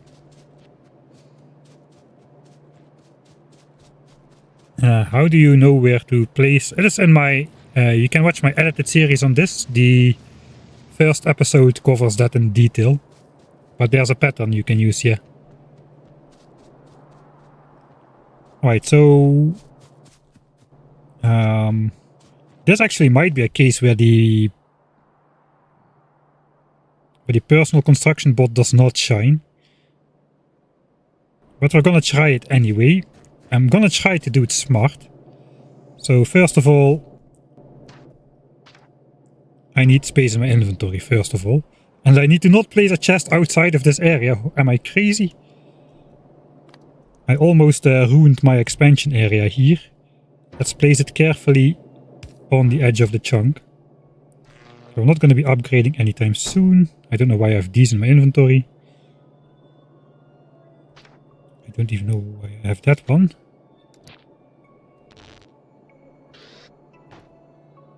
We're gonna need many more chests, I suppose. I think we're gonna load up on coal. There's no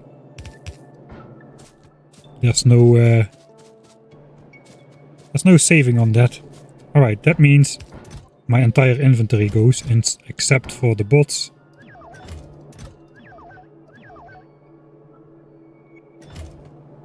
First of all, I was gonna try to be smart and do only the inserters. Especially the ones which put coal on the belt. Should have done that immediately, to be honest. Looks like these are all empty. Alright, so far for being smart, this is way too far to send my bots out.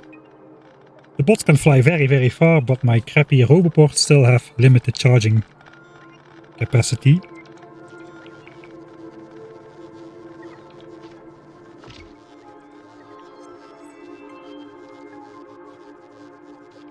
So yeah, let's go faster. I should not do that. That is way too much energy. This is still outputting though. So my plan is then I'm just gonna pick up the stuff off the belts randomly, myself I mean, because the bots are gonna take forever to pick up all that coal.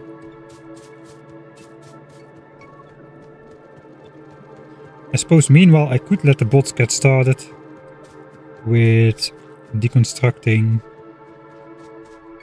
I suppose, more inserters. This is empty. All of this is empty.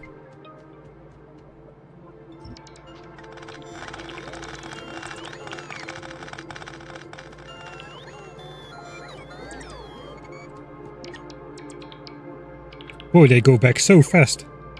Looks like if they fly under a certain limit, they don't do the recharge animation. Do they take power from the roboport then, if they don't fly far? That is a good question. Cannot really test that reliably. Unless my roboports are full. Try to remember to do that on the next cycle then. Let's at least try to get the ore off the belts. There goes the science per minute.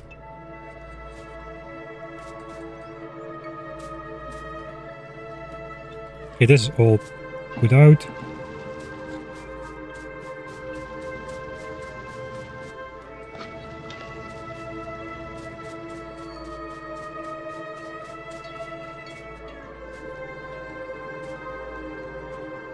I should just be deconstructing this belt myself.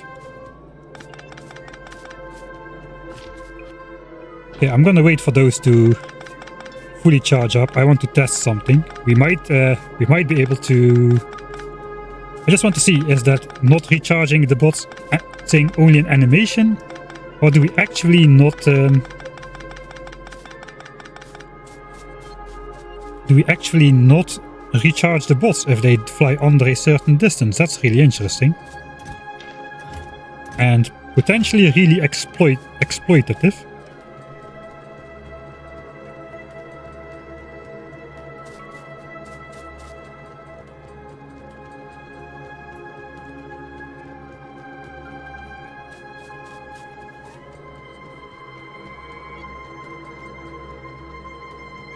There's all the coal off of there. It looks like these are just full.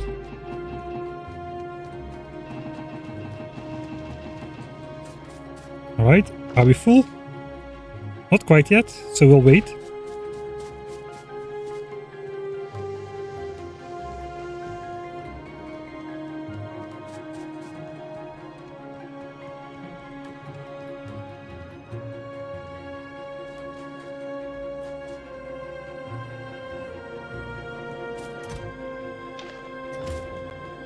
Yeah, we'll see, we can test this now.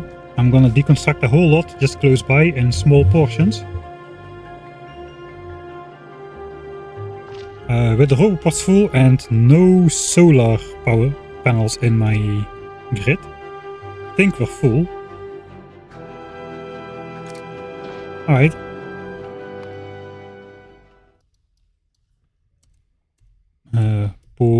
Potential bot energy exploit test. It's probably not gonna be like that. It's probably gonna be that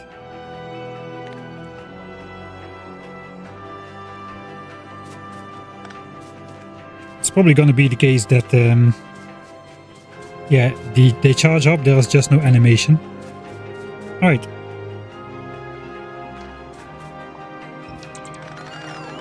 So I have to wait for him to get back in. And I have to do this a couple times, I suppose. Just short distances only. It still shoots sap energy. If this works, we can go larger on the next build and just see what is up.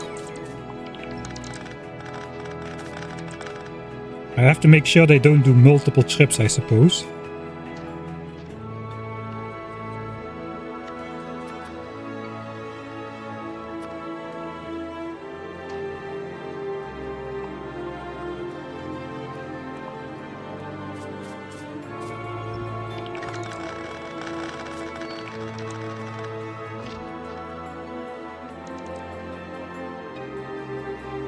I don't see any decharging just yet.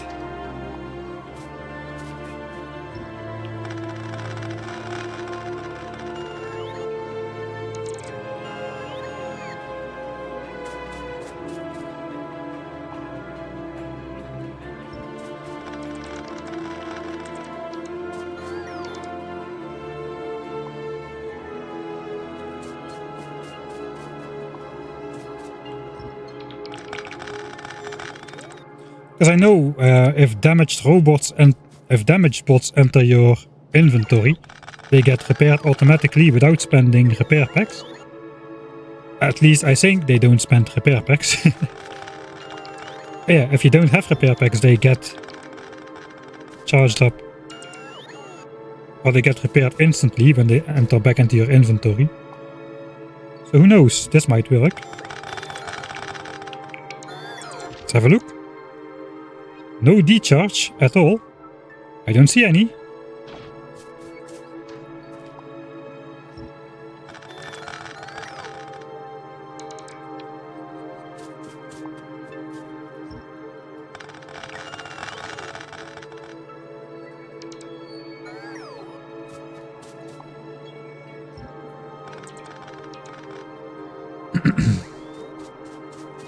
Okay, we might be onto something here.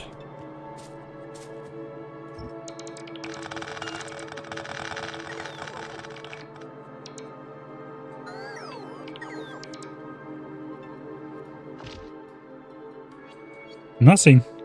Not even a single sliver.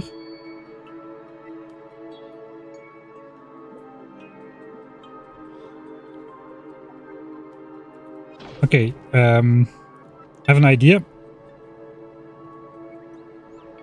That will no. I could put like one battery in here and let that charge up, and then this will charge from the battery, and we can really see that in better detail, I suppose, especially with the percentage counter. But that might reset the state of the bots if maybe it's just accumulating. Each bot has like an independent counter, and after it flew a certain distance, it'll do its charge up animation. That's possible. Doesn't really seem plausible though. Where did I put my battery? It wasn't the quality chest.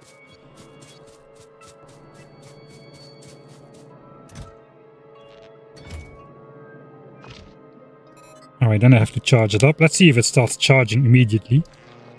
Yeah, it starts charging immediately though.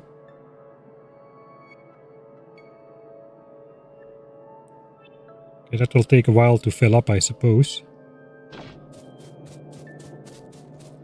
But we can still continue doing the exploit, the potential exploit. And we'll just hover over the mouse battery. Over the mouse battery. Over the, this battery. 20, 21, 22, 23, 24. No hesitation there. It's just continued at the same pace. Alright. Energy-free robots confirmed. I think.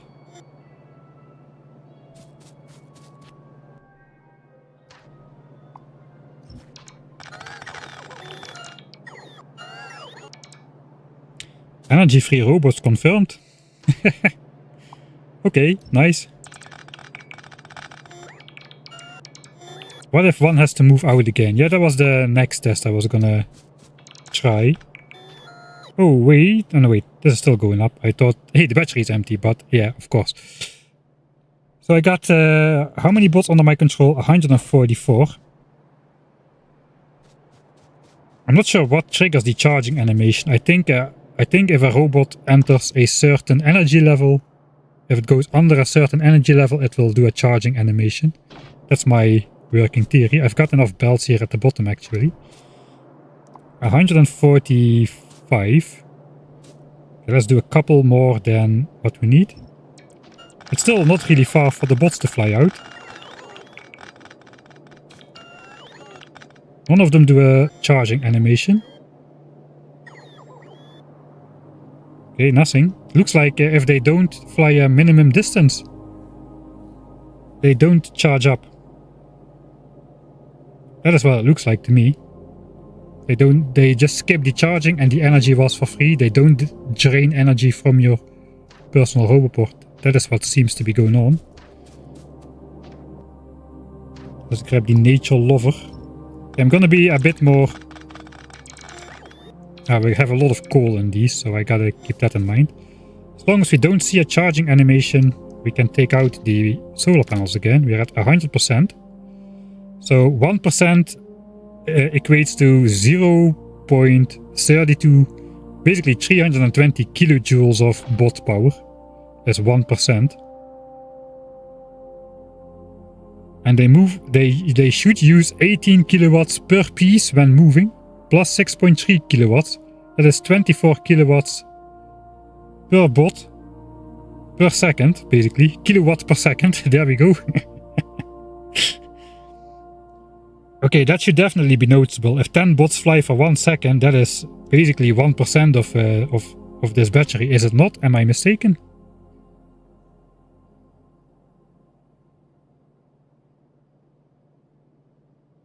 Yeah, this exploit is made more viable by quality bots. The better quality, the better exploit. Though by the time you can afford legendary construction bots and have researched the legendary quality tech, you probably no longer need to use this exploit. But I suppose for the early game it can be quite nice. So I'm gonna keep... Let's just keep grabbing stuff. Just need to make sure the bots don't fly out again before they go in. Should be good.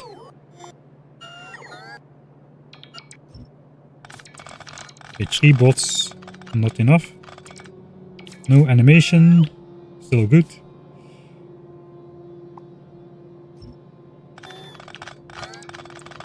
Still at 100%. There's no power generation in my grid. Right.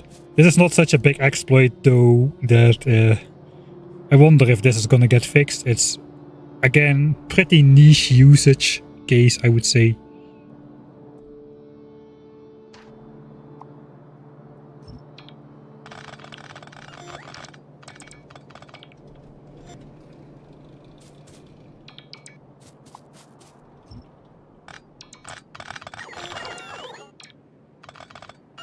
It's probably not, maybe it's done for optimization reasons, and then it's definitely not worth fixing, just like the reason why the biter expansion stuff works. Okay, we're getting more ballsy with the deconstruct orders, but still no microjoule of energy has been drained. We already deconstructed an inventory full of stuff, apparently.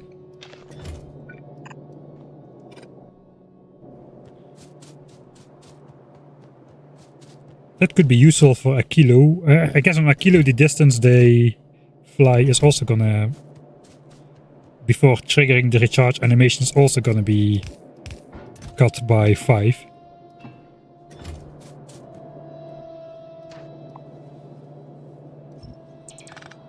Okay, I'm deleting my signs per minute for way longer than I wanted to because we suddenly discovered this new sort of exploity thingy.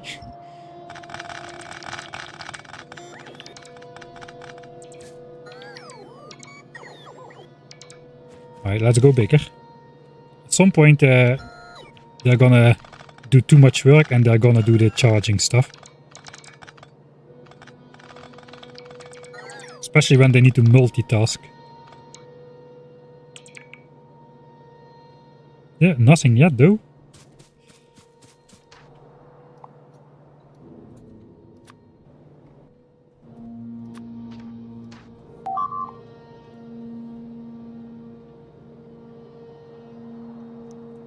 Yo, thanks the Bacon Magician, as well as for your Patreon support over the years.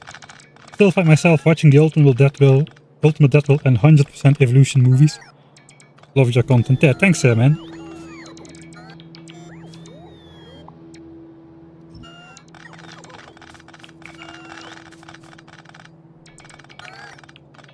Alright, we basically deconstructed the entire furnace area with personal construction bots without even spending a single joule of energy.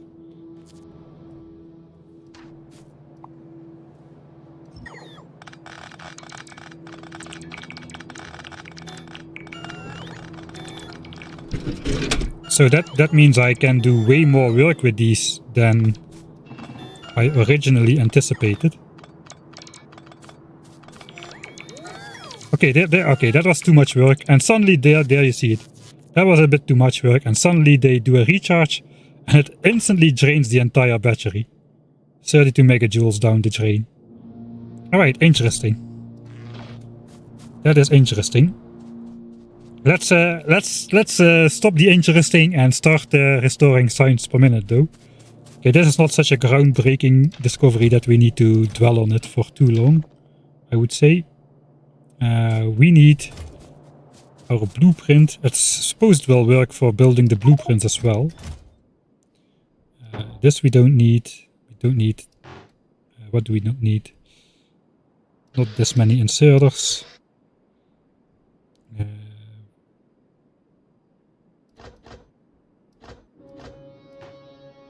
Yeah, okay, we'll try it like this.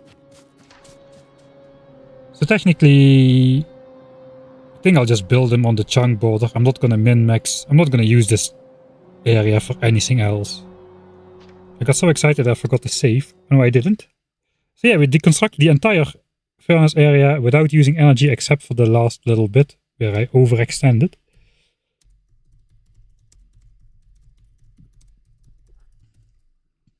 This should be good for the pollution cloud though, in case we were... just in general, we have a little bit of a break of producing pollution as well.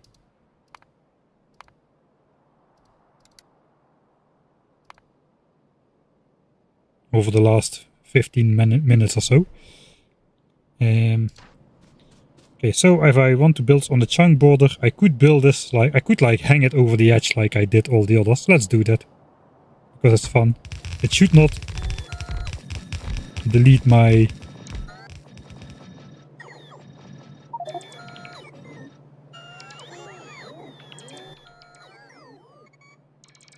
How is there no space for construction bots? Okay, I deconstructed a tree. Okay, I see. 2. 3, I suppose. I think they're going to be charging up though if I give them 2 furnace stacks to build at the same time. Yeah, you can hear it. You can hear the charging sound. And they don't go instantly in the armor. Alright, let's try one, see if it can do it.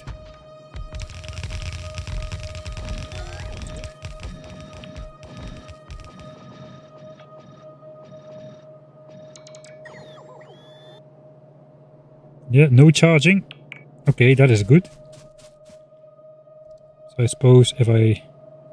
okay, we know. We have found it out. Let's build this thing. 1, 2, 3, 4, 5. Wait for the bots, wait for the bots. Okay, all of them are out. 6. I think I need to wait for all the bots to go back in.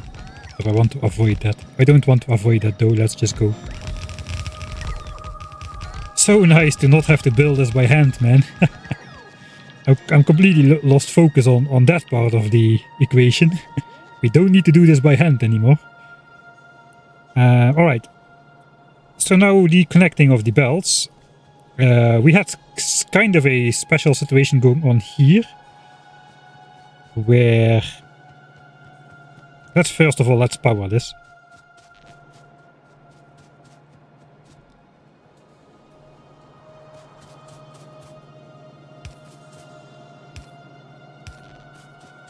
Alright. So we have 5 belts of iron going in here. That is fine. 1, 2, 3, 4, 5. And then the 6th furnace stack is a mixed belt with iron and copper. So we got to basically tell... We want to smelt copper on this side because it will look nice. So we will tell this guy to take only copper. And these guys to take only iron. Only regular quality should ever come in here.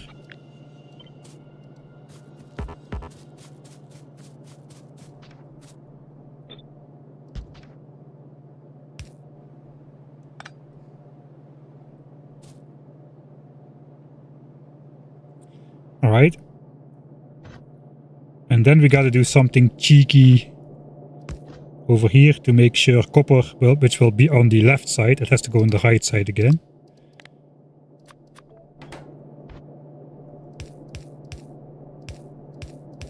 Before connecting to over here.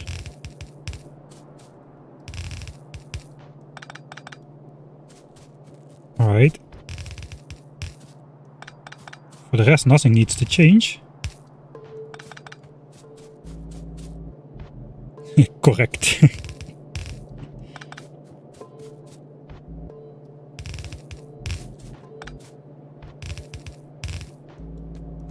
That is probably gonna stick around for a while, that K joke. Alright, so if we are 1 line away from the chunk border here, do I do that in the bottom as well? I think so. So we're gonna switch on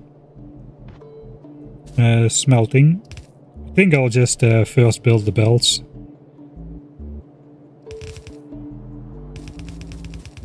That's a dead tree. That is not.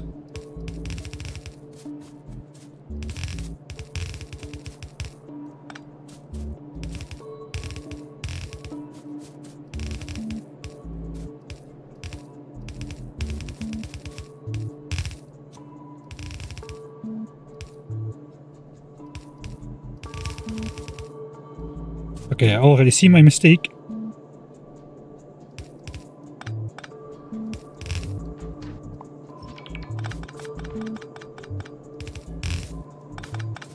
It is not gonna look great in any case.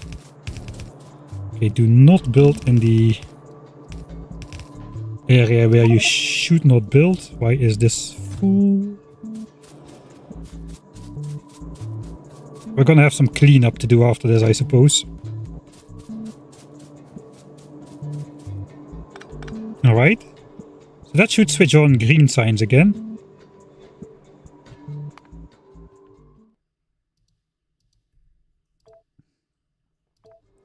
And we can now do this with bots. Wait, what?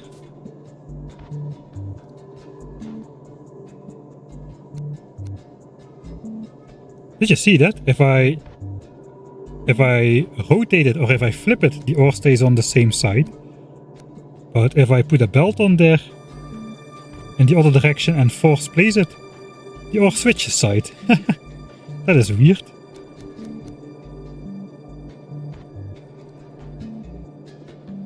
Alright. keep getting distracted. Here we go. Electric smelting. Power is down now. It was a lot. We'll see. In theory, we should be able to have enough here. Let's go to this side. And we can see green sign switch on again. It's gonna take a while for the entire base to start up again.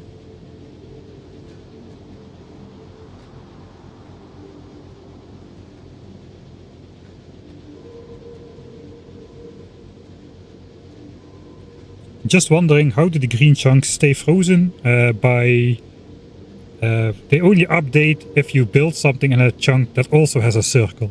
So the chunks that don't have circles don't cause updates in the chunks which do have circles. That's basically the summarized version of it. Looks like I did it okay with the mixing here. We've got copper on one side, iron on the other side. Switch the belt around. And it looks nice. Right, good stuff. Signs per minute is gonna go up again, hopefully to 1000-ish.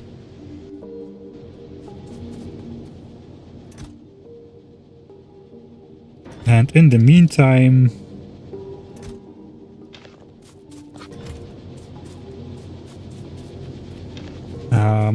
yeah, we're gonna have to clean up a bit, I suppose. It's because of the bots, they make such a mess. We're gonna blame the bots.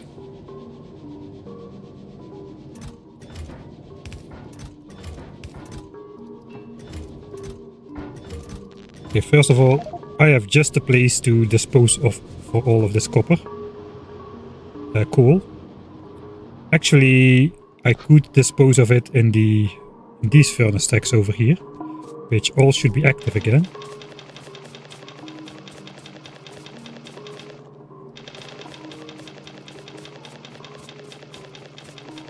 What if you flip horizontally? I missed that.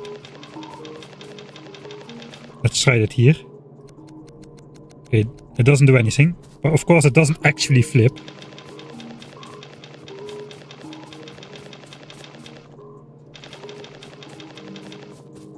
That was an entire inventory of coal. Alright.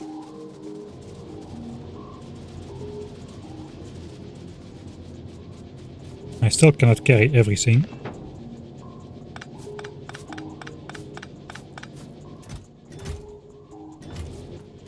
Right, those steel furnaces are going to go in the obsolete chest, that is for sure. And this is what will happen, yeah, once we research concrete. We will basically get a full belt of steel to these chests, so it's good I connected that belt before doing the remodeling, especially with all this side tracking going on.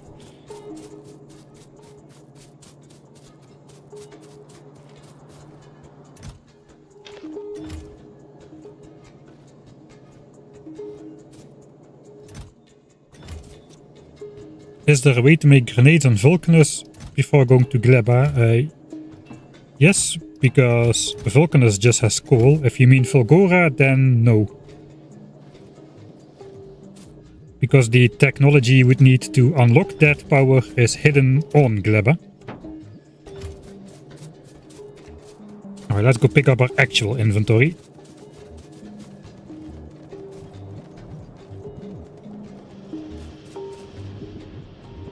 And then I suppose it's time to do the quality module replacing. Those should be ready for red chips and for steel.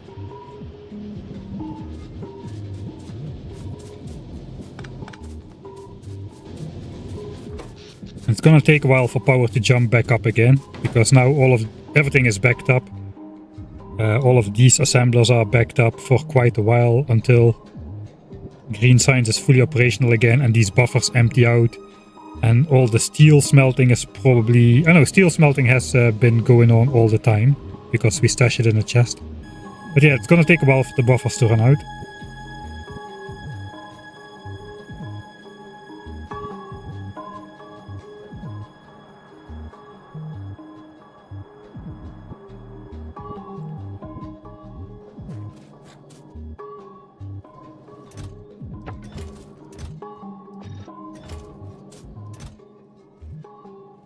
Okay, I gotta bring those back, man. I suppose we still need that. Next job for furnaces is gonna be then the area up here, if we still have power.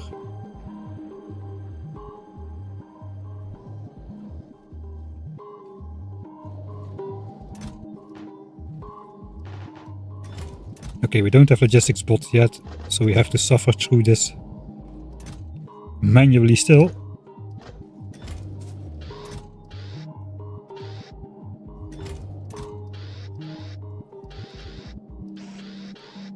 Right.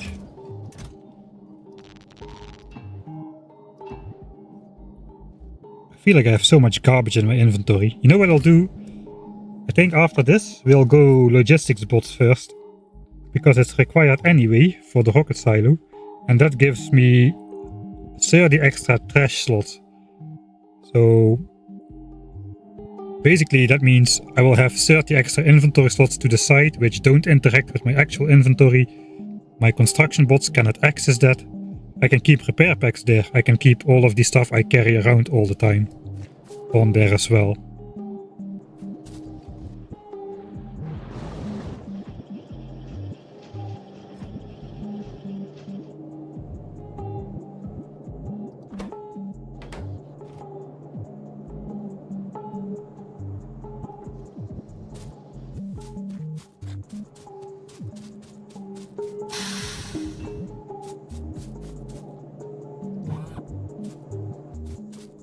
Okay, I do not need the battery now though, so let's put that away.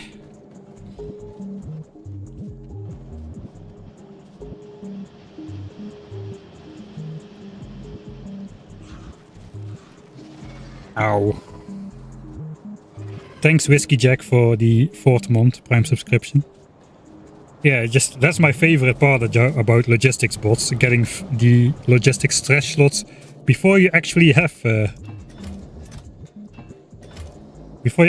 the logistics bots. Okay, we're just gonna speed it up a little. Wait.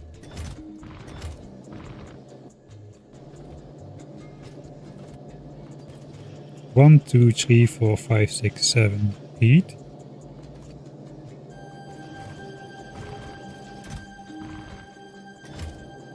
We can keep this going for a bit longer. Okay, now we're gonna rely on these plates a lot, so let's put that in there and head out of here.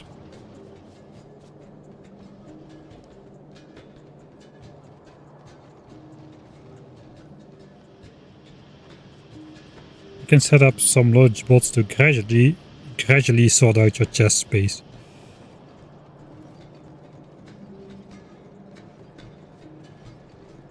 I think for a while I'm gonna be the only logistic bot in this base.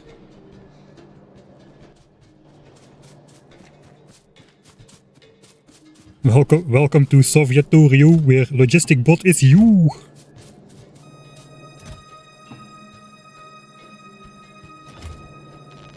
You see how well I'm sorting these chests? I'm a true logistics bot, man. If I would be a robot in the upstanding AI robot, how is it called? Apocalypse, I would be a logistics bot.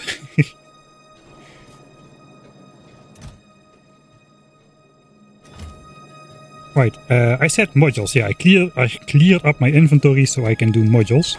Let's see how many we've got. How many rare ones? 27. Okay, that's not bad. I don't know if that's bad. It does not feel that bad.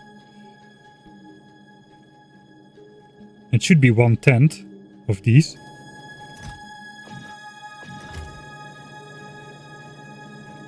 It's definitely not 1/10. I know it should not be 1/10, it should be 1/30 or so. We got slightly short-changed then.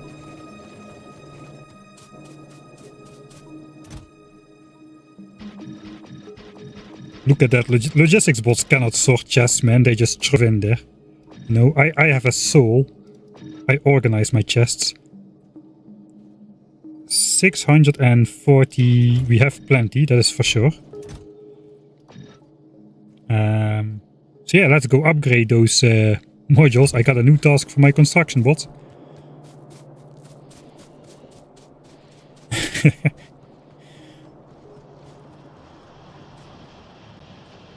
I mean, I've been hand feeding back since before Space Age, man. Okay, I don't want this to have logistics bots because that would or to have better quality, because that would probably be a too heavy draw on the resources. I just want the actual red chip results to have more good quality things. So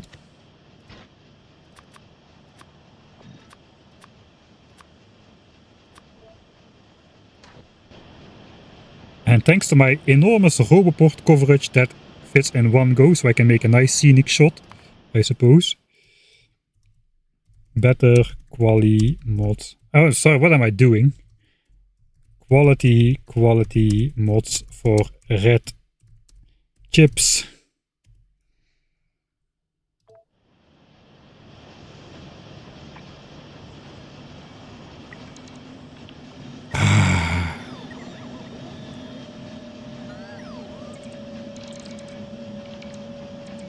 How is power looking? Yeah, we should have a look again.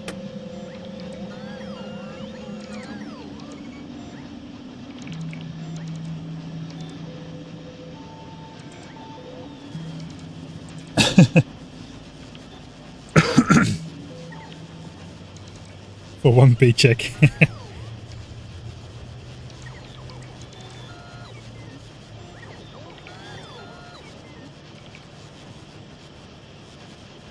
Alright.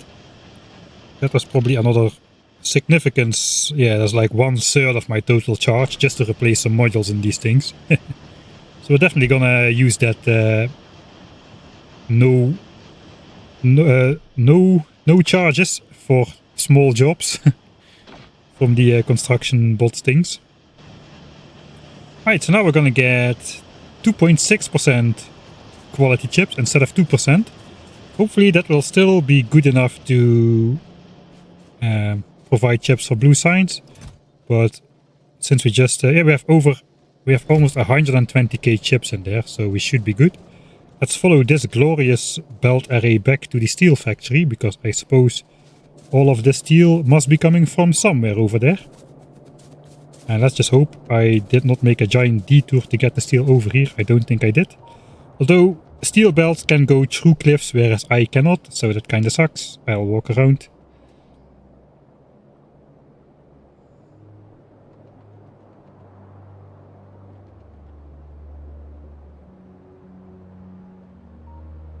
Just watching back the earlier bits of the stream. The most expensive mall items doesn't cost anything. Which items were they? Oh god, the cliff of death strikes again.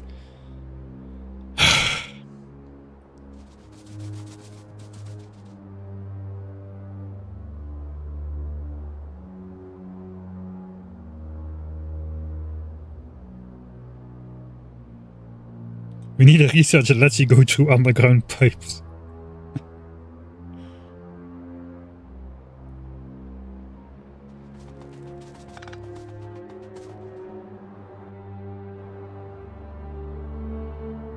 Am I going the right way? I think I am. See a big blob under there. Okay, here we are. Alright, so iron has efficiencies, but steel has quality. Let's first check power. It's not quite yet up to its former status, so we cannot really compare just yet. Let's do it a bit smarter this time. We'll do like 2.5 or something. This does not cost us any power.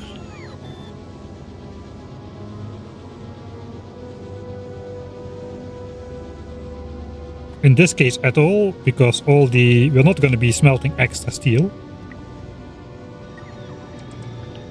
Because we were already chesting all the extra steel anyway, so production is going to be equal, despite more of the results being not usable for science.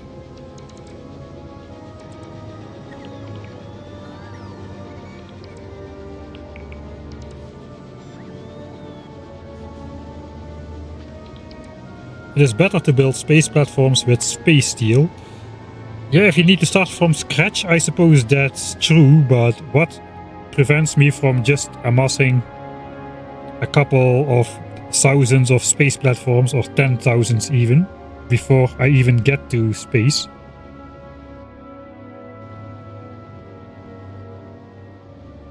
Do I have all of them? Yeah, all of them. Alright. Forgot to do a save here. Oh well.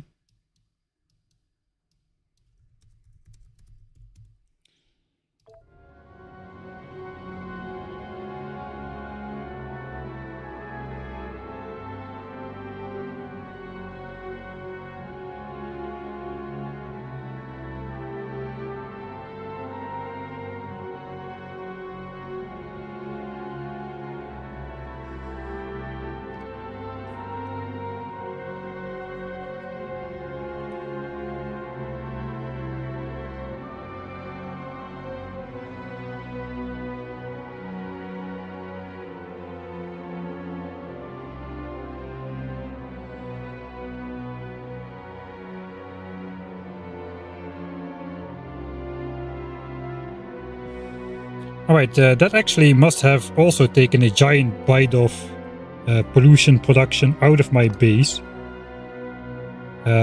Because now, instead of smelting with steel furnaces, yeah, that went down from 1.9k to about half of it. Half of the smelting has been replaced with electric.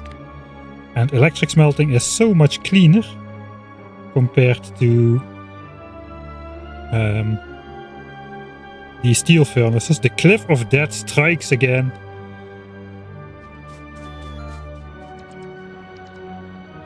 No. There they go, trying to pick up my mining drills there.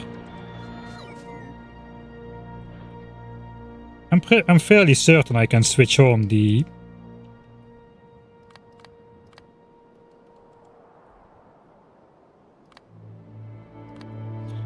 I'm fairly certain I can switch these on again.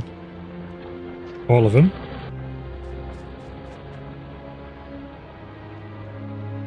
Since now the base is producing much less pollution, thanks to not having the steel furnaces.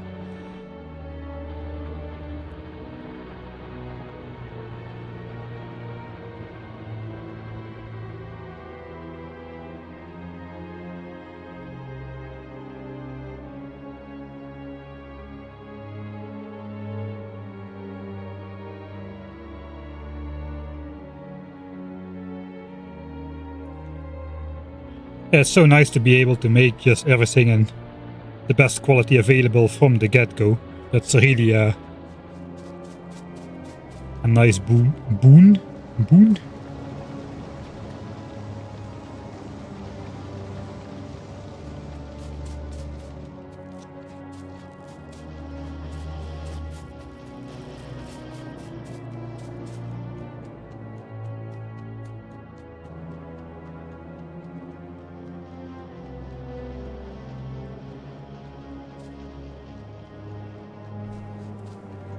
Suppose we could upgrade to Mark II efficiencies for the smelteries and for assemblers even.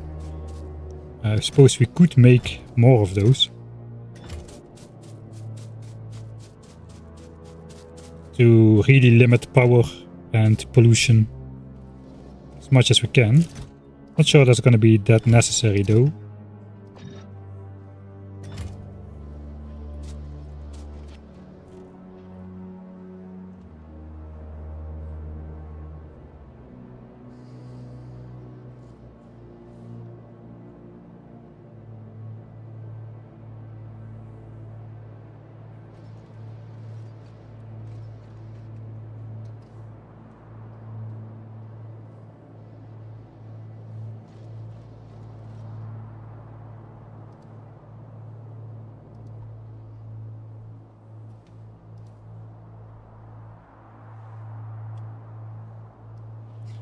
Such a red background.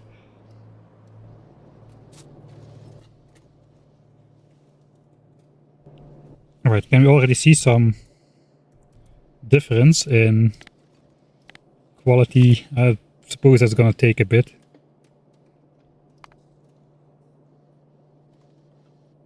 It might be visible, but it's hard to say really. If you look at the last 10 minutes, these numbers are higher though than they were before. 28 and 4 compared to 23 and 2.6.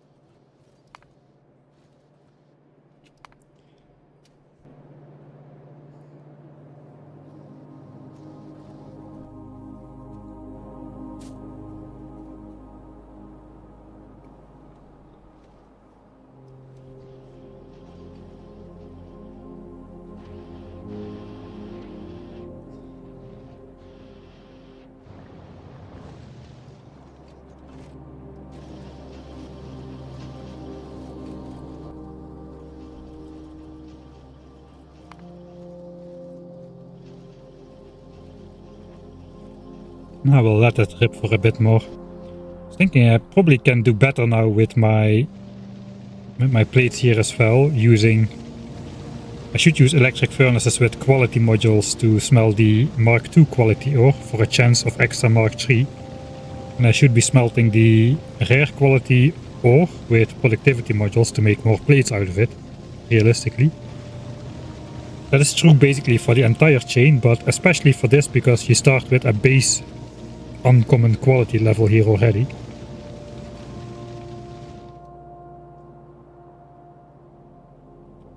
I think I'll set it up real quick, to be honest, before doing anything else. We can even use our rare electric furnaces for that, but I think that's a bit wasteful. How many of these furnaces are on anyway? Like 4 and 2 copper. Suppose if I build 4 copper furnaces and 8 iron furnaces, that should do. So that's 12 furnaces. We're gonna need 3 sets of high quality modules and 9 sets of high productivity modules. Well, I got 6 sets already.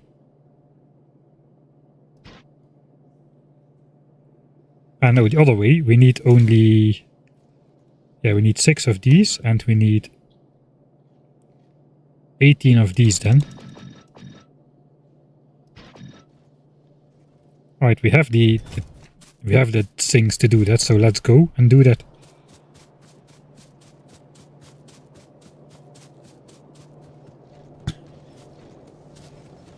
Yeah, the naming of the different quality levels is even more of a discussion point than if quality mechanics are a good thing or a bad thing in general. But everybody agrees that the naming is awful, but the problem is people don't agree in the same way that the naming is awful. Right, so first thing we do is just block off all the quality ore. And then we can rebuild this area. So coal, we no longer need coal either.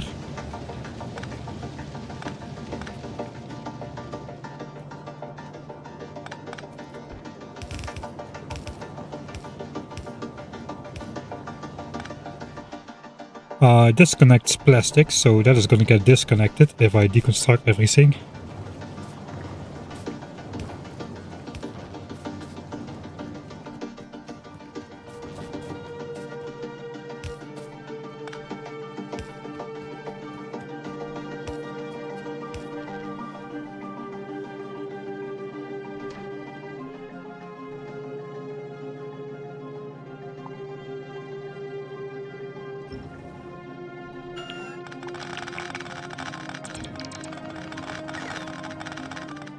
Okay, there goes the lights again.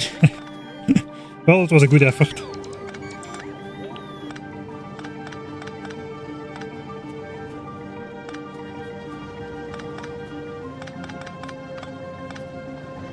Okay, so this is where our ore comes out. I suppose we'll keep the same line for the furnaces. So iron,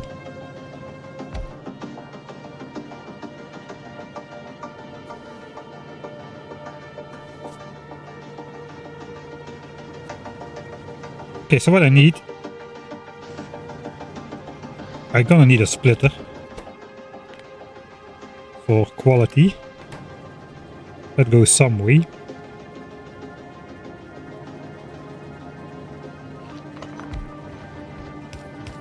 And if we grab that, smelt it in these furnaces, we do want productivity in there, because this is already the maximum quality we can have.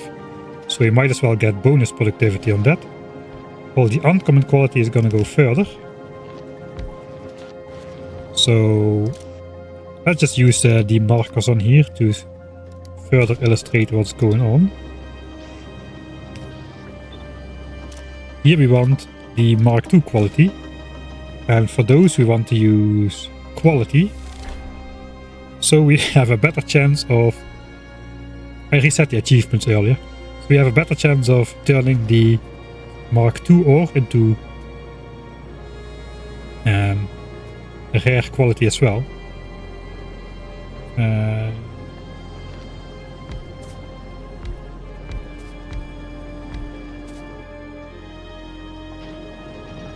We're gonna need more of these than of these for sure.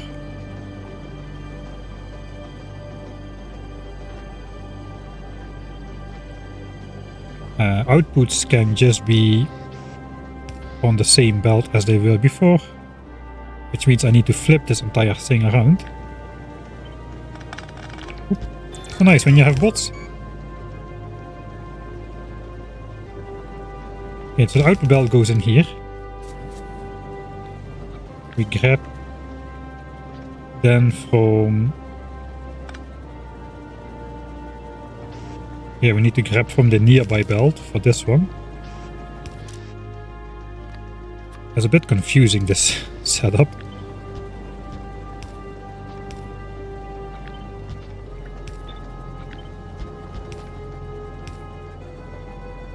And then output again on this belt. That should do it, right?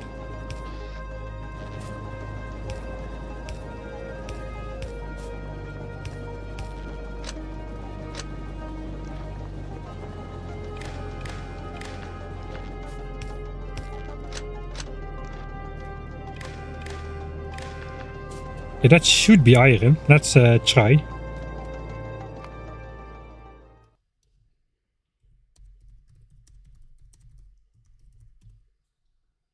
That was less work than I thought it would be. I'm just gonna quickly test if this does what I think it does, and then we'll reload and build the copper as well.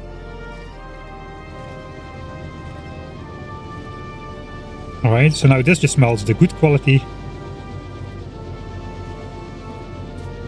We get productivity bonus on here, so we produce extra. And here we get maximum quality bonus to hopefully produce some of those rare results in here as well.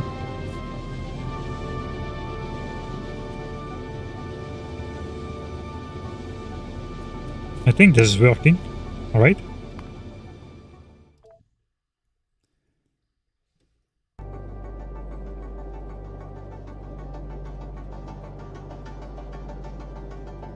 Wait. You are right.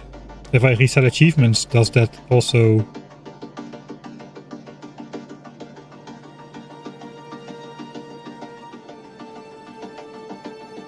That is a good point. Okay. I'll finish building the copper. But that's a good point. I reset achievements. Does that invalidate? It kinda does, doesn't it? Oh god. I mean, this was on before the reset and it was on after the reset, so... I just did it because I wanted the bot achievements to come in. I accidentally loaded a... no, this should not... It should not matter, right? Okay, we'll figure that out in a bit.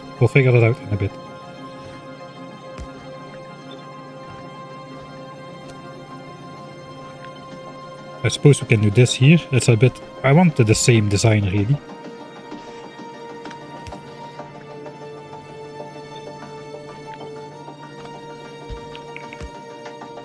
I think this just has to move a bit.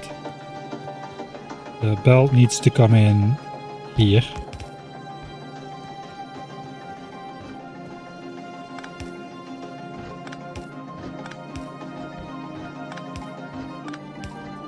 That is interesting. Does resetting the achievements mid-run... That should not work, right? Now I'm worried. Maybe it does work.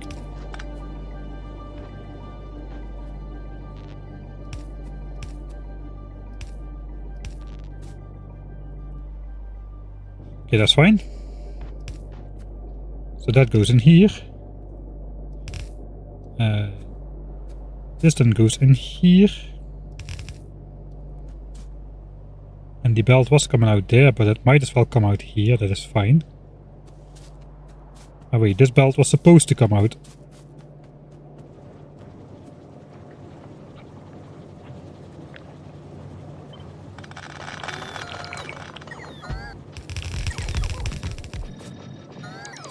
Over here. Let's get rid of the entire thing. And this belt was supposed to come out here. This should still work the same. I don't think I need to touch that. And then this belt can technically come out here. We still want to sideload the quality. Yeah, that's okay.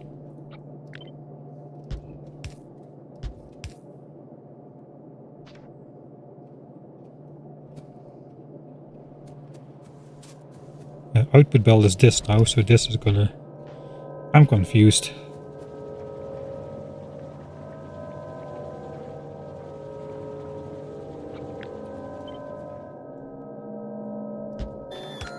Okay, basically I just want to mirror this. Output belt is gonna go here.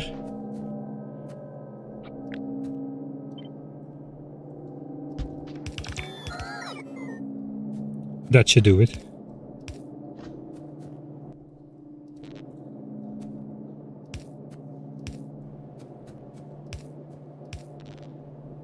Quality area can use some lights. That goes in there. This works as before. I think that should be good. Let's give it a try.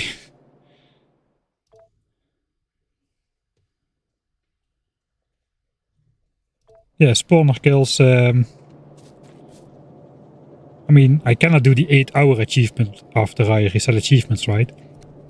We'll figure that out in a minute.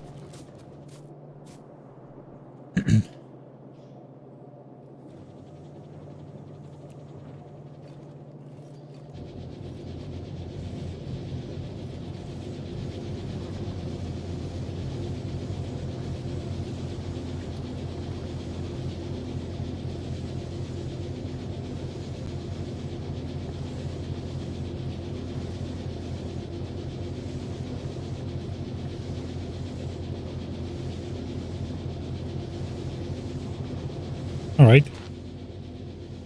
We probably won't catch an actual rare quality plate being made.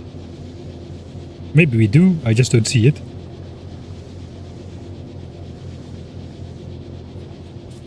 But this should now work the same.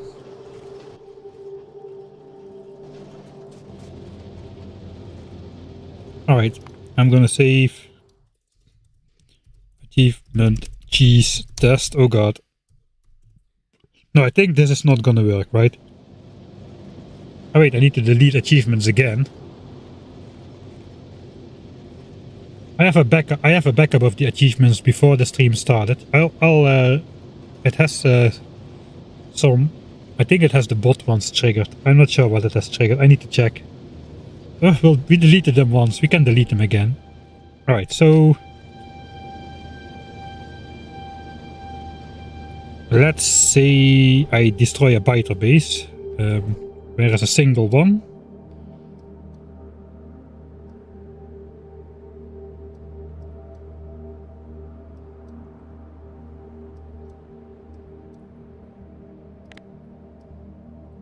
On the stone mine, of course.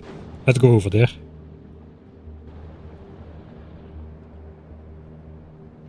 I cannot use editor mode or something because that will disable achievements by default.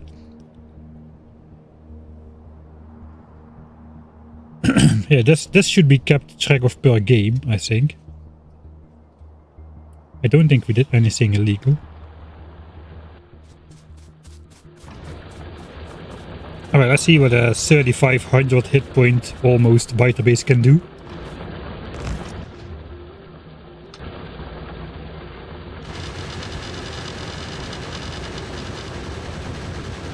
Ah, we failed the achievement. There it goes. We got a new one though, destroy a biter spawner. I guess that one is gonna stay now for the new game. This one is no longer valid.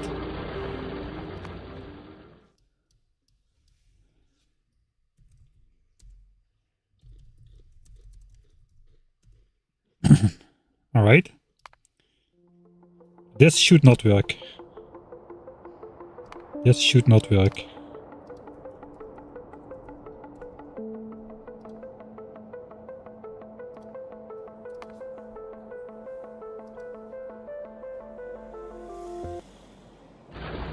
It does not work. Alright, that is good.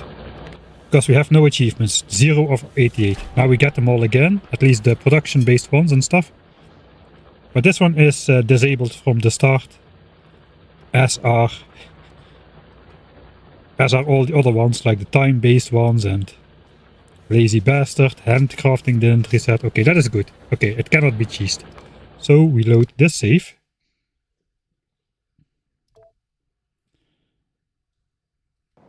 Of course though, we do keep the achievement of pest control now. Or do we? I know, because we deleted the achievements again, that one is not there now. But here this one is valid again. But of course all the other ones are not valid. Okay, so we didn't do anything wrong. That is great.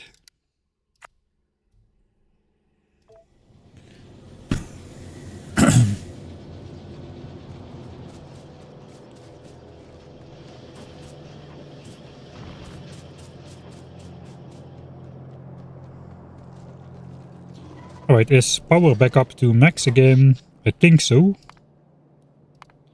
Yeah, we are flattening off again. We're doing 325 megawatts.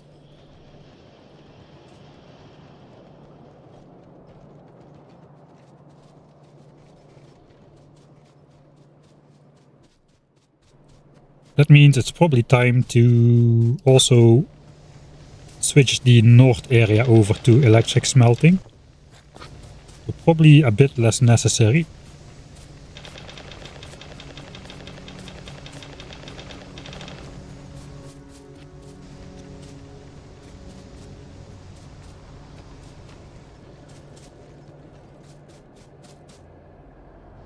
I built like over twice as many furnaces as I think I will need. It's now just backing up because I backed up the belts for a bit. But copper is already unclogging and iron will probably soon too. You can see it disappears. Does it disappear faster? Yeah, I think it disappears faster than it arrives. Slightly. Maybe I did not build twice as many furnaces as I need. I only need one for the rear, of course, but it has to be symmetric. We'll see. If it doesn't disappear, we can do something about that. I think after this experiment, we also gonna change out the other steel furnaces. This is less of a problem though, because this pollution is basically just going here. It's not contributing. We're gonna get these again all of the time. It's not gonna be contributing to the pollution where it is dangerous.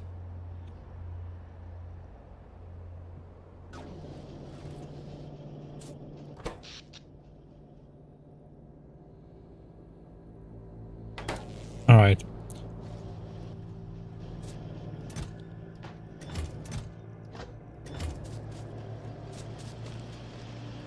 I'm gonna first connect the other coal belt to the base because I'm a little bit scared I will run out of steam. Of course now everything is buffered full, but I think our coal production was barely keeping up with power demand and plastics and stuff, so I think I will first increase coal flow to the base a bit.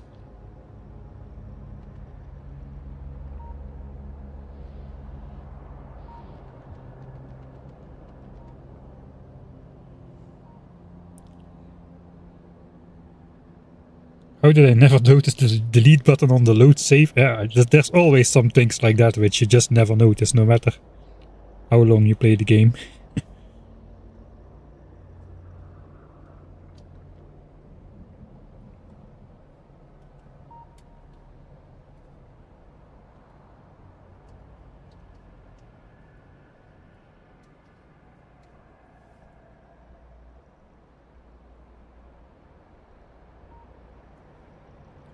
Alright, so for now, I suppose... Splitter. Where is this belt gonna go down?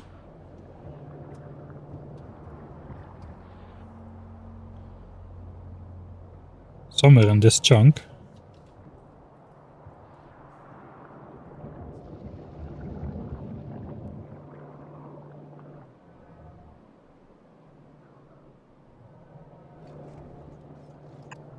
Maybe just right here. It's not really a reason to go there. Here we can hook it into this belt. This can go all onto one belt here.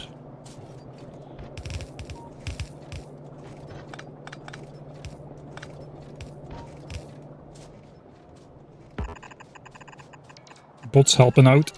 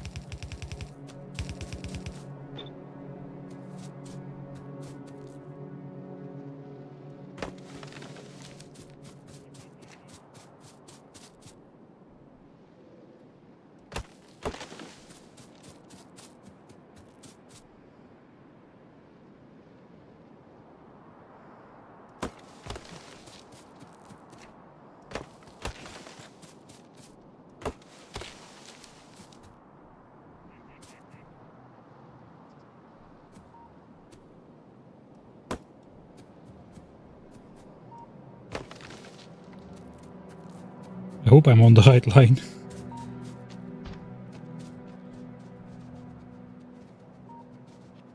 There's one belt piece missing at the beginning. Why, I'm not surprised.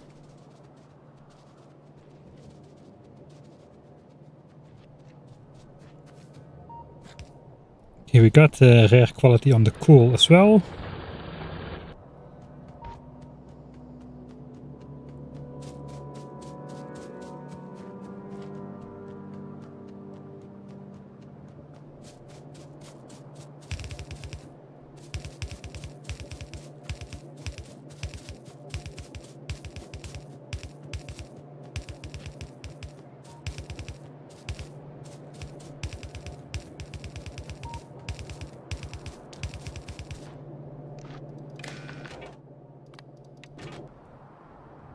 Okay, connected.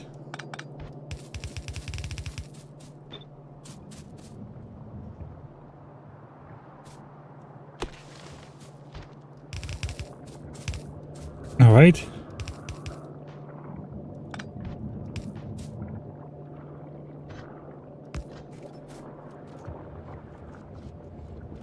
Suppose we'll leave it at that.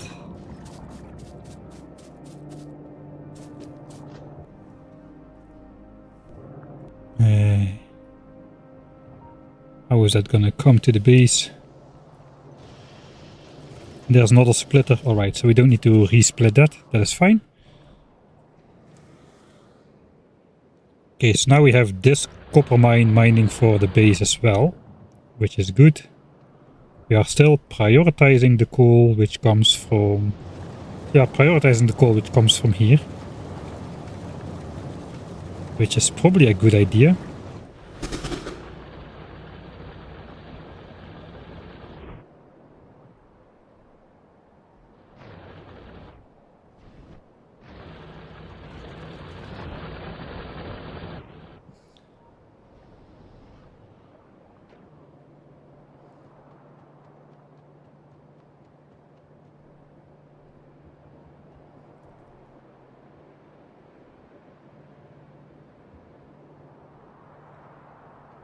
Thanks, Chaotix.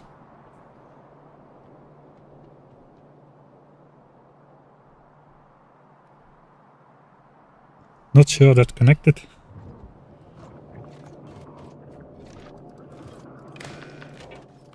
Just for one more time. Right, I'm not sure you meant exactly this instance.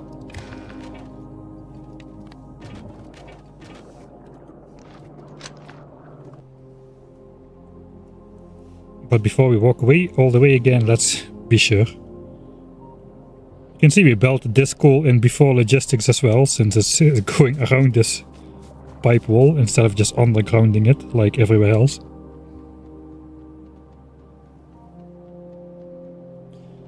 Okay, let's look at the ore smelteries. Have they caught up yet?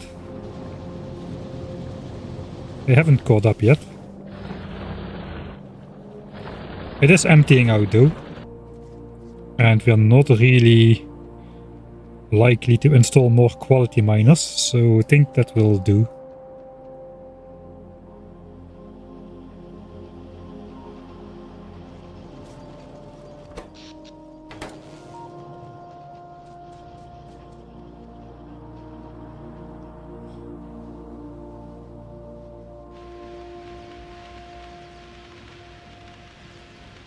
So 1 sec.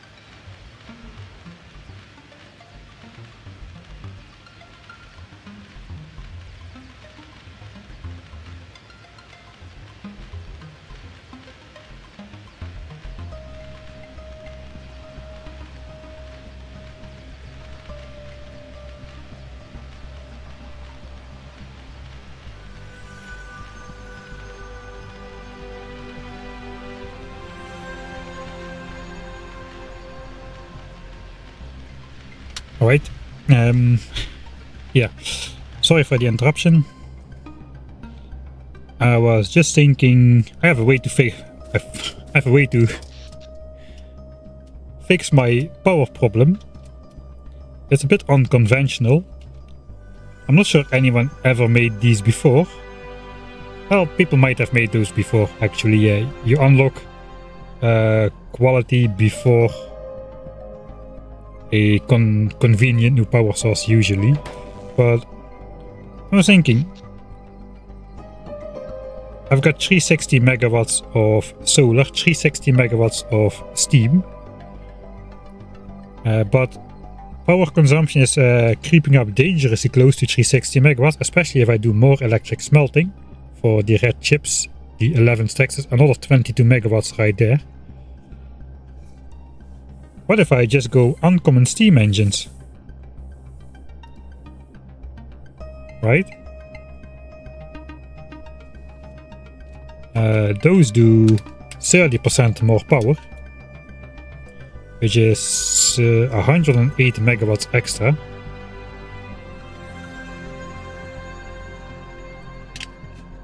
Then we also need 30% more solar panels, I suppose, but only if we actually start exceeding 360 megawatts. But if I build this out to like uncommons, which do like 468 or so megawatts, then even if power momentarily goes above 360 megawatts, I won't go in brownout stage. Everything keeps being powered all the time.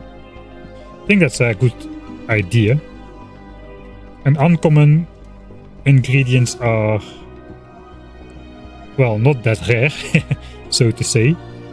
Problem though is I don't have any uncommon iron plates, I suppose, because I'm spending all of those. Oh no, I do have uncommon iron plates. So I already have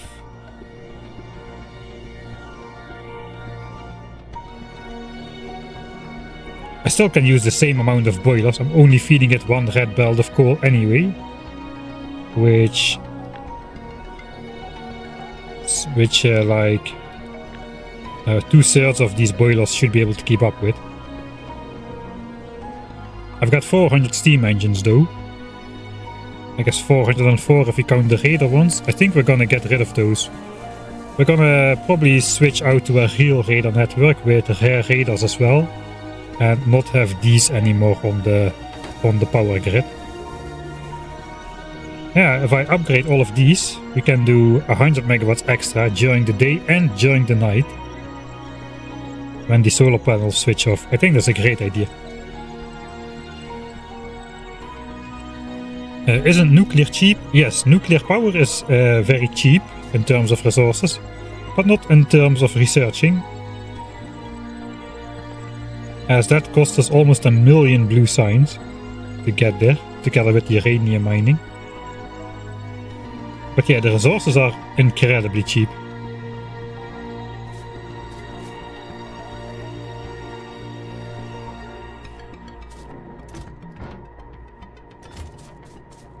Alright. 400 steam engines. That's going to be cheap. That's very early game steam engines, so it's going to be cheap. 4k iron, 32k gears.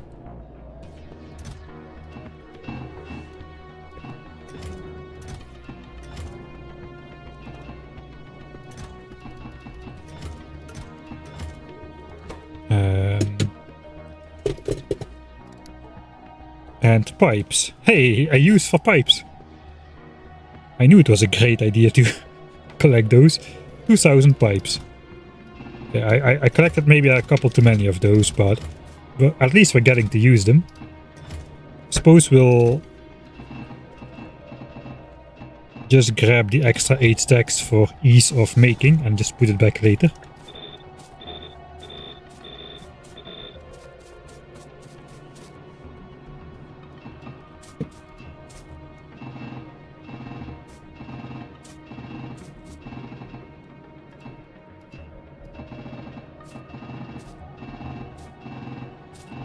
And then I don't have to worry about power anymore for a while.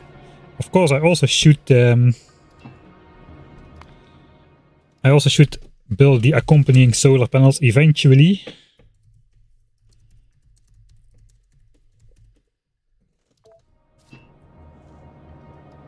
But we can postpone that a little bit. Okay, this is going to be super fast. It's already done.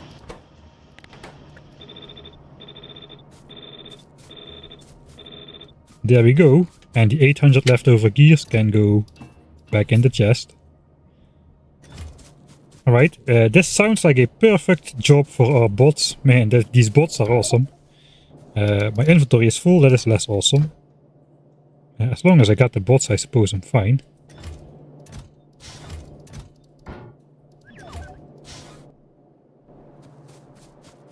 For the rest, I don't need anything else. The pipes are good. Yeah, we just need to update the steam engines. I have accumulators researched, as that's a prerequisite for Fulgore. I just do not really want to match up my 6,000 solar panels with 6,000 accumulators. I have no idea where to build those either. This area is kind of filled with solar panels. And I haven't really...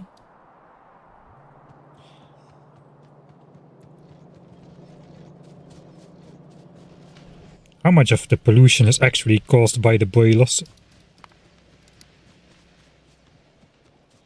Let's see, the boilers are in 4th place, 1.4k. In total, looks like... I don't know what this was about. Solar was off maybe, I don't know. Let's look at it for 1 hour, that should be a large enough time span. 3, 4, 5, 5.7, 7, 8, 9, 9.5k pollution a minute. 1.3k is from boilers.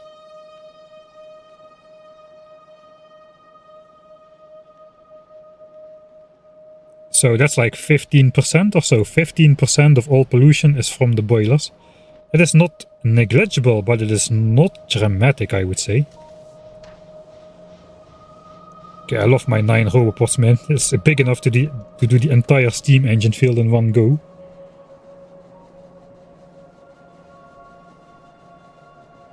I am even less in the mood to make the uncommon or rare quality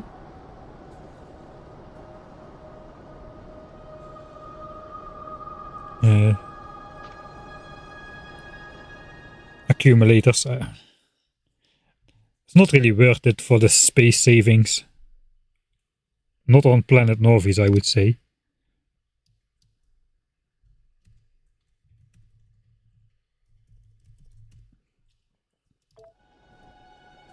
Right, if I upgrade these... No, it doesn't. I just need to make a specific upgrade planner.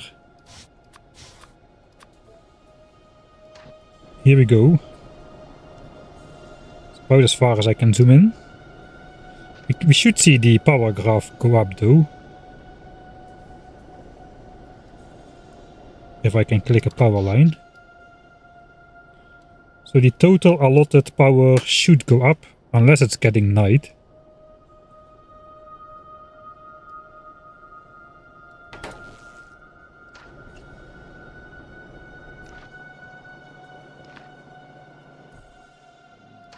And it's getting night.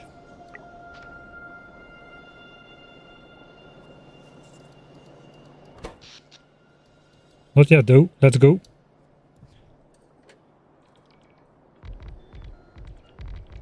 No, it's getting night. Solar panels are decreasing, but the steam engine... Okay, there is the 2 achievements I wanted to get on this stream, for which I reset my achievements. Nice, good job. Achievements, now you're blocking the view of the bots.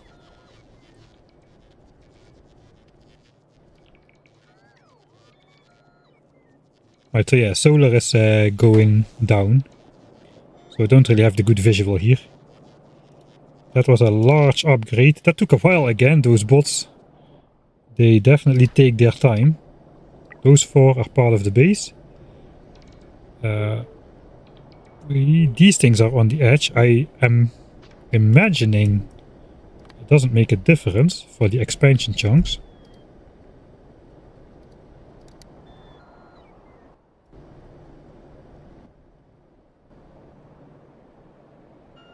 Yes, these can consume 39 a second instead of 30.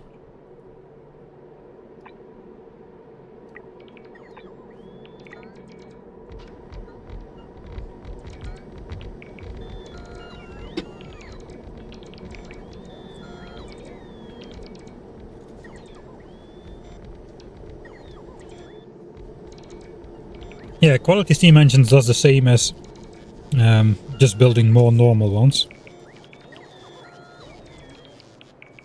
I just have built such a nicely aligned area, I suppose. I want to keep this free for whatever I need to build, for rocket silos and blue chips and rocket fuel and whatnot. So I don't want to build out steam engines further to the south if I can help it. And I can.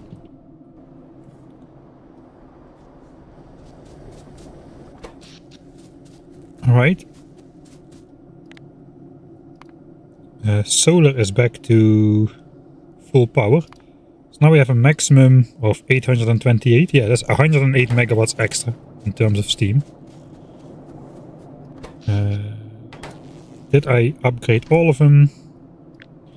There should be 4 left. 4 and 400. Yeah, okay, that's correct. All of them have been upgraded. Hey bots, now that you're here anyway. I was never in the mood to deconstruct these belts.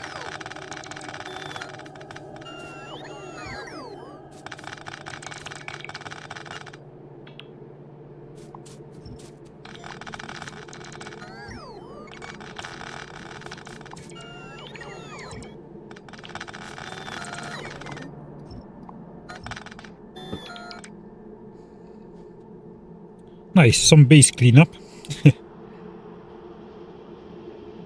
Quality boilers, no, they also, the pollution goes up with the consumption. It's not in the mouse over tips, but we've tested it.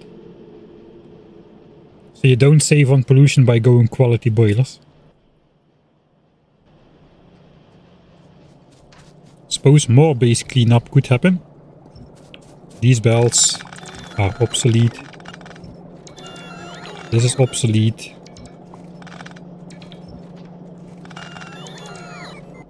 I'll grab my nature lover deconstruction planner here. I have to be careful to not deconstruct my pipes though. We can... let's see if the bots can keep up with me on this belt.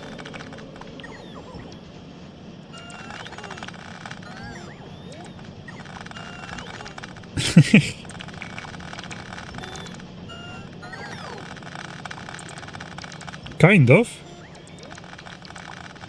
Not 100% reliable, I would imagine, but it's not bad. We're definitely gonna be out of battery after this, though. Oh, the Johnnies might get a couple shots off.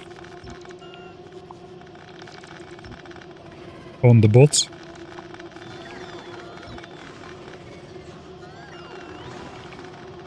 No, they're too slow. Wait, why am I not deconstructing the last belt as well?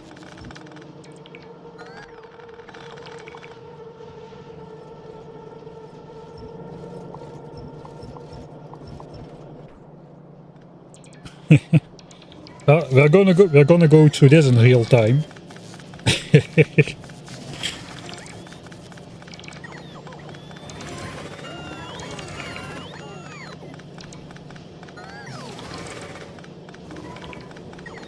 Yeah, those are all quality bots.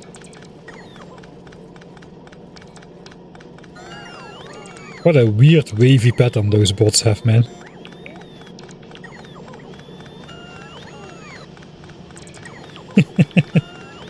This is such a weird image.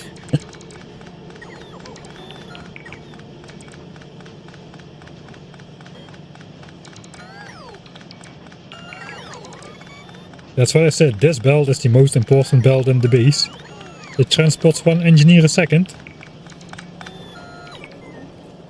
Alright, do we still have some battery left?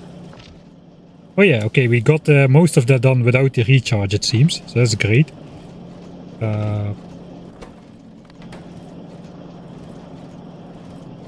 Yeah. What else is there? I think that's... We could clean up all the steel furnaces, but not sure I want to do that right now.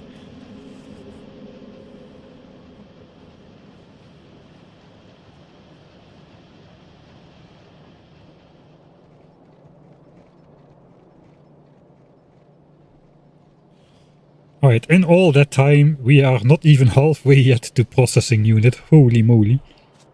I guess we got another obsolete chest full of steam engines now. Where is my inventory?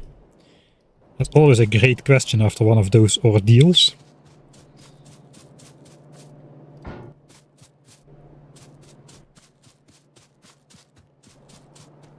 Alright. Then we have the power to upgrade this to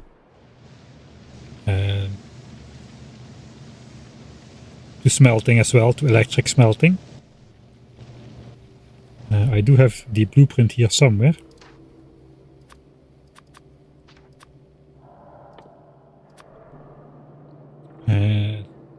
So the main thing we need is gonna be furnaces. We have 11 stacks up there, right? 8 for copper. 1, 2, 3, 4, 5, 6, 7, 8. 3 for iron. So 11 stacks, that's 240 plus 24.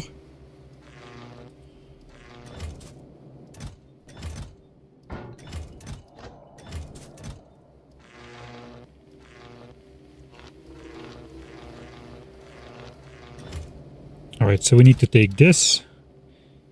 We need to match that up with efficiency modules.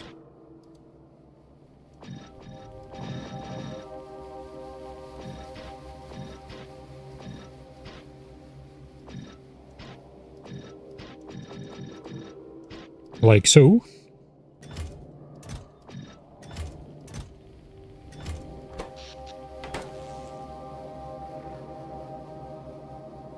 We need inserters to the same amount as the furnaces. So it's like 6 stacks. Alright. And the rest is kind of the same. This thing has 24 power lines. Is that significantly different than one of these? I think it is. This thing has like 16. So we need a couple stacks of power lines as well. And then in terms of belts, I think we are fine with what we have. We need to delete some stuff to be able to take all of this. It's mostly going to be belts, I suppose. We also don't really need more undergrounds or splitters.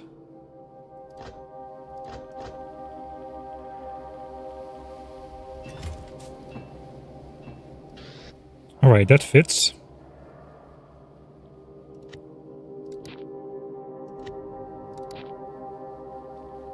Suppose we'll go up there. And then we will have done a pretty good job at modernizing the base with our newly found construction companions.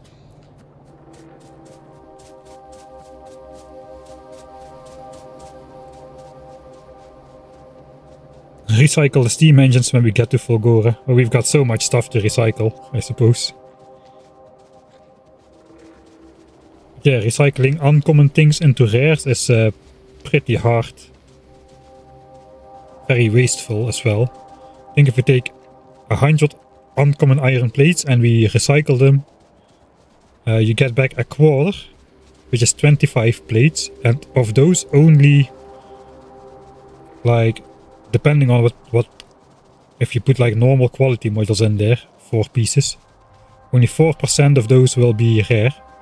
So of those 25, only 1 will be rare. You basically make 100 uncommon plates into 1 rare one with the recycling. That's not quite true because the other 24 you can recycle again. So I guess you make it into like about 1.3 rare ones overall ish.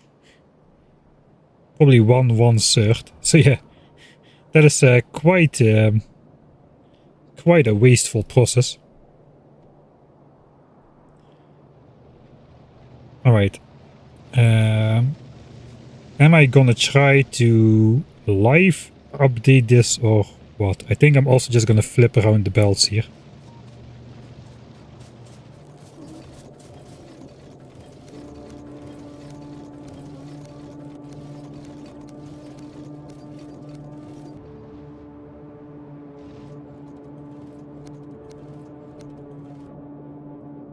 Alright. How are the expansion chunks looking here? We got a couple of them. These are not all good, I don't think. 1, 1, 1, 1, 1. Okay, there's 6 good ones in there. If I go back one chunk with my furnace set up, we're gonna lose 2 of them. I think that's fine. Does it even fit in front? I would have to move the entire belt chain if I don't go in this chunk, so I don't think I'm gonna do that. I might actually just...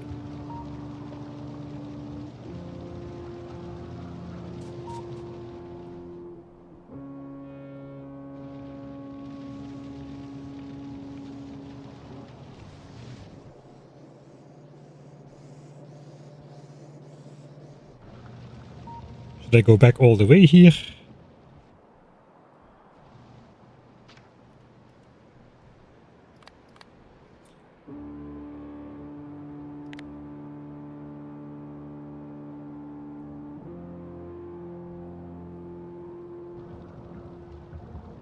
Maybe this entire area is gonna be lost eventually. There's so many biter bases around anyway, there's like 6 chunks in there. I can use this entire area to build stuff without really losing much. Only these 6 chunks get lost, and this is already all wasted anyway.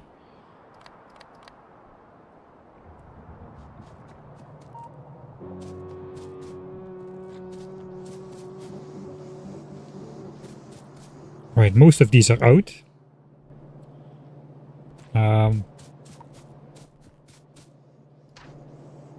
We have to modify the blueprint somewhat, because it's gonna come in from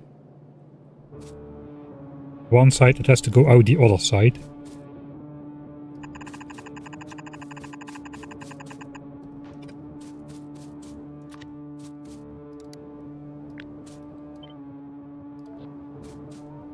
Now that means we could actually place it like over the edge. Like so. How difficult is it to move this a bit further? It is not really too difficult.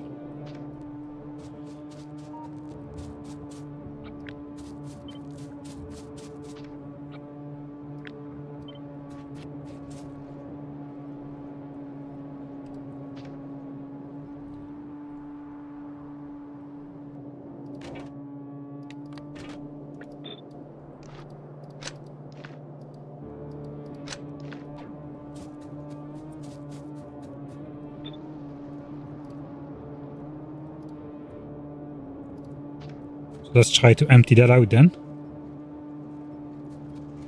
And we can build the furnaces. Yeah, we can keep them in this chunk. Maybe we'll build something in this chunk. Maybe another furnace stack, and then resources can come in from the other side.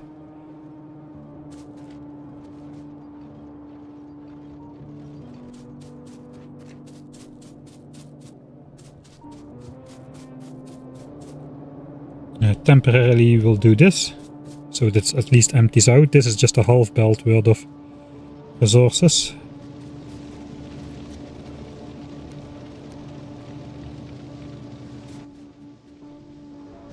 Again, just want to... Should have taken those already. I want to prevent too much garbage being left behind here, because it's gonna take too long to clean up. Should have already deconstructed these. It was a mistake. In fact, I think I can reverse a part of that mistake. Yeah, wait.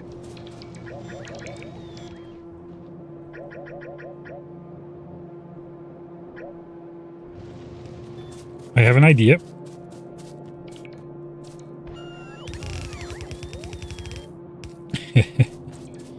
That's gonna be done. I think this is all. Okay, and this needs to be rotated as well. I can do that later on. Okay, if this works, it's funny.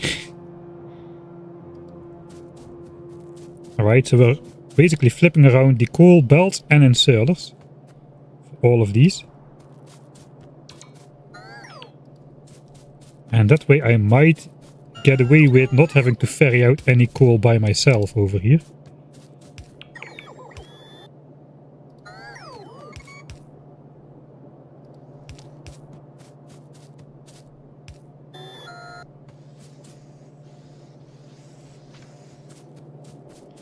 Alright. That was part 1 of the plan. Let's go part 2.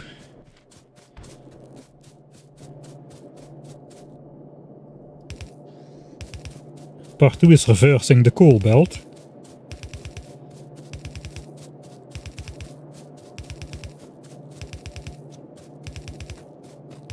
What are we gonna do for the next 40 hours of research? For now we still got plenty of stuff to do. I am kinda worried about when it's rocket silo time and whatnot. Alright, the splitter will move to here then. And theoretically, we should be able to move all of the coal out to the base like this. Automatically, without my inventory filling up with coal. Of course there still is coal in the furnaces, so I don't know why I'm emptying my inventory right now. Okay, this is gonna remain full. There is nothing I can do about that.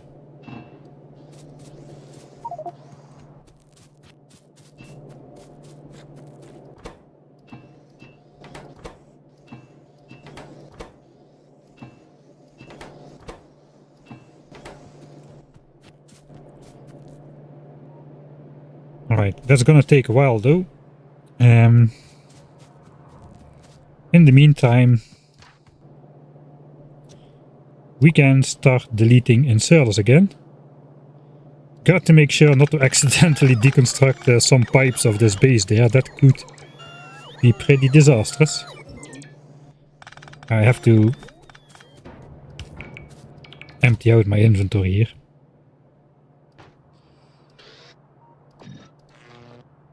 At least a little.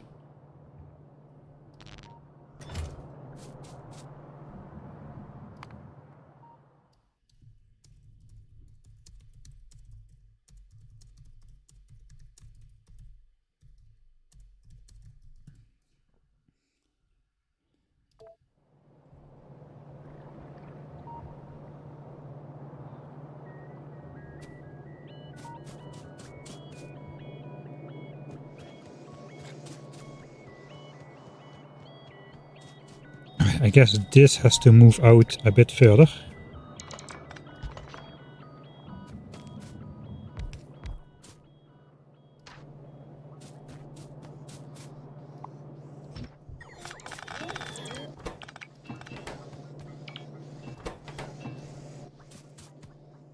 Okay, I'm just gonna have to accept that I will have some garbage in my inventory.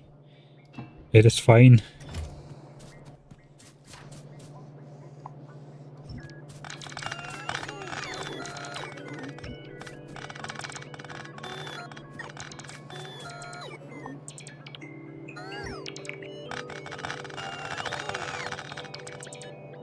So nice, those bot shots, man.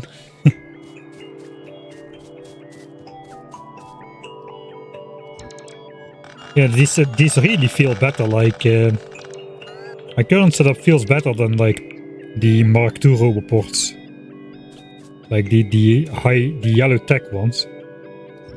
That's pretty awesome. Everything is fluent. That is usually not the case with Mark I roboports. Fluid and fast. And with the no power used exploit, a little bit cheeky as well. Alright.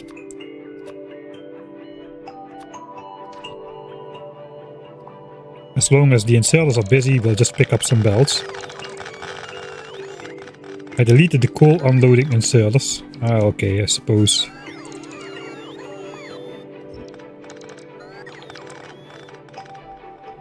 I see.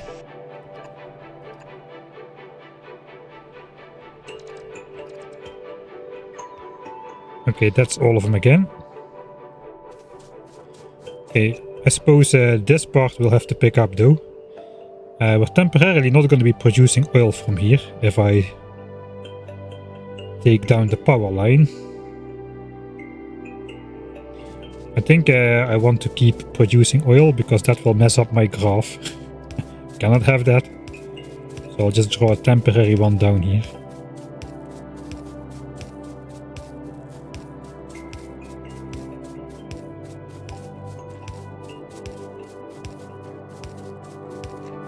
Oh, that is going to be in the way of my belt movement operation. So be it.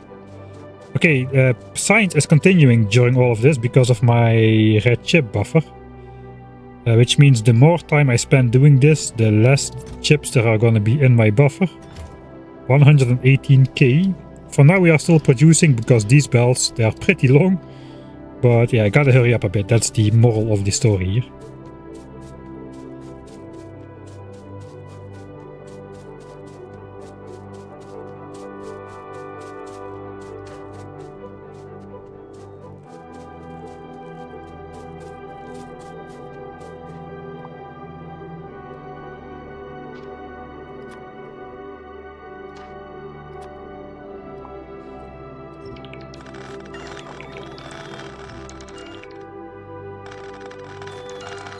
Alright, so I gotta be close by for picking up the furnaces since they have like a lot of coal inside and my bots can only carry 1 coal each.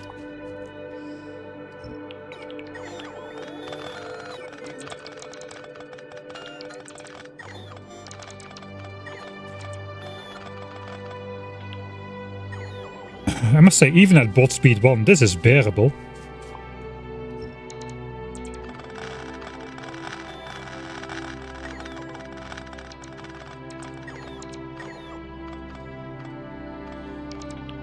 It is definitely more bearable than building this by hand. Deconstructing and reconstructing it by hand.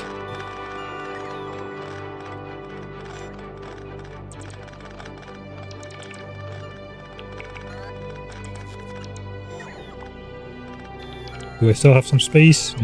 Starting to run out.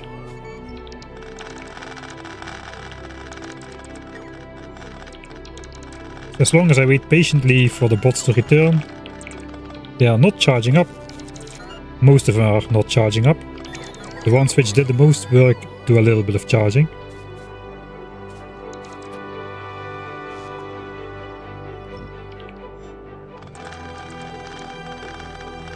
That's gonna overflow my inventory, calling it.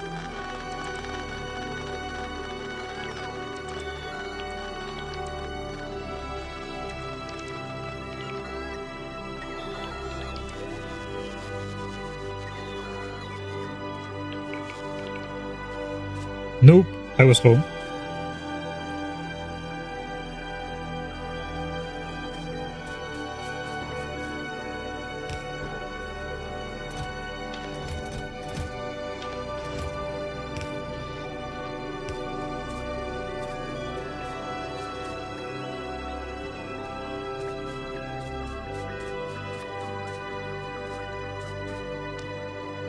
Well, these bots are just too late.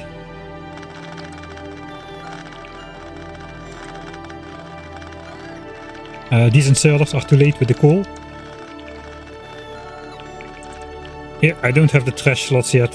They are next on the bucket list. Yeah, I can do this a bit faster, I think, if I just stay a bit closer.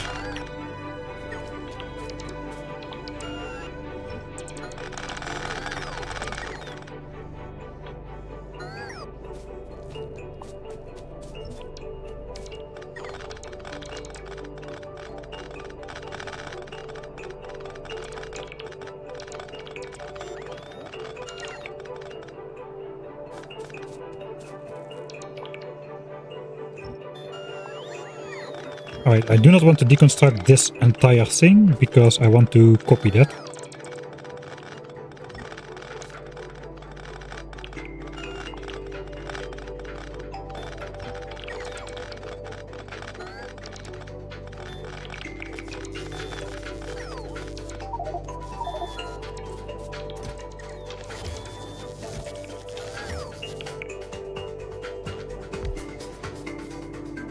Alright.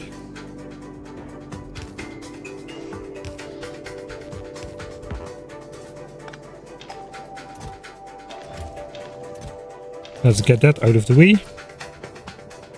Now we have space for the furnace things, which means we need to get rid of some of the old stuff, so we can carry some of the new stuff.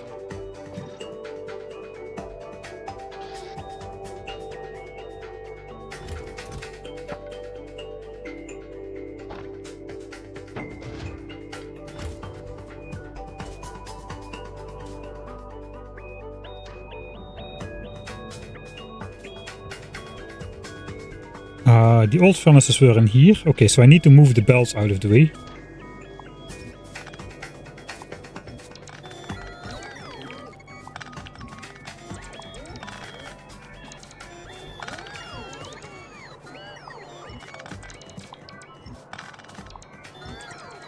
I hope it fits in front of this cliff though.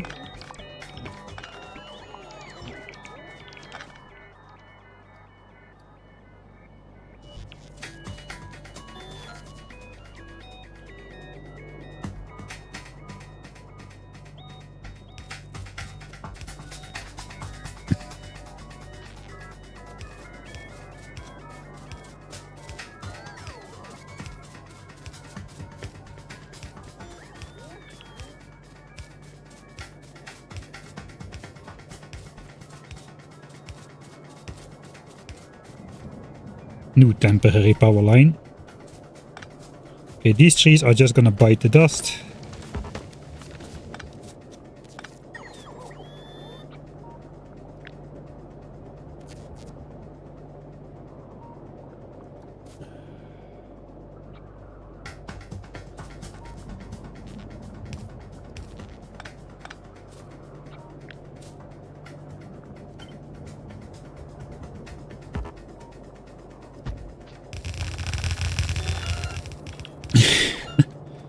I suppose we can fix this corner up a bit.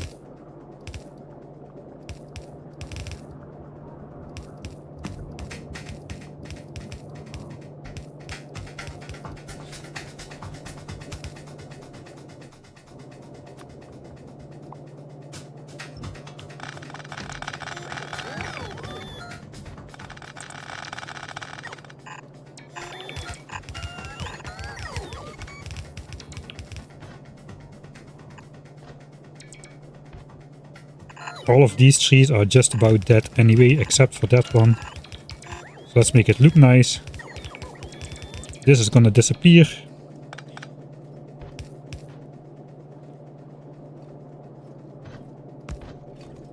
But not yet.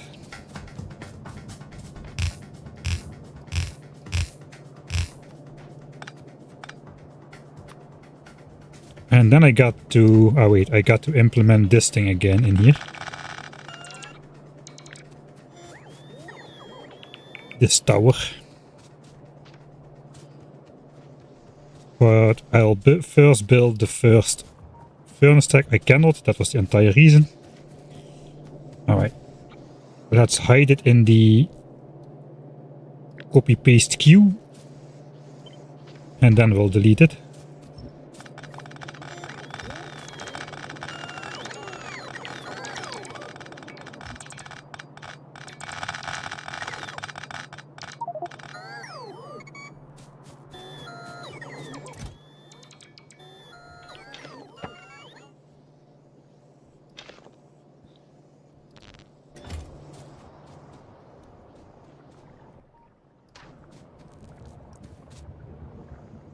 So we can hang these over the edge like this.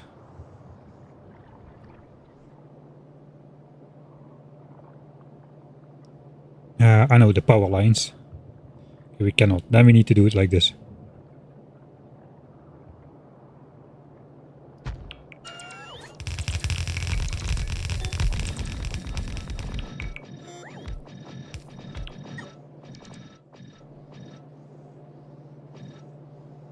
Alright, I suppose it would be smarter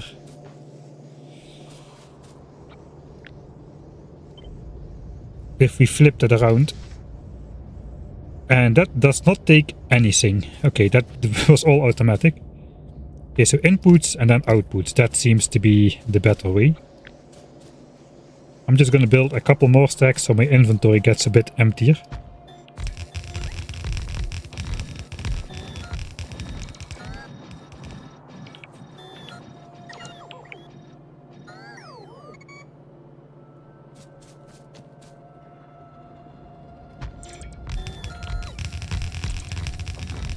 In fact, let's build all of them.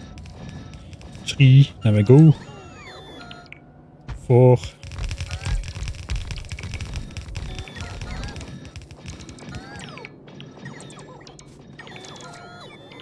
Wait for the bots so they don't charge up.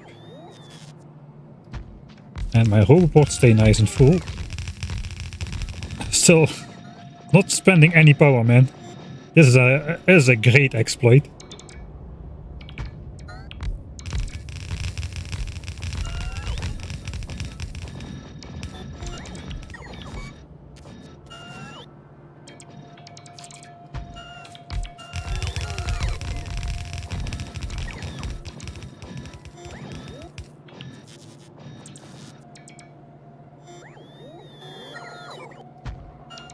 I think I brought just enough. Okay, we're not there yet. I brought exactly enough furnaces, so that's 3 more stacks.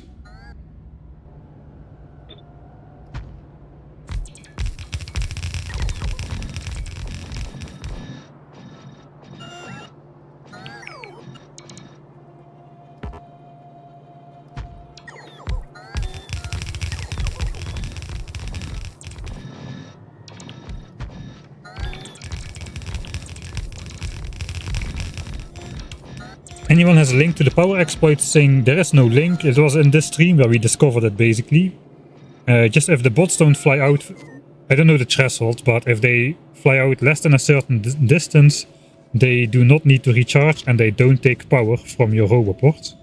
We tested this with 0 power generation for an extended period. A reasonably extended period, I would say. Alright. We were short on power lines a bit, and at the top we can also connect the power lines again to the mining drills in the normal way.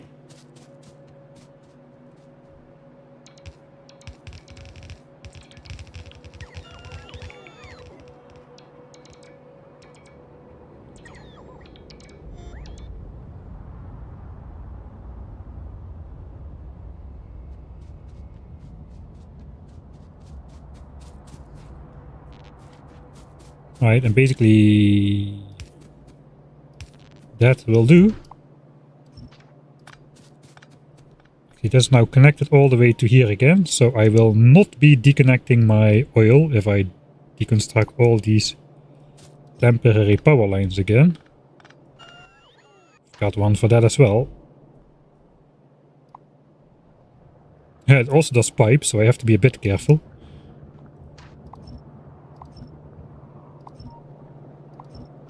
Alright. This is just a couple bots, not really worried about power for those.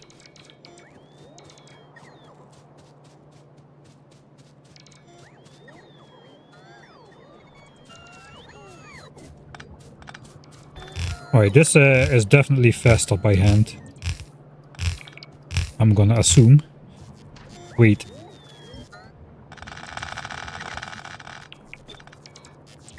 Here it is, the power of tower.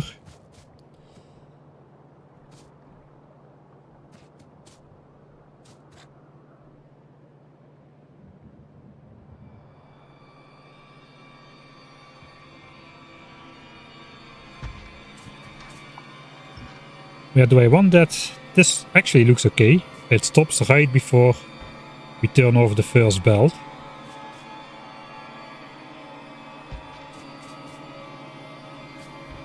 So the first belt goes here.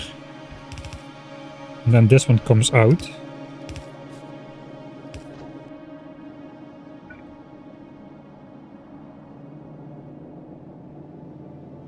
It's kind of okay.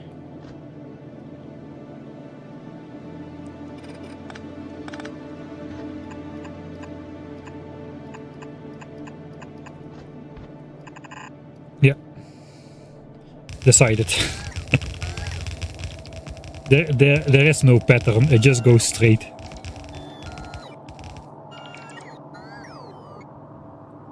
Right, I suppose we can make a save. Just need my belts to do the rest of it.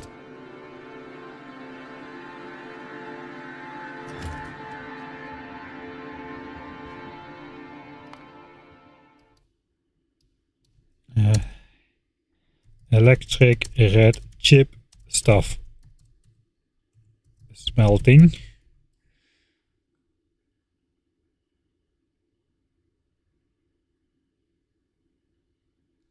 Yeah, the old exploit was basically just picking them up from the sky. Like, they would come back, and to prevent them from charging up, you just pick them up out of the air, which would prevent it. I don't know if this was a change or it is just now more apparent, because the rare quality bots can fly twice as fast, and bots can fly twice as fast by, at least construction bots can fly twice as far by default. Even the normal bots fly twice as far compared to Factorio 1.1. So the rare ones fly 6 times as far compared to Factorio 1.1. So maybe this behavior was always there, it was just never really noticeable, because the threshold for bots flying out was pretty low and they would basically almost always charge up. So I'm not sure something changed there. It could very well be just a result of these bots being able to fly 6 times as far before needing to charge up again. I'm not entirely sure. Let's do it by bot.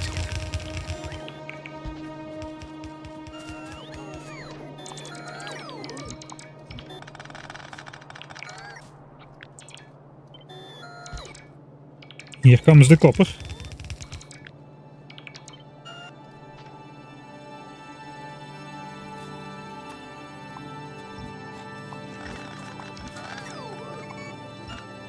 Temporary coal deletion, and we have absolutely 0 pieces of coal to bring back to the base. Right? Alright, let's keep this going.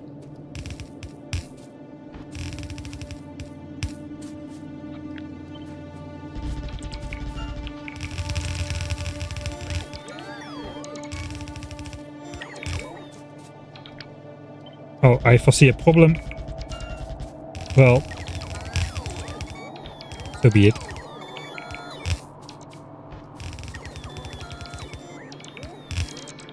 So that's all the copper. The iron actually is coming in barely far enough to the left that we can just draw that out straight. I suppose we should have flipped around these ones though. We can still do that.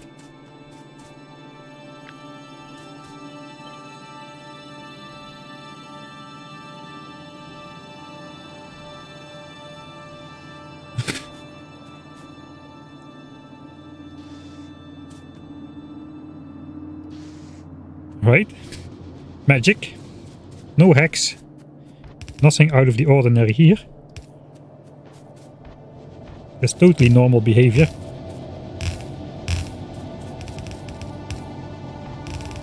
Alright, that part is done.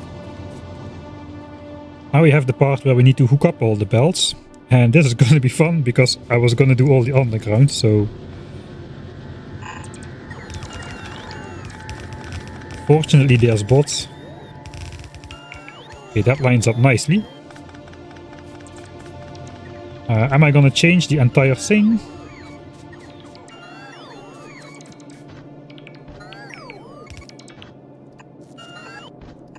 Looks like.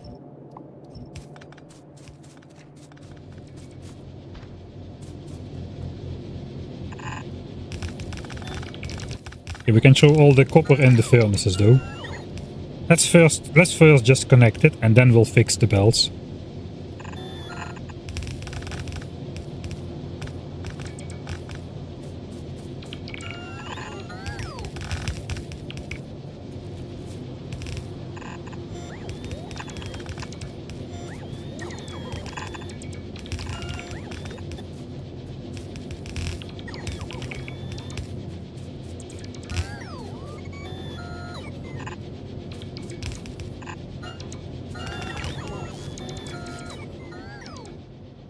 Okay, so this belt has moved an entire belt down over the course of 11 furnaces. This is interesting.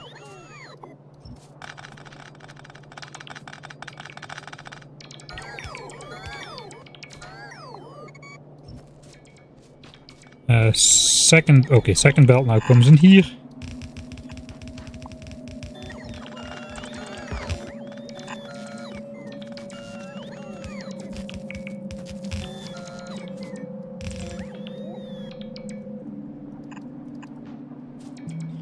Okay, now at the base we will not have any red chips, for sure. Yeah, all these belts are dry. Ish. So all the red chip production is coming from my chests. We are not actually compressing half a belt here. So we're gonna be... yeah, soon we're gonna be down because blue science production is a bit... it's no longer backed up because of the red chip not being compressed here. Not really important though. So...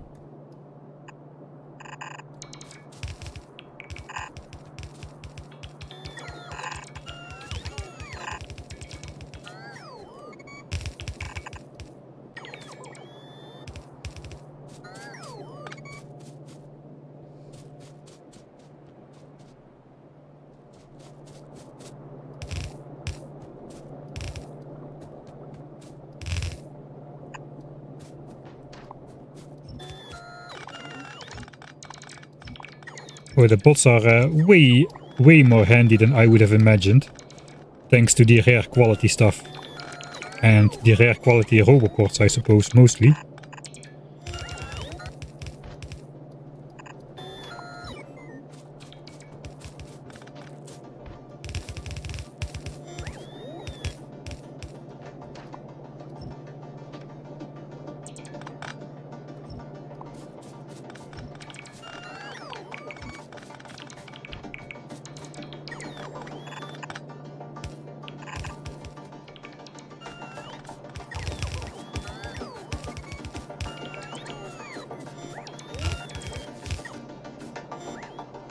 Okay, let's see.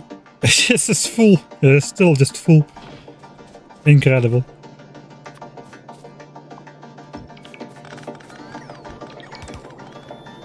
And I don't even think it's a bug. I think it's really programmed that way to save on performance.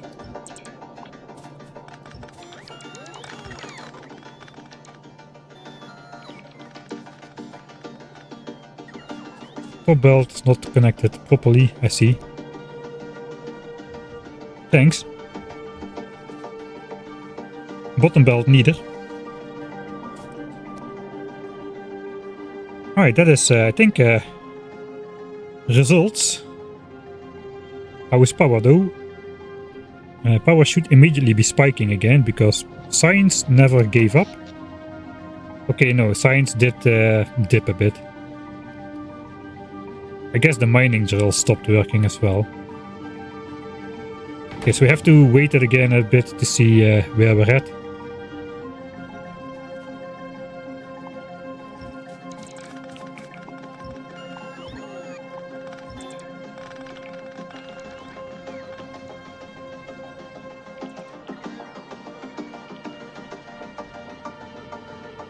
All right.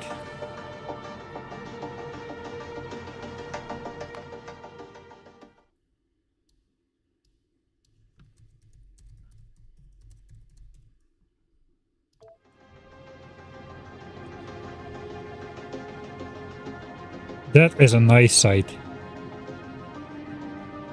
And these things they produce with the efficiency modules inside 0.4 pollution a minute, which is 10 times less than what the steel furnaces were doing on the coal. So these do 4 pollution a minute, whereas the electric ones do 0.4 per minute with 2 efficiency modules. We could lower that down to 0.2 if we really wanted to. But I'm not sure yet if we want to spend the resources to make uncommon efficiency modules for all of these smelters. That's a lot of resources. We can now do... I forgot the iron ore. Maybe we'll just take that back to the base.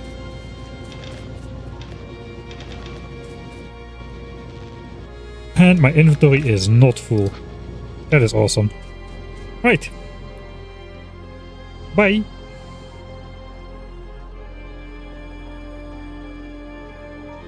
How much pollution do the boilers need for additional power? Given that one furnace does 80 kilowatts and the boiler produces 1800 kilowatts, that is over 20 furnaces on one boiler. Actually, that's not negligible. It is Yeah, 80 kilowatts on 24-ish furnaces on a boiler. So that's like 1.2 pollution extra from the boiler. So in total it's 1.6. If you run on steam power. We don't run on steam power. We run mostly on solar. We run like a quarter of the time on steam power. Oh, now we get this. Just merge it. Yeah, slightly more than a quarter of all power generation is done by steam power. 86 megawatts out of over 300.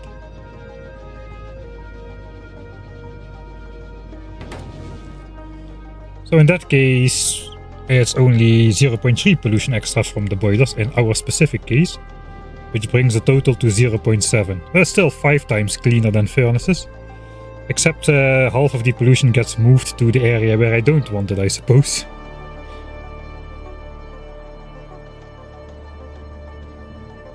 Can you add lights to smelting area? I never add lights to the smelting area because the smelting process itself lights up the area already.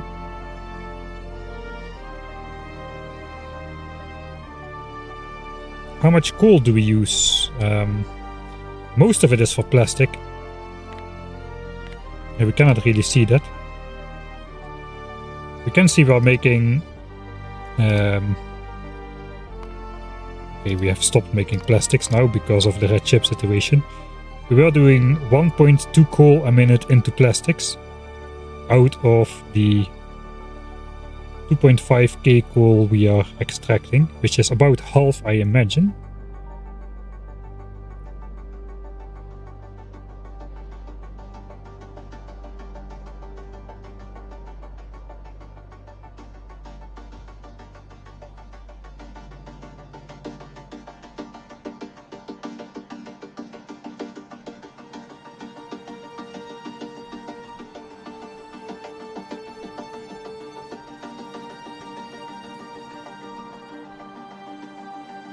Right, copper is arriving back at the base at least. Maybe already has. Maybe I should walk on the belts. Yeah, it's about to arrive back at red chips here.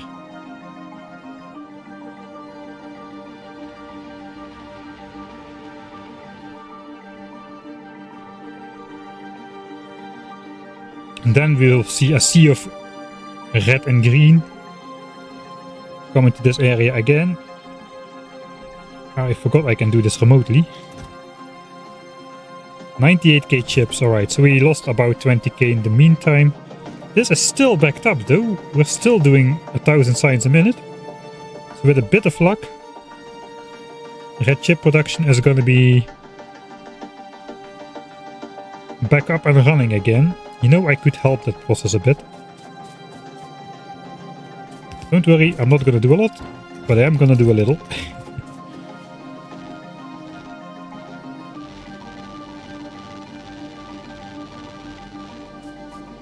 There's a lot of chips.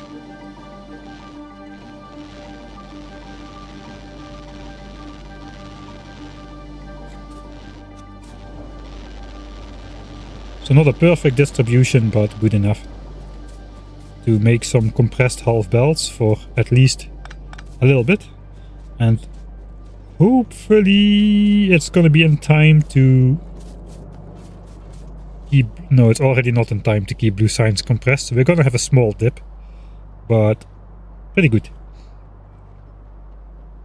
How is the edge pollution you were keeping track of? Yeah, I kinda started ignoring that since...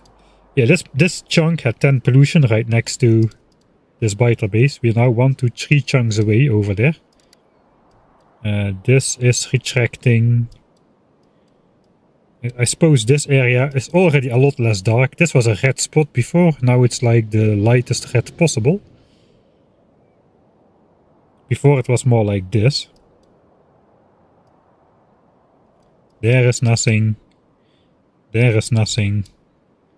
Here is still something. 8.2 even.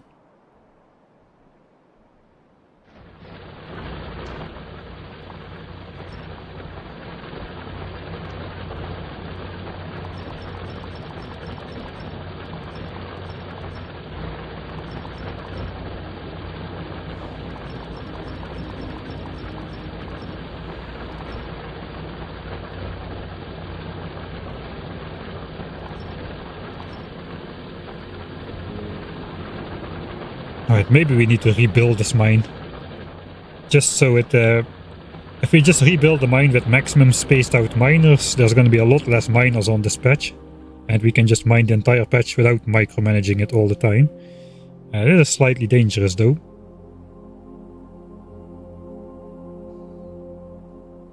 How are these other mines, which we definitely should have kept an eye on doing? Looks like they're doing fine. Yeah, it's all backed up. And it's doing fine here as well.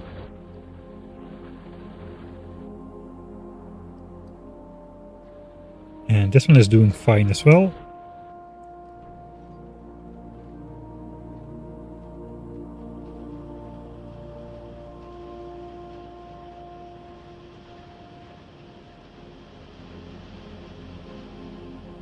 Copper is back.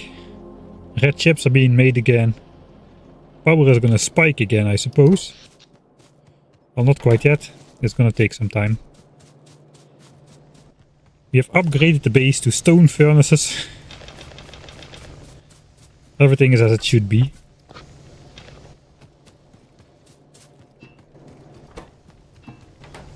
Just don't know what to do to get rid of my copper anymore. I don't need copper, man. You don't need copper to build the base. What you need to build the base is iron.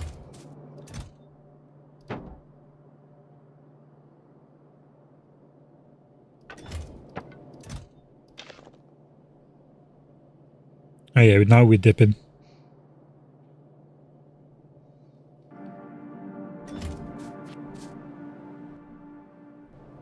Alright. Okay, now I have more than 2 chests of these things.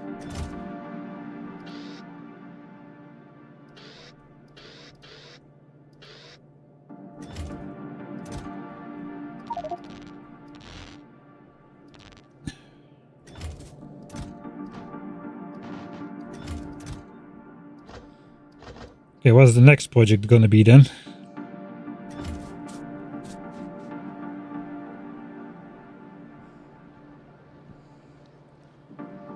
When I dip, you dip, we dip.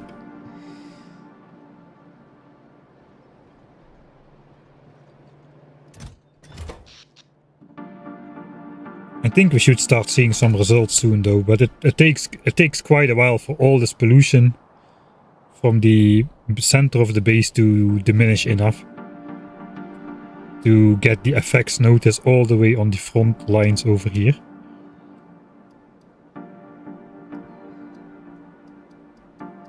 Alright, we'll go do that. We also, I forgot, I was supposed to update these to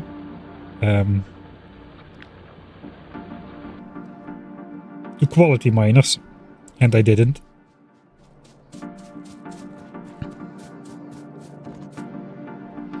How is the mining drill facility doing?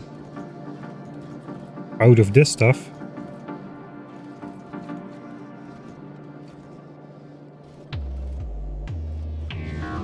Yeah, this has unclocked itself, so we are definitely having enough furnaces to keep up with the rare ore production. Alright.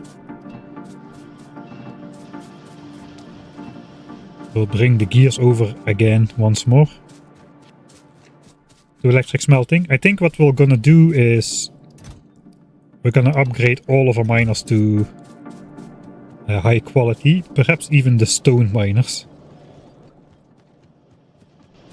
if we have enough of them.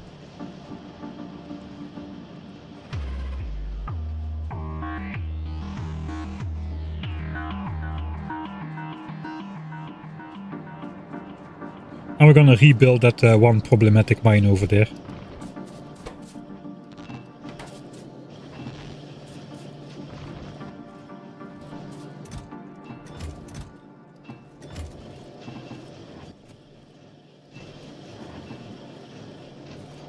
Okay.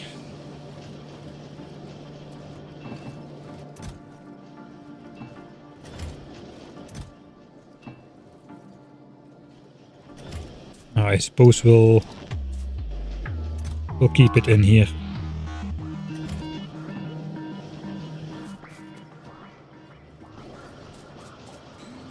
Right, so what do I need to rebuild my drills? Nothing.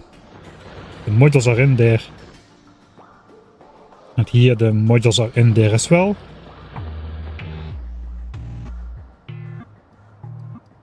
So it's just going to be a long slog.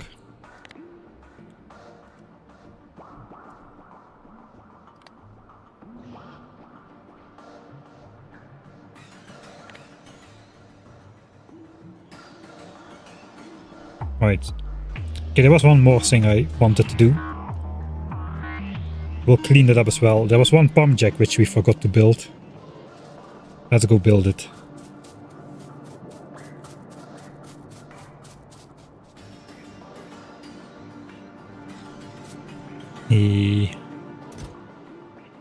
No. Yeah, this one. So we need a couple extra pipes. Not too many, I don't think. Pumps we got. Power lines we got. Rare mining drills I've got.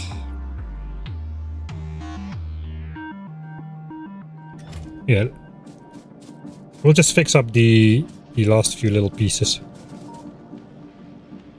And hopefully Science a Minute is on the rise again. You can see actually, you can see the labs filling up more and more.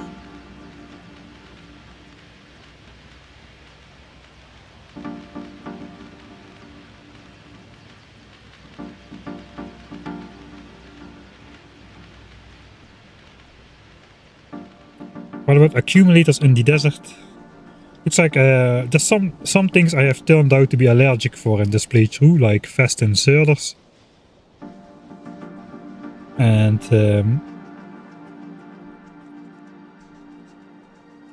red belts for the longest time. Looks like I've warmed up to them now, especially the undergrounds.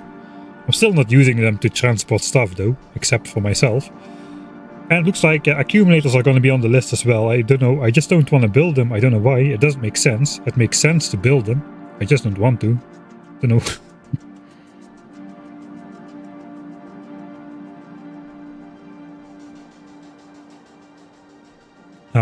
Hopefully this series can turn into a supercut. It kind of depends on how long it's all going to be all together.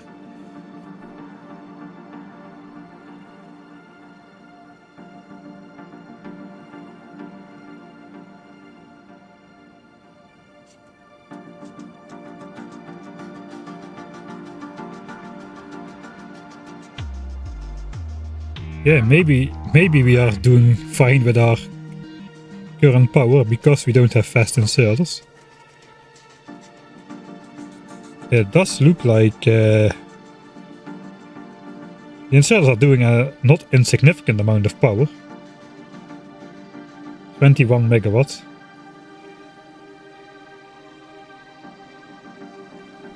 That's almost 10% of the power of the base, and fast inserters are much more power hungry per swing, if I remember correct.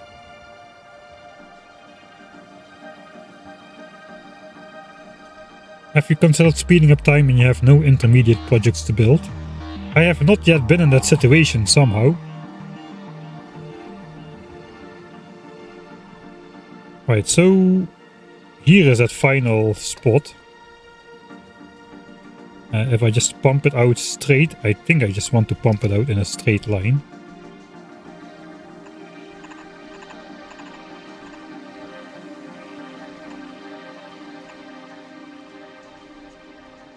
Okay, I think I'm gonna switch off the bots here, that's gonna take them too long.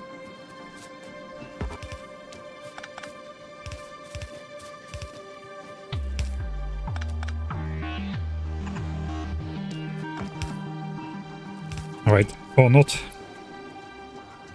We're gonna have to turn up somewhere, maybe just here.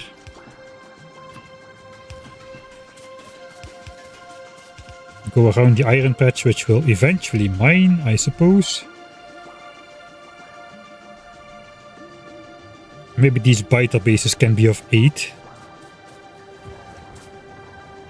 And we can just draw a regular old pipe through there. Straight through the base. And then at least I can get confused later.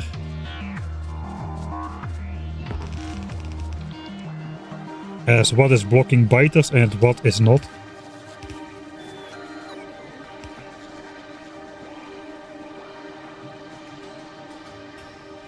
we also need power, I forgot about that.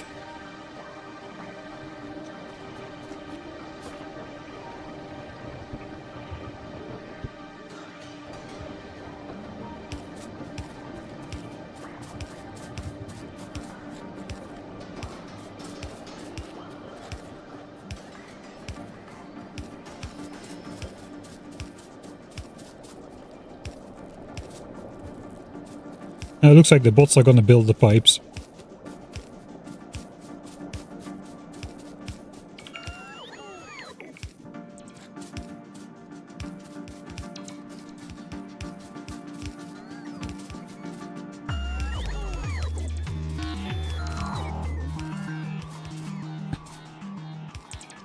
Don't tell me I don't have enough pipes. I know, I just don't have the pump jack, right.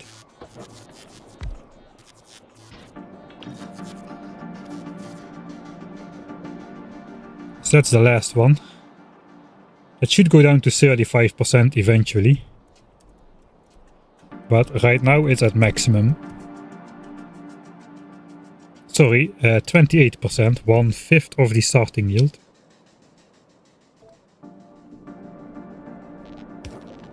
And there we go, last pump jack. Is that visible?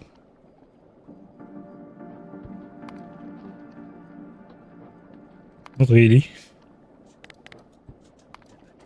Ah, it is. Yes, a slight bump. The slightest of bumps.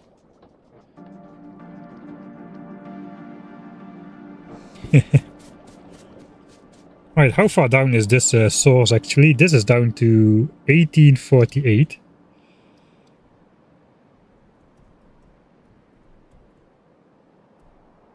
And it should go down to about 661. But probably a little bit higher than that. But no lower than that.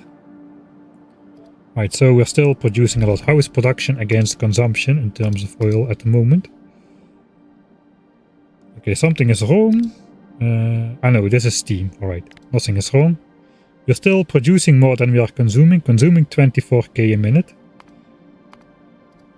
We should be consuming 31k a minute, apparently. Yeah, this is the blue science dip, I suppose. Are my petroleum gas tanks full then? Ah no, there is this thing. Ah yeah, there is this thing where the pumps work only as fast as there is space in the empty inventory, and this is almost full. We can fix that by just plopping a couple extra pumps on there. So maybe we should go do that as well, since we're now fixing stuff anyway.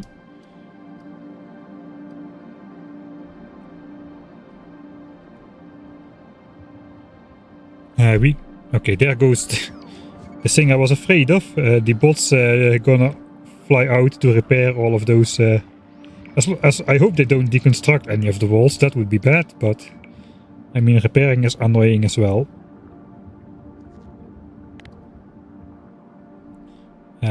We might also pick up. Let's pick up all of the depleted ore miners as well. It's been quite a while, and we are probably about to build some replacement mining drills, I would imagine. I just remembered that we were about to pollute these guys. Is the measure working? 7.2. Okay, it's going down. It was 8 point something.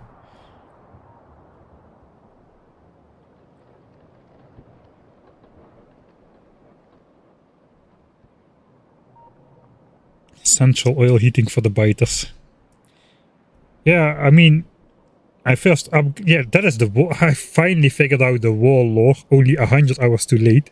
You know, we're upgrading the construction quality of the biter homes with some proper stone walls instead of that organic soft matter they've got going about. So let's see, how many of these are we gonna get back? We start with about 150. I think we're gonna get back a lot of these.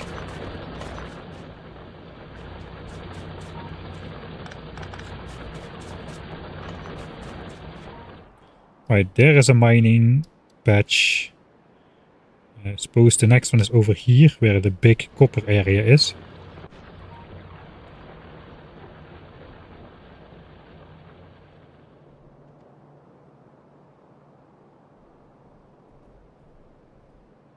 What is the reasons for walls along the coast? I'm Dutch. We do those kind of things.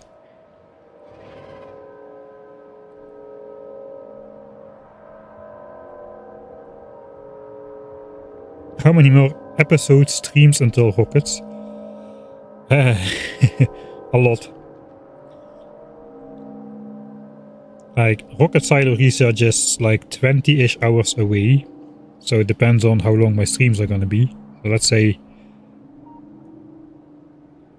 if nothing changes, it would be 4 more streams. We are actually, looks like, somewhat out of copper here. There are some gaps visible.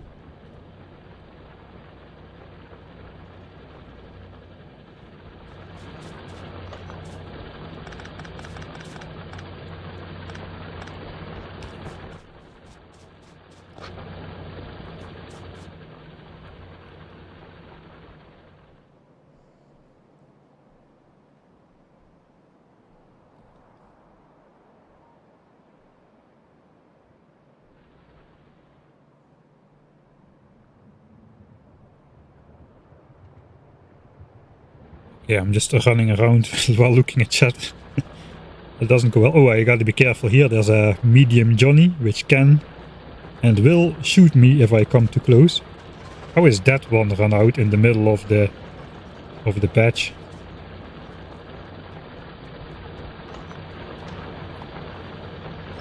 We'll retrieve the landfill as well, because we can.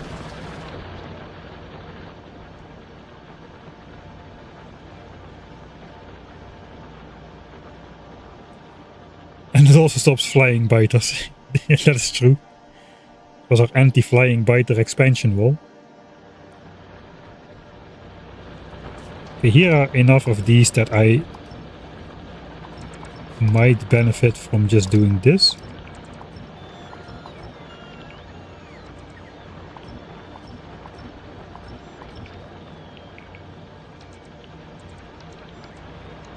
So how many do we have left over?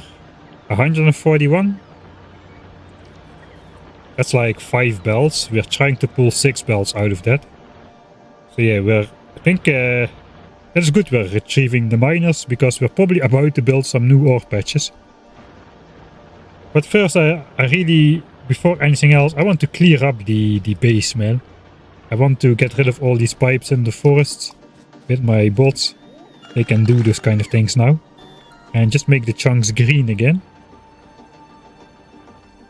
Where is the next patch?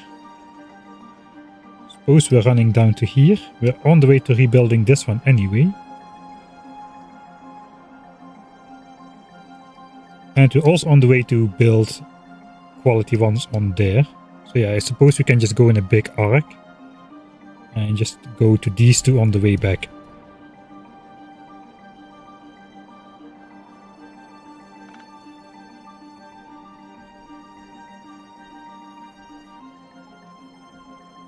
Yeah, that deconstructing the unnecessary pipes and wall stuff kinda should have priority, really.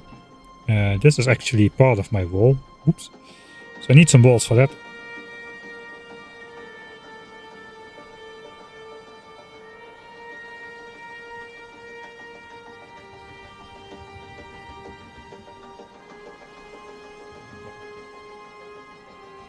One stream for that's optimistic, man. Researching Rocket Silo is gonna take 17 hours all by itself. At 1000 signs a minute, if I can sustain that. Which is starting to look... Well, I can do it. I can sustain that. I just need to build more mining drills. But I think the first priority is gonna be clearing up the base and optimizing the amount of green chunks where the biters cannot expand to, because we've kind of been neglecting that for a while.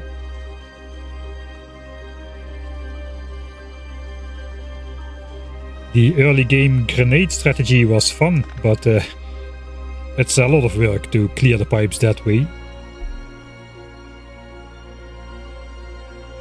But now we've got bots, so we can do it quite easily.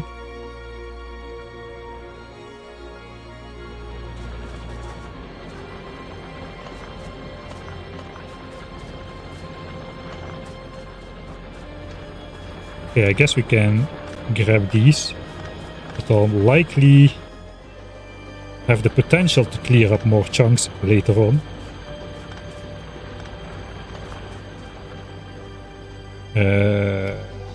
Yeah, we just follow along the coal belt.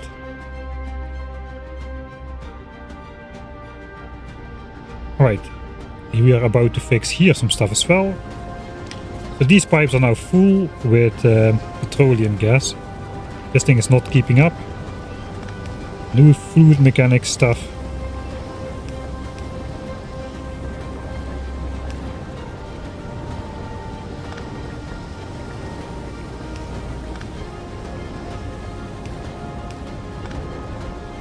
It is extremely important how these power lines are built, as you can see.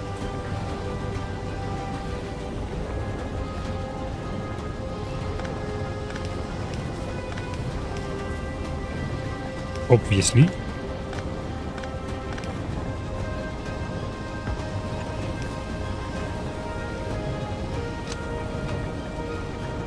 Somewhat better. Right, and now these pipes are suddenly empty again. And we are able to pump stuff into these reservoirs. So that's good. I suppose we should also do that for oil. Not that oil is about to fill up. There goes another bot trying to repair a single pipe.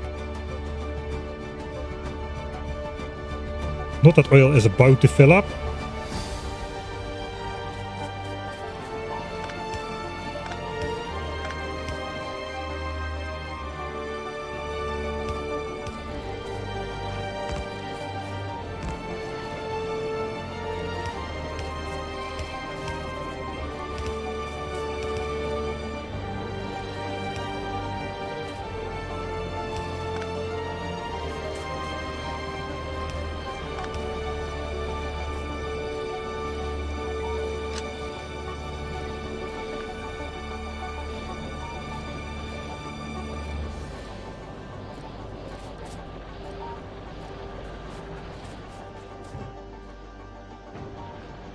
Well, that should keep the oil flowing even if the tanks are almost full.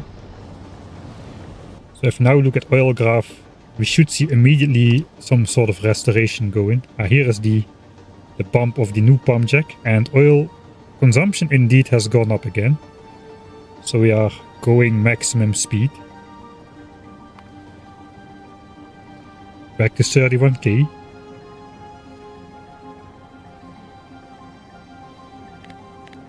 So we're actually doing barely more oil production than oil consumption at the moment. 31k against 33. So we will also need a new oil patch not too long in the future. Probably we're gonna also hook up some oil from far away. Perhaps this one. It's kind of on the way. This one has seriously started to run out.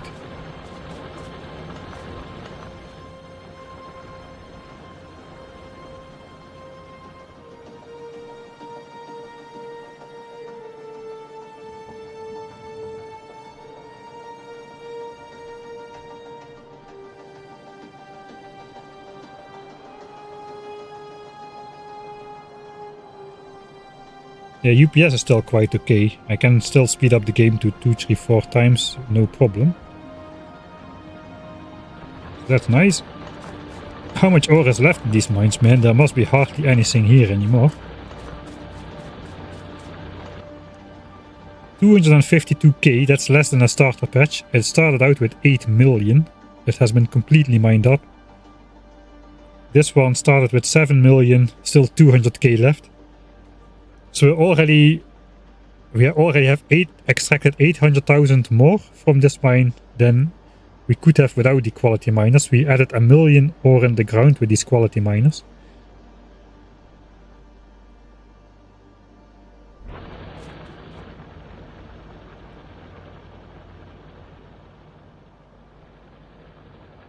Alright, then we get to this one. Yeah, you know what? We are gonna completely deconstruct that.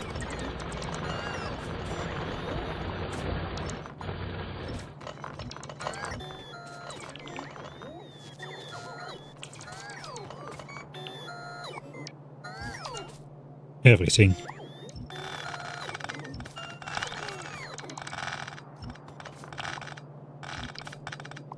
I'm gonna keep the loading system here though. Okay, I just want to find the richest spot. The richest spot on the patch is gonna get dense miners, and the rest is just gonna have not very dense. 234, 233, 250, 252, 254. Okay, that seems to be the richest spot. But of course I need to do 4x4. Check it like this. 216, 234. Okay, this is pretty decent.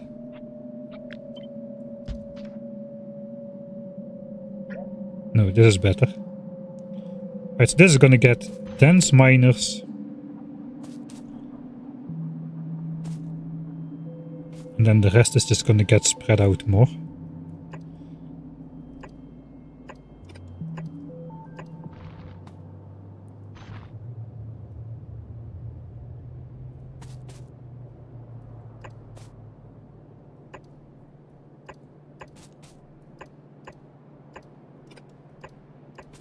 Alright, and the rest we're gonna minimize.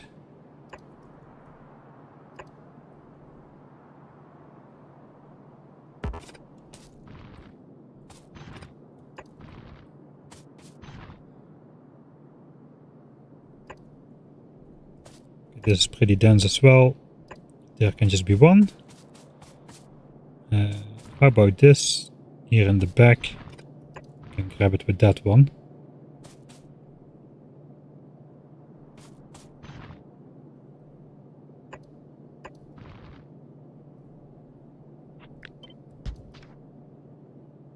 We need two on there. This can grab this.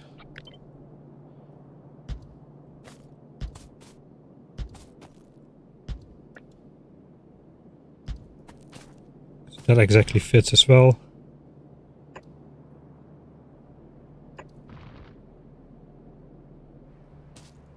That's probably a lot better. It's only 27 miners.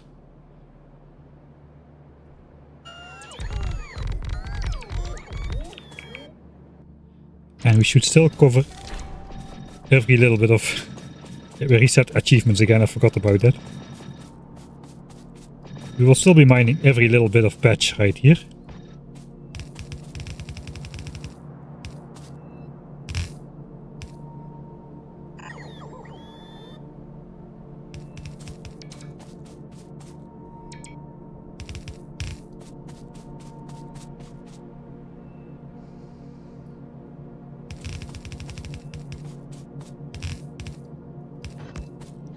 Probably should do something like that.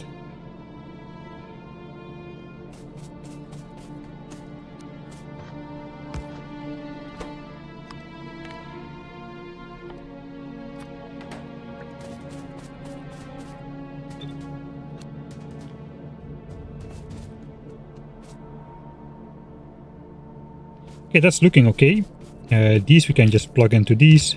And maybe later we can plug some external iron sources into these to help out green science further. For now though, yeah, this is not gonna have a nice power pole pattern, so let's just give up on that.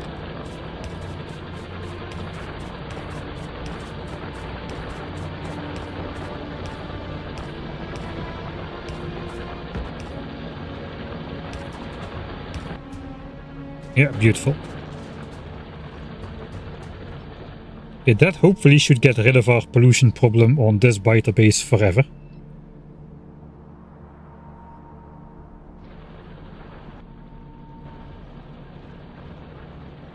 Alright, that one is rebuilt. We go here. Pick up miners later on.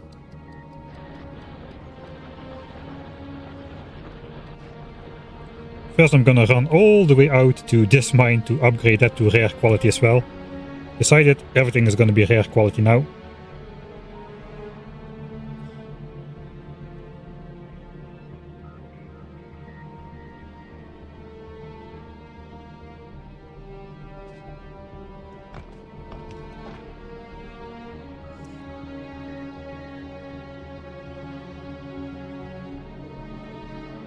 And yeah, there we go again. Those go to the Johnnies, so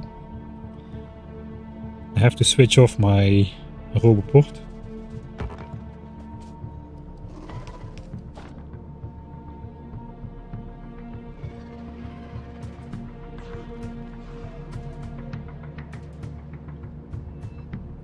This is an excellent oil source as well, man.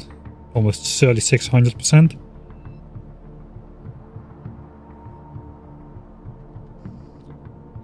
How is the copper belt looking on the other side? Here we've got a full belt.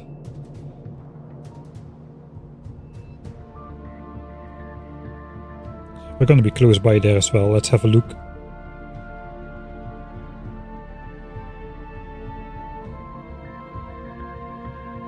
No, let's not have a look. It is fine. Don't need to optimize things that don't need to be optimized. It's working. It's working at 100% reliable rate. So if it's not broken, don't try to effing fix it. It's a good mantra to live by.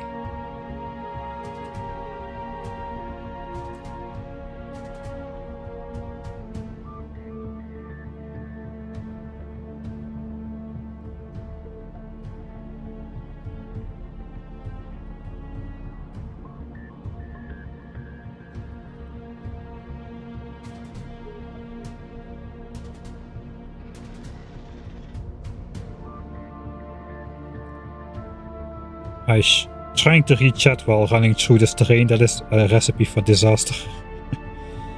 I gotta go further south even.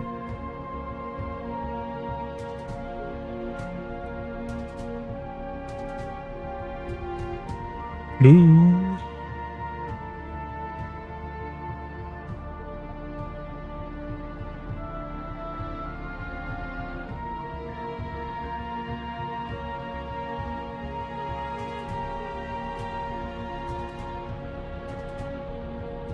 Okay, there's a lot of miners run out here. We started with 100 miners.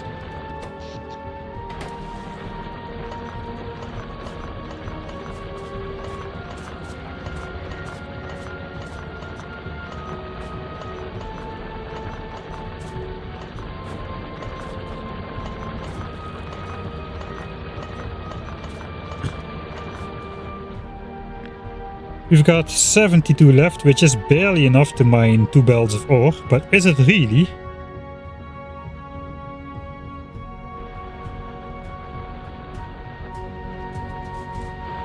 Since these switch off in the night.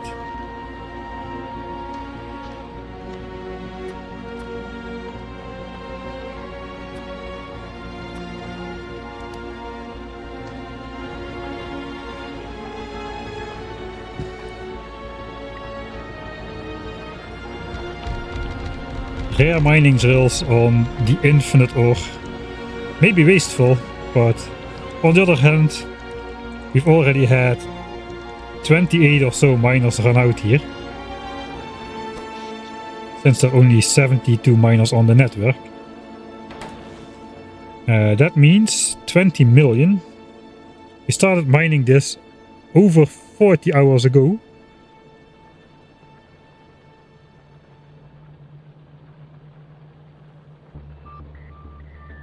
We should be extracting 1 million ore per belt per 20 hours. So indeed, that should be about 4 million. It started out at 24 million. Now there's 20 million left in the patch, so plus 10 million from quality. I'm not gonna count that the normal way though, I don't think.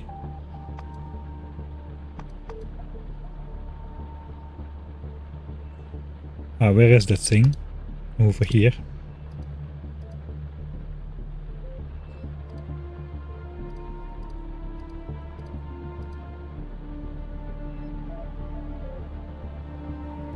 So we can take 2 belts for 100 hours, we estimated. So there's 60 hours left. So we just added plus 30 hours for quality to take 2 belts. And then another 140 hours on top of the 280 hours we can take 1 belt after that. Something like that. It's not going to be exactly like that, but close enough.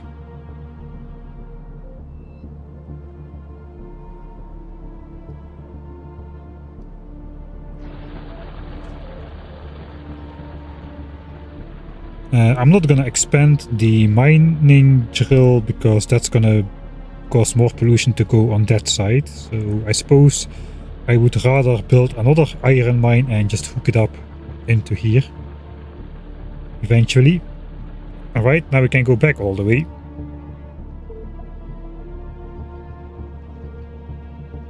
I suppose if I walk on the belts I should be kinda safe. 30% left on processing units, holy moly.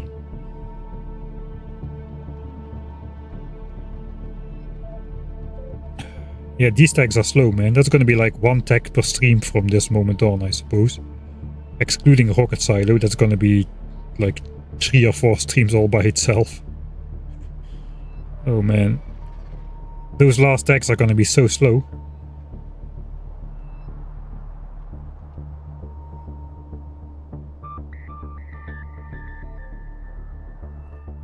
Alright. We now have the normal mining drills, so we can retrieve the stone mining drills as well. The uncommon quality ones. Am I forced into Biterland here? No, I think I can walk around.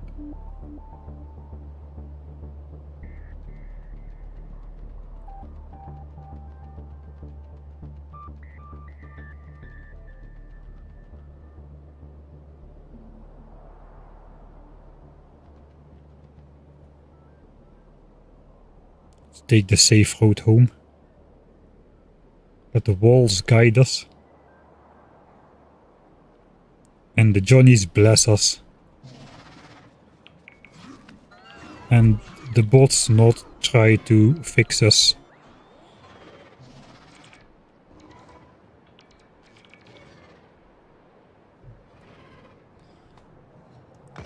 Yeah, I'm gonna research logistics bots just so I can hide my repair packs away in the trash slots so the bots cannot access them.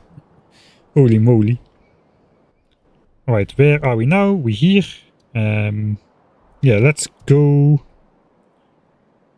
out to the other 2 patches which we still need to retrieve miners from in the south.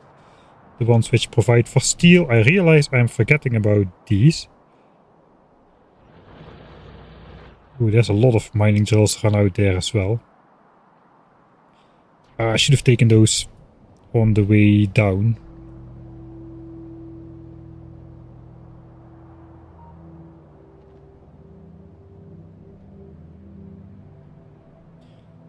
I'm in safe land, so I can speed up fast.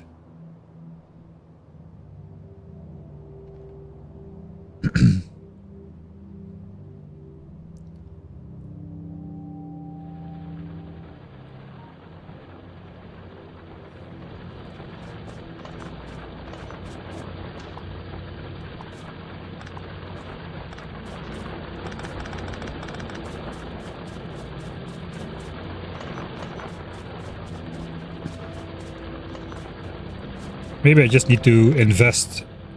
I can overproduce quality mining drills a bit. And then I don't need to be as vigilant in retrieving ones which have run out. I priority splittered this in such a way that we are drawing from the richest patches first at least. Oh, I gotta be careful. I cannot simply deconstruct all of these drills. Because that will spawn biters.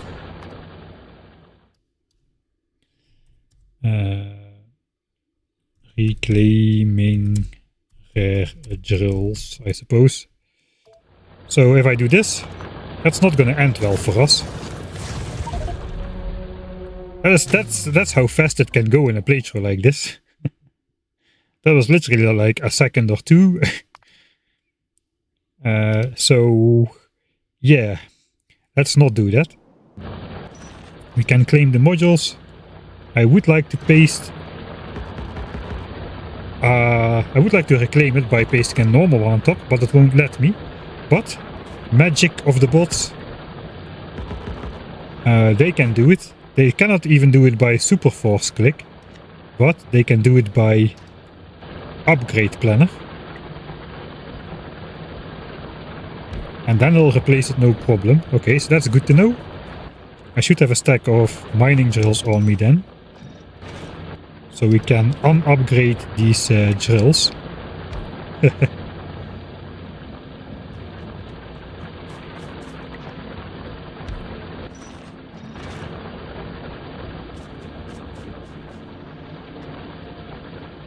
I might be able to put the walls back, but I don't really trust myself to do that. As you saw, it can go pretty fast.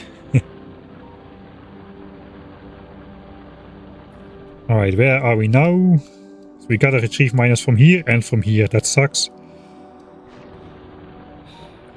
We need to spend some time anyway, man. The time has come that I'm no longer behind tech base, but we are basically waiting for techs to complete.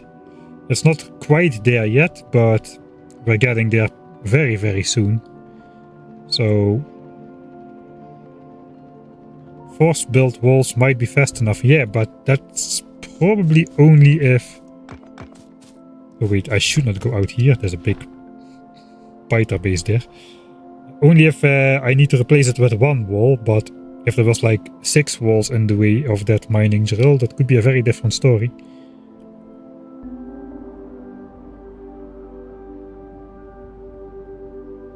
And on such a large nest, it's quite hard to see where the walls should be all. No. Again, nope, don't do it.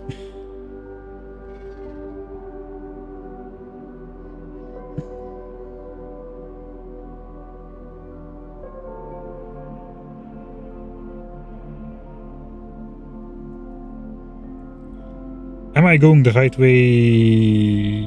Kind of. Almost entirely, but not quite.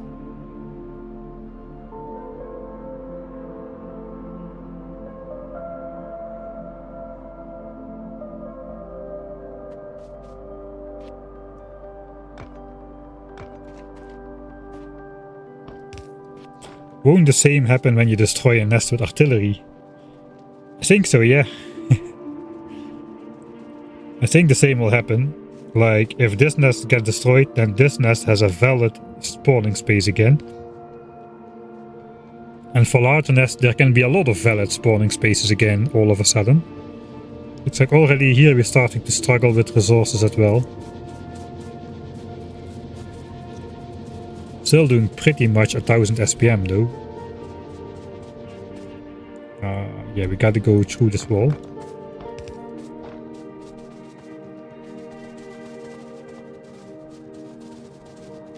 So yeah, it might be time to just give all of the mining outposts a backup outpost to fill in for any depleted miners.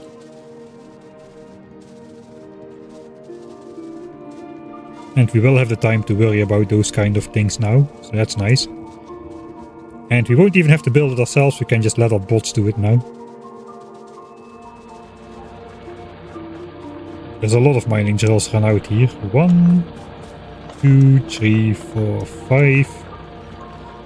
I'm trying to justify it was worth coming here. 6, 7, 8, 9, 10, 11, 12, 13, 14, 15, 17, 16 I suppose. This entire site is gone. About 17 drills. That's not bad. Oh.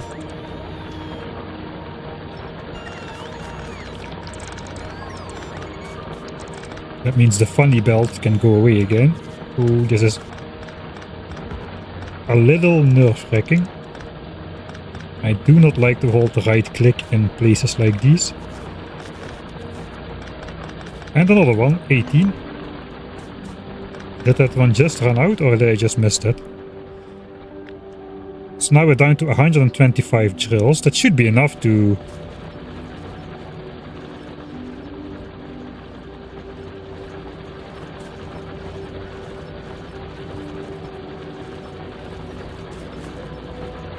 What's going on here? I think we just need some input priority on the ridge belts.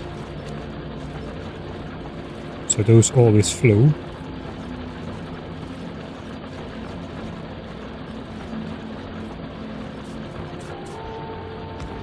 And I never did this here, which I did on all my other mining drills.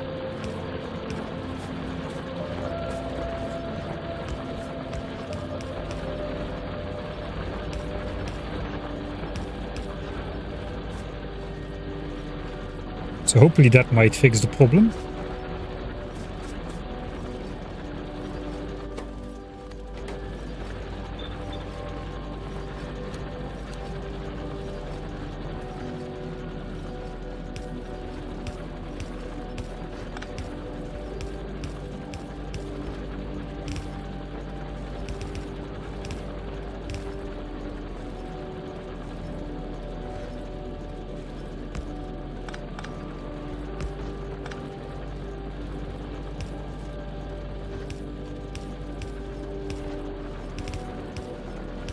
Way too weird stuff I'm doing here.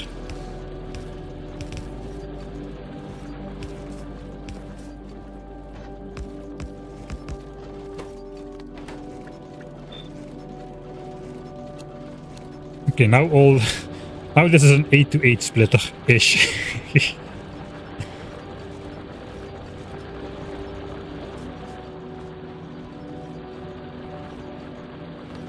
Okay, no more gaps. There were gaps before, right? Yeah, there were gaps before. At least we solved that. And that's why there's also gaps in the iron output belts, I suppose. At least in one of them.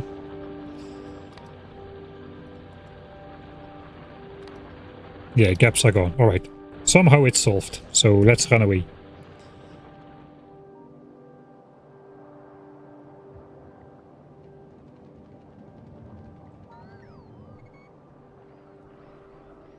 Alright, bots, you get your way again. Thanks for repairing the biter homes.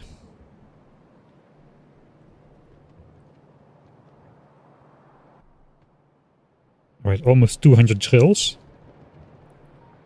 We started with 150 and then we updated 70 of those there. So we retrieved 110 drills we already retrieved. That is a lot.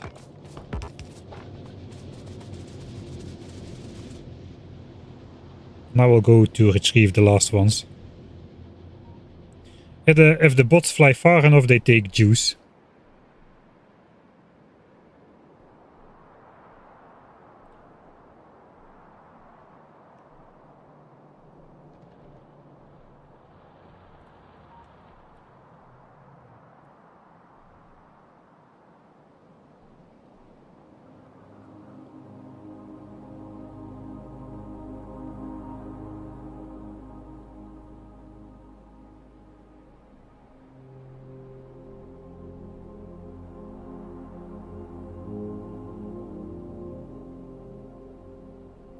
You have the save somewhere from your first games? I don't have them anymore. That is sad.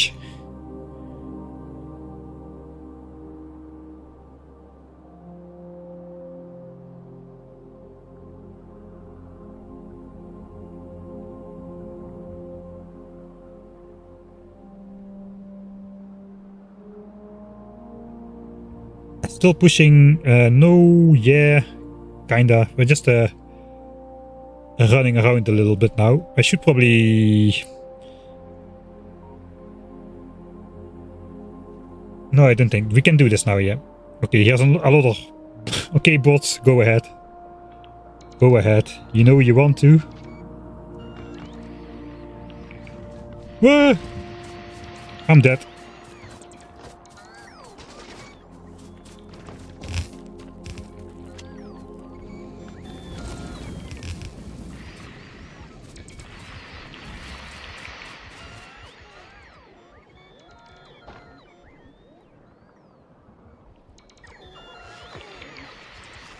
Okay, that guy is gonna die.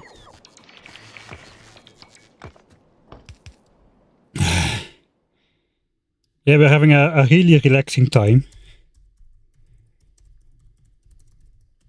Don't worry about it. Another behemoth. Okay, there's a chance.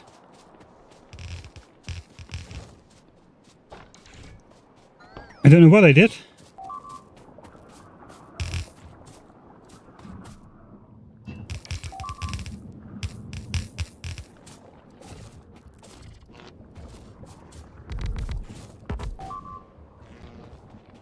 Oh, dang it.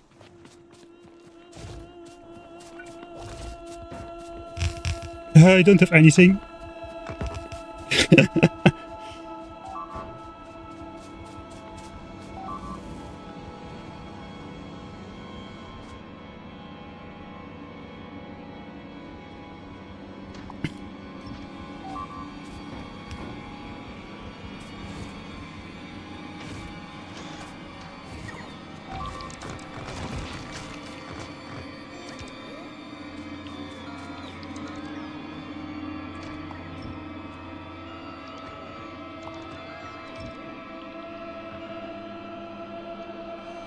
Where are they spawning from?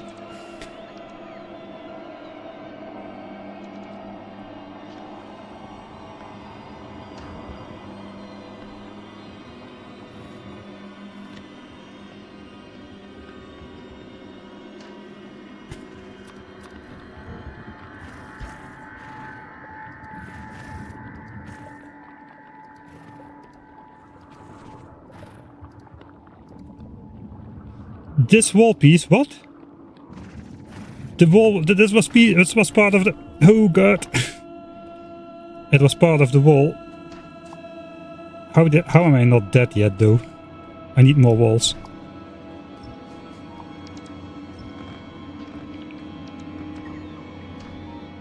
I'm gonna send the bots in to do that. I have super range on this bots thanks to the 9 construction boards. These are just collecting for an attack, which is my saving grace perhaps. Okay, go for it, bot. You can do it. The wall is part of the the biter blocking structure, and I just made a hole in it for some reason. Okay, that blocks it. Now we just need to deal with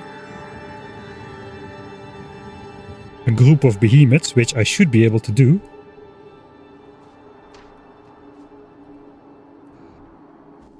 First of all, I need a hotbar like this one, where I have some stuff which I can use to block biters with. Because belts won't do it.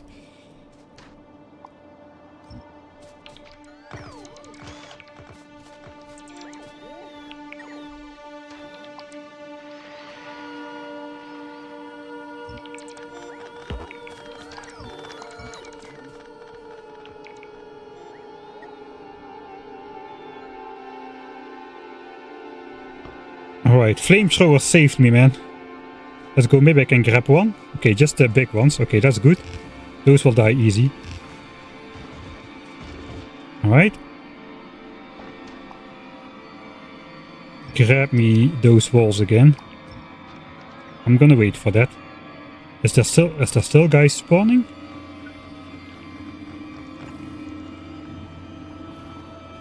I don't think so.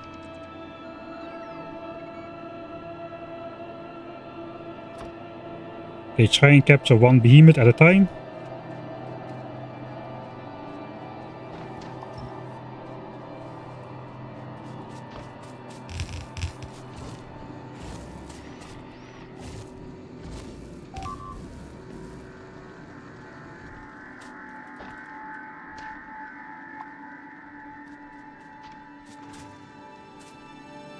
Okay. Oh, you're still alive, somehow. 2 should be left, and a big biter, alright. Don't mess it up now. Okay, let's wait for them to separate a bit. Right, one, come on, one. I think they're gonna both trigger on me.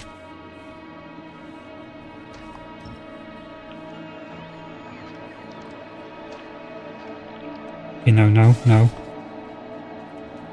No, too late. Can I do two at the same time?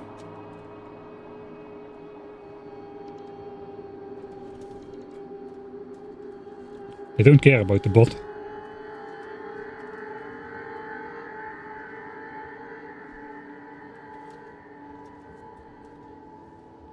No, two.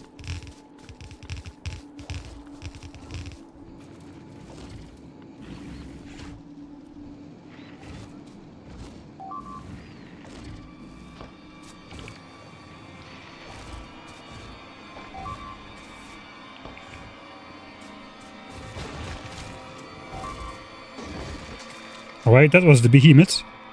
No.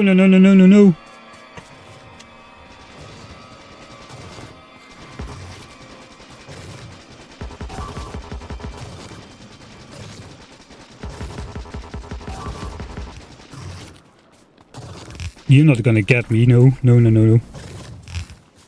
Not after I killed all the behemoths.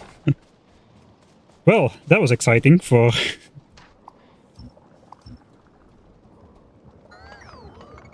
for this moment.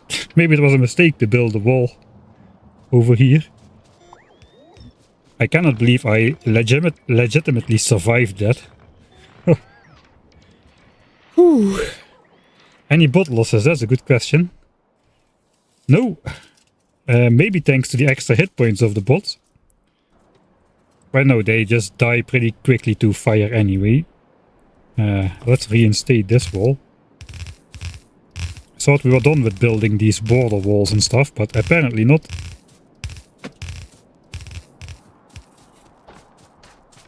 Okay, let's just walk on this side then.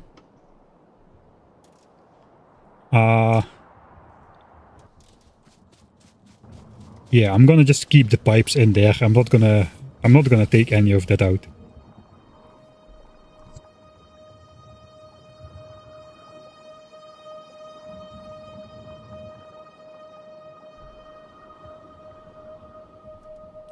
Alright, what we were doing, we were on our way to reclaim the last miners. Clutch moment.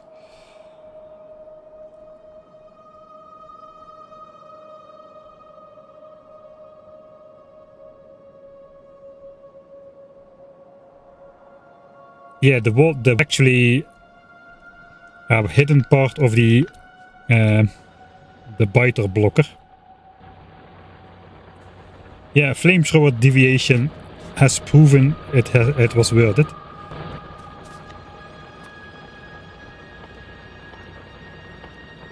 Right, so now we go from crappy quality to normal quality. Basically for everything. That should work, right?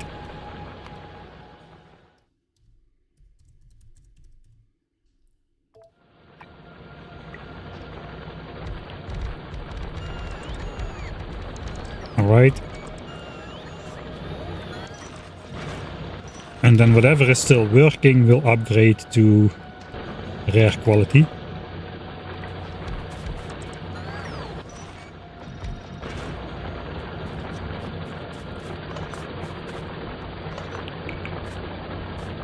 So we cannot take down all the miners here. Some of these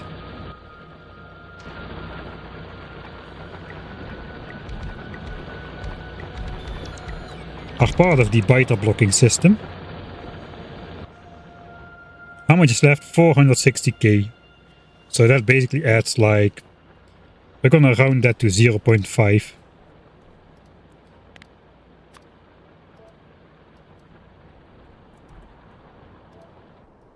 And this one's got 1 million left. So we're adding 500k, but 200k was already added. We're adding 300k. We're gonna round that to 0.8. That is 1.1 million extra stone then in total. We can add that to the table here.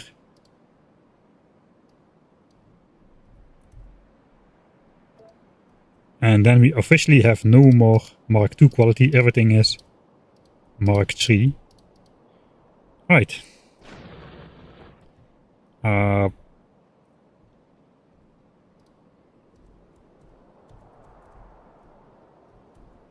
plus 10 million from that distant mine. I'm not really sure if I should count it like that.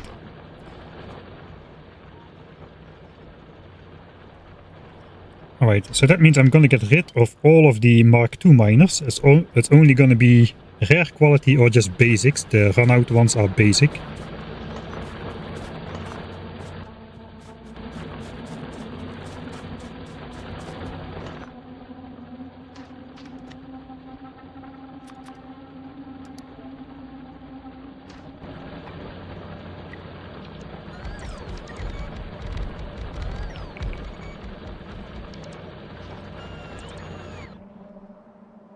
Okay. That means the end of these. There are no more uncommon quality miners on the power network. 0 watts. Alright, that's good. Everything is rare. Let's reclaim these last miners, then I'll run back to the base, and I think then that's gonna be it for today. I need to regain my composure.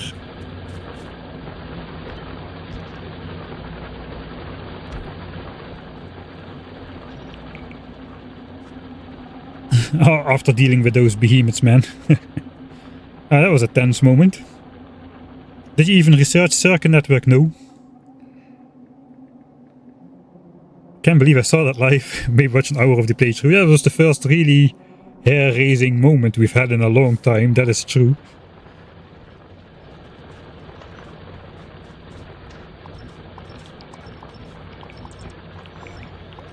That's how quick it all can go wrong, man. Alright.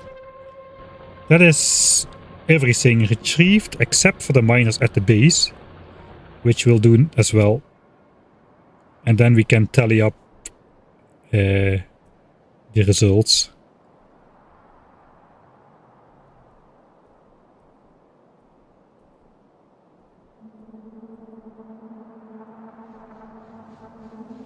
How is power? Just wondering, are we crossing 360? No, we're not. Alright. That's good, I suppose. I suppose we're not... Yeah, we're science per minute is dropping. I think we're starting to have some resource problems which we need to fix. It is not blue science though. Blue science is backed up. So it's probably iron for... Yeah, it's probably iron for green science. We got some copper miners down here still. At the lit up base.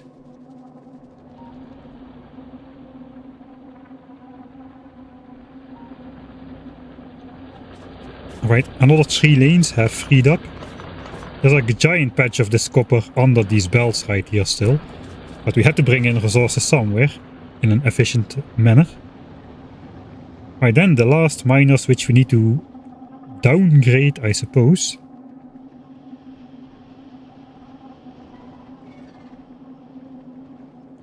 Are the ones in our former iron patch.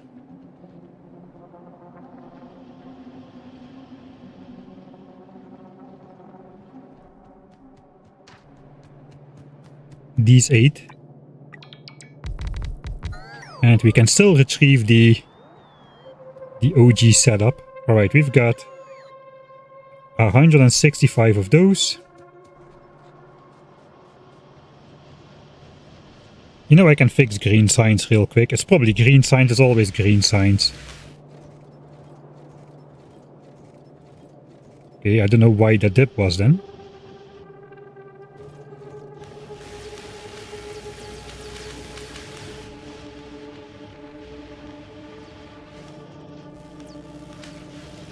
No, it was a green sign. Something is, yeah, green signs is the cause.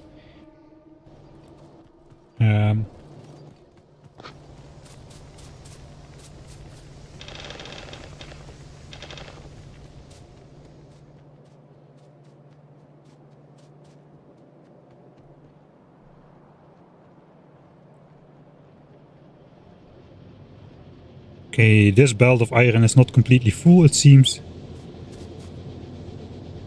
I can't really put my finger on it, but I suppose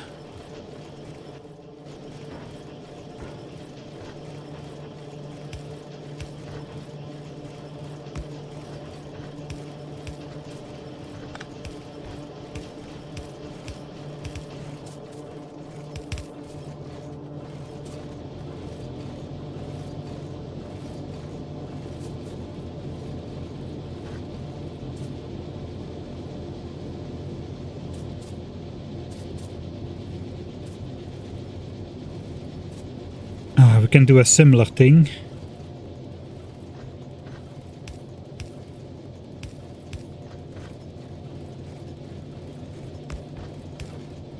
Put iron in here.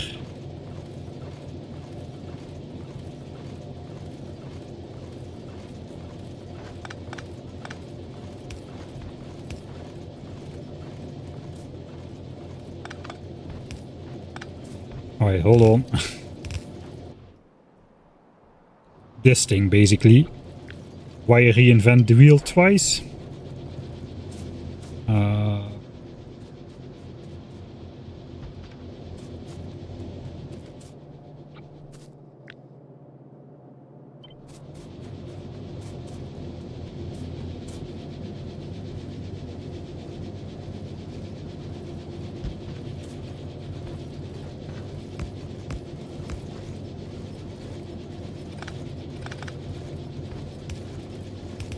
I don't want to interrupt science too much if I can help it.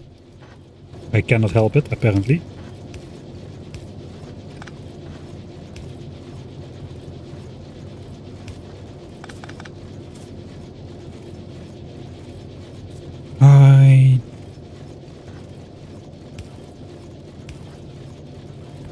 Yeah, and then this has to be the belt which feeds every time.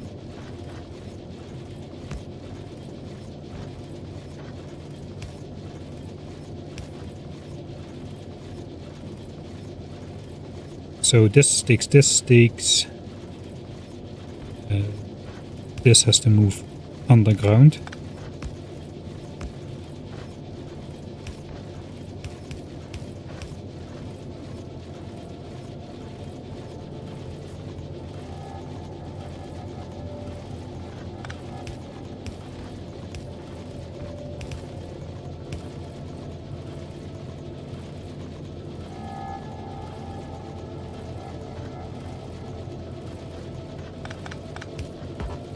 Alright, 3 has to go. Looks like we're feeding it in here. 1, 2, 3, 4, 5 belts, so there's got to be one more. Okay, 3s have to go. That's just the way it is. Iron goes in here. Then we underground it. Put it in here, put it in here. With the input priority and output priority stuff.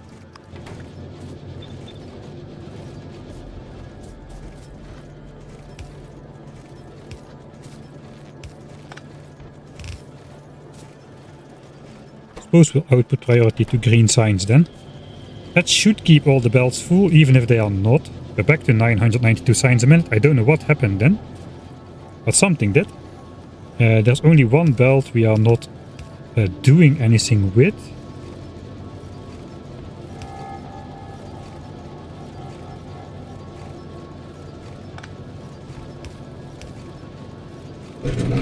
And it is that one.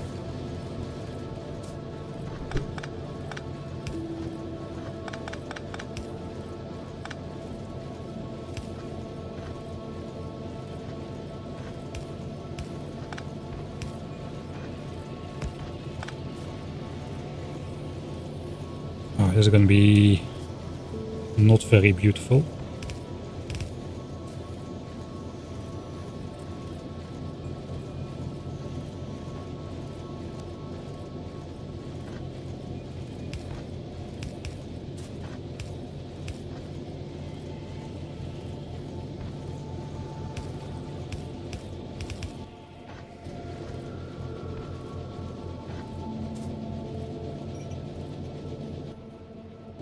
Okay, I'm not out of bounds. At least that's okay. So I got to get these bells on the bottom side. Which can be done like this, I suppose. Oh, this is horrible. There. No, wrong side. They gotta remain on the top side instead. Oh, that's easier.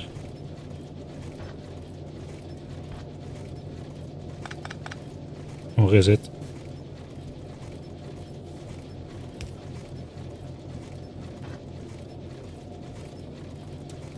Ah yeah, that's easier.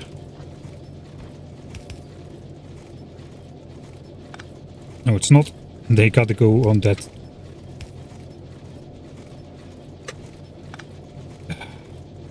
My brains have stopped working.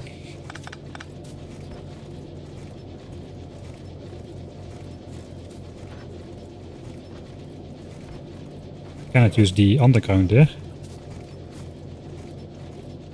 Alright, we're gonna do then... Yeah, what are we gonna do? We're gonna make it even worse.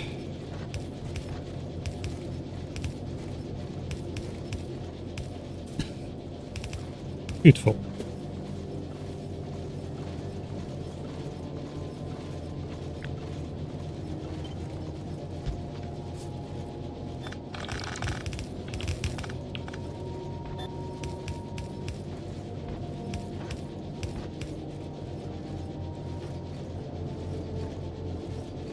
Alright, so that is being side loaded, so this automatically has priority. And for the rest we are filling these belts up with whatever we are short on in the smelting stuff. I suppose that's fine then. That should help us to keep science compressed. Something is not right though. Why is this? Anyway, this is supposed to be not full belts.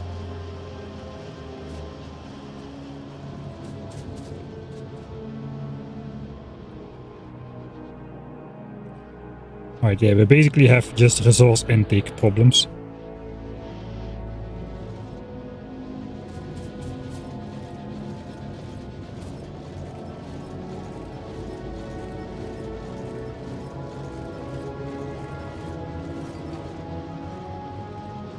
Okay, that should hopefully help for a while though. So this belt is being split into 3/4 or something for belts, and then another 3/4 for that one. And the other half goes somewhere else. That was how it worked. So hopefully this will stabilize after a bit.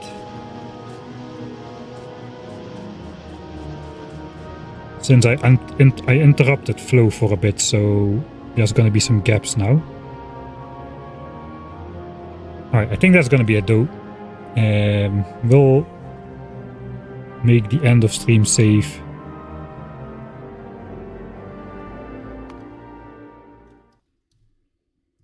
End of stream save. Alright. For the next one, we're gonna do something about these expansion chunks.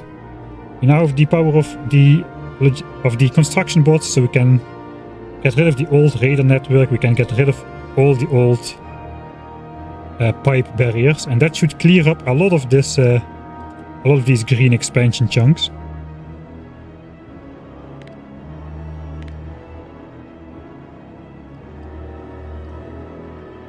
Like these, we want many of these as possible, so the chance that one of them gets selected for expansion is as high as possible, because every time that happens they won't actually expand somewhere else on the map, like in my wall, from where they can stepstone into my base. We also might go on the water. We can probably do a lot more with the landfill. We've got... we'll probably wait until landfill for the exoskeletons though, because that is a lot of running up and down on the water and on land as well, to ferry over. How many landfill inventories do we have right now? 63,000, so that's 6 inventories full of landfill. Yeah, we're gonna wait for the exoskeleton to do the landfill stuff, that's for sure. And we also just slowly will have to start replacing some of those ore mines, iron and copper mines, so we can reliably keep doing like 1,000-ish signs a minute. My prediction is this is going to go back up to 990 again, like it should be. And with the help of the new iron belt system thingy. And we see belts backing up, not quite. Belts not backing up. Are there still gaps in here? Okay, there are no gaps anymore in the belt supplying resources. Not here, not here.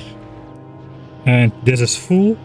Blue science, so that means, yeah, full science minute has been restored. It just takes a while to show that in the labs. Right, that is great stuff. I am not going to have a long outro because I need to bail from this spot. So I'm just going to have a quick outro. Thanks everybody for watching. I hope that was a nice stream. Some surprising moments with the behemoth biter unleashing. That was not in the script of script writing, Mike, for sure. Yeah, it's gonna take probably until next weekend for the next stream. Don't think there's gonna be weekday streams this week. Got plenty of work to do on the editing for the next video, which I should prioritize. So yeah, we're almost at processing units. This stream we got the construction bots that have already been immensely useful, especially with the speed upgrade. Next stream we're definitely gonna crack into the exoskeleton. And then it's all serious business, boring business on the way to rocket silo. Probably continuing with logistics bots, so I can abuse these extra 30 inventory slots, triple tool belt into this, integrated into this technology. That is nice. And then it's just the boring stuff. Concrete, we can store up some red chips and steel, because we are not making blue signs for 5 hours. And then it's just the slow, another 5 hours, another 5 hours, another 17 hours, and so on. Another 8 hours, another 17 hours. And then we can go then we can go over the planet. If everything holds, of course. But yeah, that's not for now. Of course. That is all for next time.